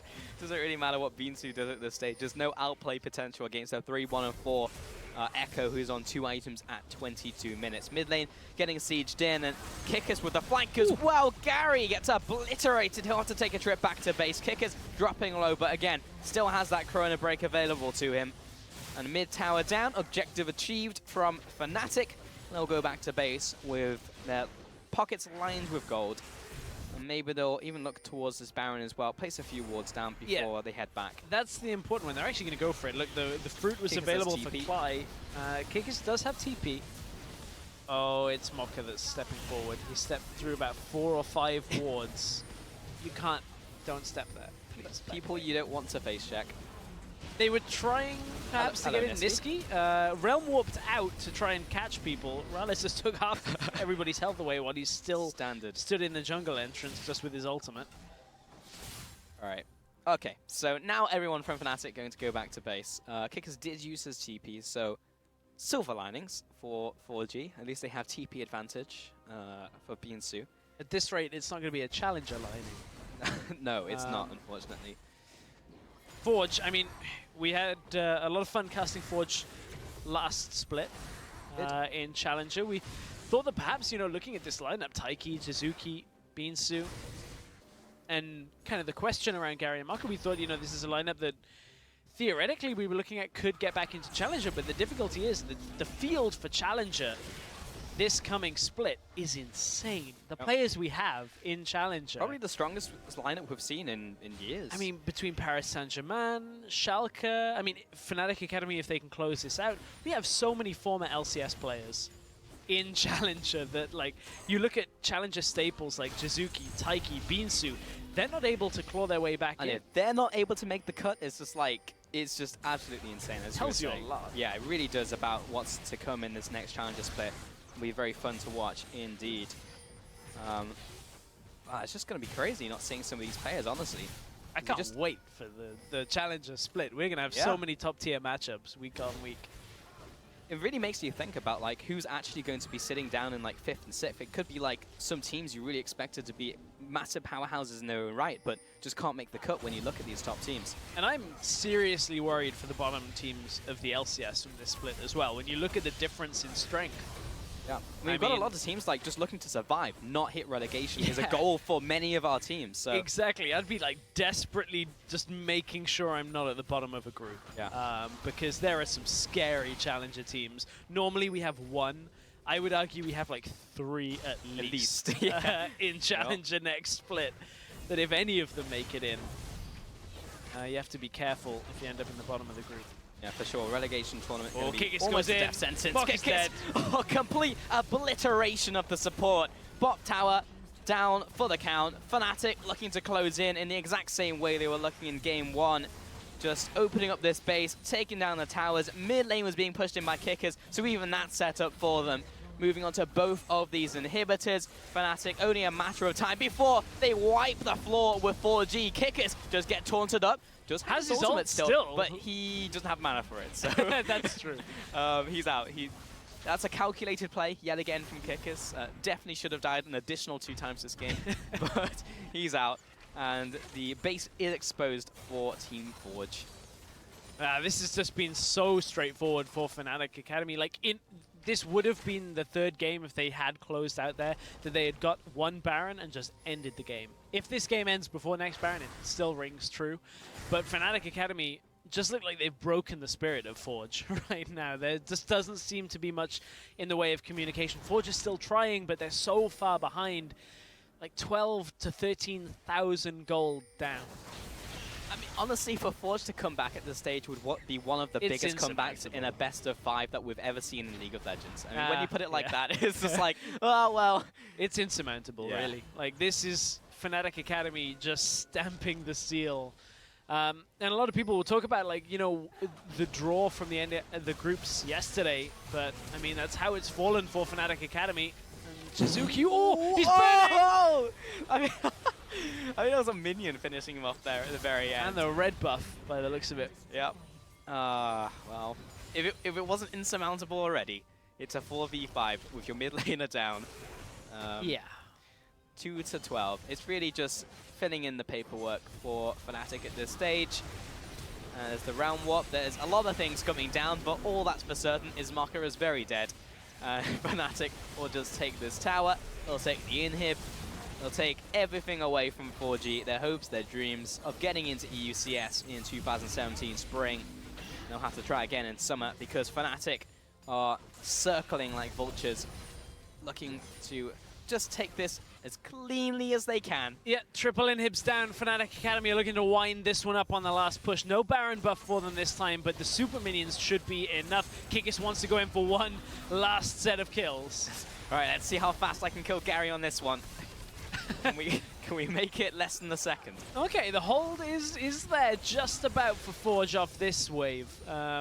Slow and steady wins the race for Fnatic. You know, you see a lot of teams overcommit into these types of scenarios, into double Nexus towers, and then kind of end up having things turn back around. The vitality effect, where you go in and it's just like, there's like 100 health left on the Nexus, and then you lose the game. Probably not going to happen. Even if Fnatic got 5-man aced at this point in the game, maybe they would lose a tower or two, just because of how much has been taken away from 4G. You know? Oh wow, Forge haven't actually taken the tower. Yeah. I am slow on that realization. Almost perfect game from that is from 2 kills and a drag. 2 kills and a drag. Away from a perfect game from Fnatic, pretty much, in this final game. Yeah, Cly, I mean, that definitely wasn't really his fault. Kikis, I can't remember what... You just like making... Yeah, I'm trying to think what would have been the perfect game. Yeah, exactly. What went wrong? That's on you, Kikis. I don't think it was Cly's fault, so it's your fault, well, even though you've been the biggest playmaker of this game. Of all of it, Kikis took out Taiki in a 2v1. He did, but he's prevented the perfect game from Fnatic. So regardless of how well you've done, regardless of literally solo killing people and carrying this game on your back, you're blaming it all on Kikis. I am. Okay. I guess if you die once, then it's still like a perfect KDA, right? Because you can die once and you still have a KDA. Because if you die twice, then you cut your KDA in half, so maybe it can be forgiven. Well, Fnatic are looking to cut Forge in half and take him out of the CSQ right now. So this is for that last spot in Challenger. Fnatic gonna try and wind this one up against Forge. Kikis goes in. Okay, Kikis. He goes in, he goes out, the towers are dying, and Beansu, he's tanky, but just not tanky enough. The super minions are pretty much just ending the game on their own, and there's another 6 of them coming into the base. They're getting flooded right now, and there's just not enough damage control in the world to save 4G in their predicament. Beansu jumps in, Beansu has to go back to base, and this will be Fnatic closing in, tightening the screws, the last nail in the coffin. Welcome to Challenger 2017.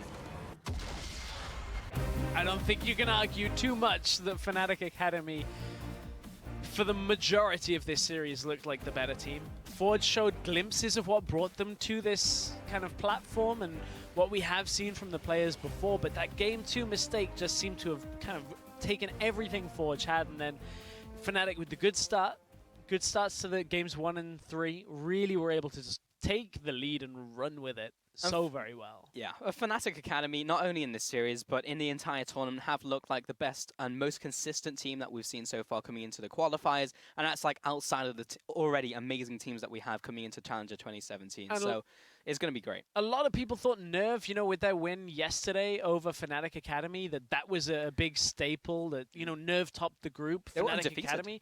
Yeah, exactly. And we were asking, like, were Fnatic Academy quite as strong as we thought? Well, Fnatic Academy looks like whatever jitters kind of ailed them yesterday, they've fixed them. And they just come right back into it against Forge. And Fnatic Academy just take the win. Pretty much. I mean, that's the end of it, really. And Fnatic will now be contending with teams like Schalke as well at the very top there. And it's just going to be fantastic to watch. I can't stress it enough that this will just be a really interesting split, because you look at the whole history of Challenger and we've never really had a split as strong and as stacked as this one, when you have organizations now who are like fully backing their teams, big organizations as well. I think this is the first time that I would definitively say that in my mind there are multiple Challenger teams that I expect to be better than multiple LCS teams, and that is a big moment, I think, looking at European Challenger, because there's always been one. There's always been one you could look at and say, this team will do it. But now I think there's at least 2. And even then it was shaky, right? Like, we think back to, like, Millennium, you know, when they looked really strong with, like, the likes of Hansam or Masterwork, and we're like, this team 100% going to go in. Didn't make the cut, you know? So we're at that point where it's just, like, pretty much definitively we can say now. And right now I'm looking at teams like Origin, like Giants, to some extent Rocket, and looking at it in like, hey guys, you've got to make sure you are picking up big wins throughout the split. Now that we're in best of 3 and into 2 groups, you're not going to be able to pick wins off each other. So you've somehow got to beat the teams above you. In my mind, I think it's a really tough spot for them to be in when you look at some of the competition from like Schalke, Paris Saint-Germain, Fnatic Academy, even Kinguin on a good day, I think may be able to do well. Yeah, could even look like a 4th place team, something like that, when they look at the competition. But either way, let's get to a full rundown of the 2017 EU Challenger Series teams. You've already mentioned a couple of them. Team Kinguin and Fnatic Academy from CSQ have just qualified. So we'll take a look at those rest of the teams just now, and that's also including Millennium, Schalke, of course, coming in from the 2016 EU LCS, some promotion games, and Paris You say it. It's okay. You're better at this than I am. You practice this. Paris Saint-Germain, yeah, practice that a little bit. They acquired the spot of Team Huma, so that's how they're in there. And then Misfits Academy, who they acquired the Epsilon esports spot. Again, another team that looks very strong. Haven't mentioned them in all of this discussion, and I'm like, I really don't know who's winning Challenger next split, but it is going to be a good one. Yeah, and it's not even like all the teams are bad. All the teams are so good, it's so difficult to tell. The Challenger Series will be firing up again in 3 weeks. That's later on, of course, into the split, but the EU LCS Spring Split is kicking off this Thursday. So that'll be starting with Origin versus H2K, followed by G2 versus Fnatic. So already starting off on a star-studded lineup. If there is one game for Origin to shut all of the casters up, because we all are fairly unanimous on our thoughts on their roster, Origin against H2K, that would be a great one if they can take out perhaps even a win or two against the group leaders, the ones that picked the initial round.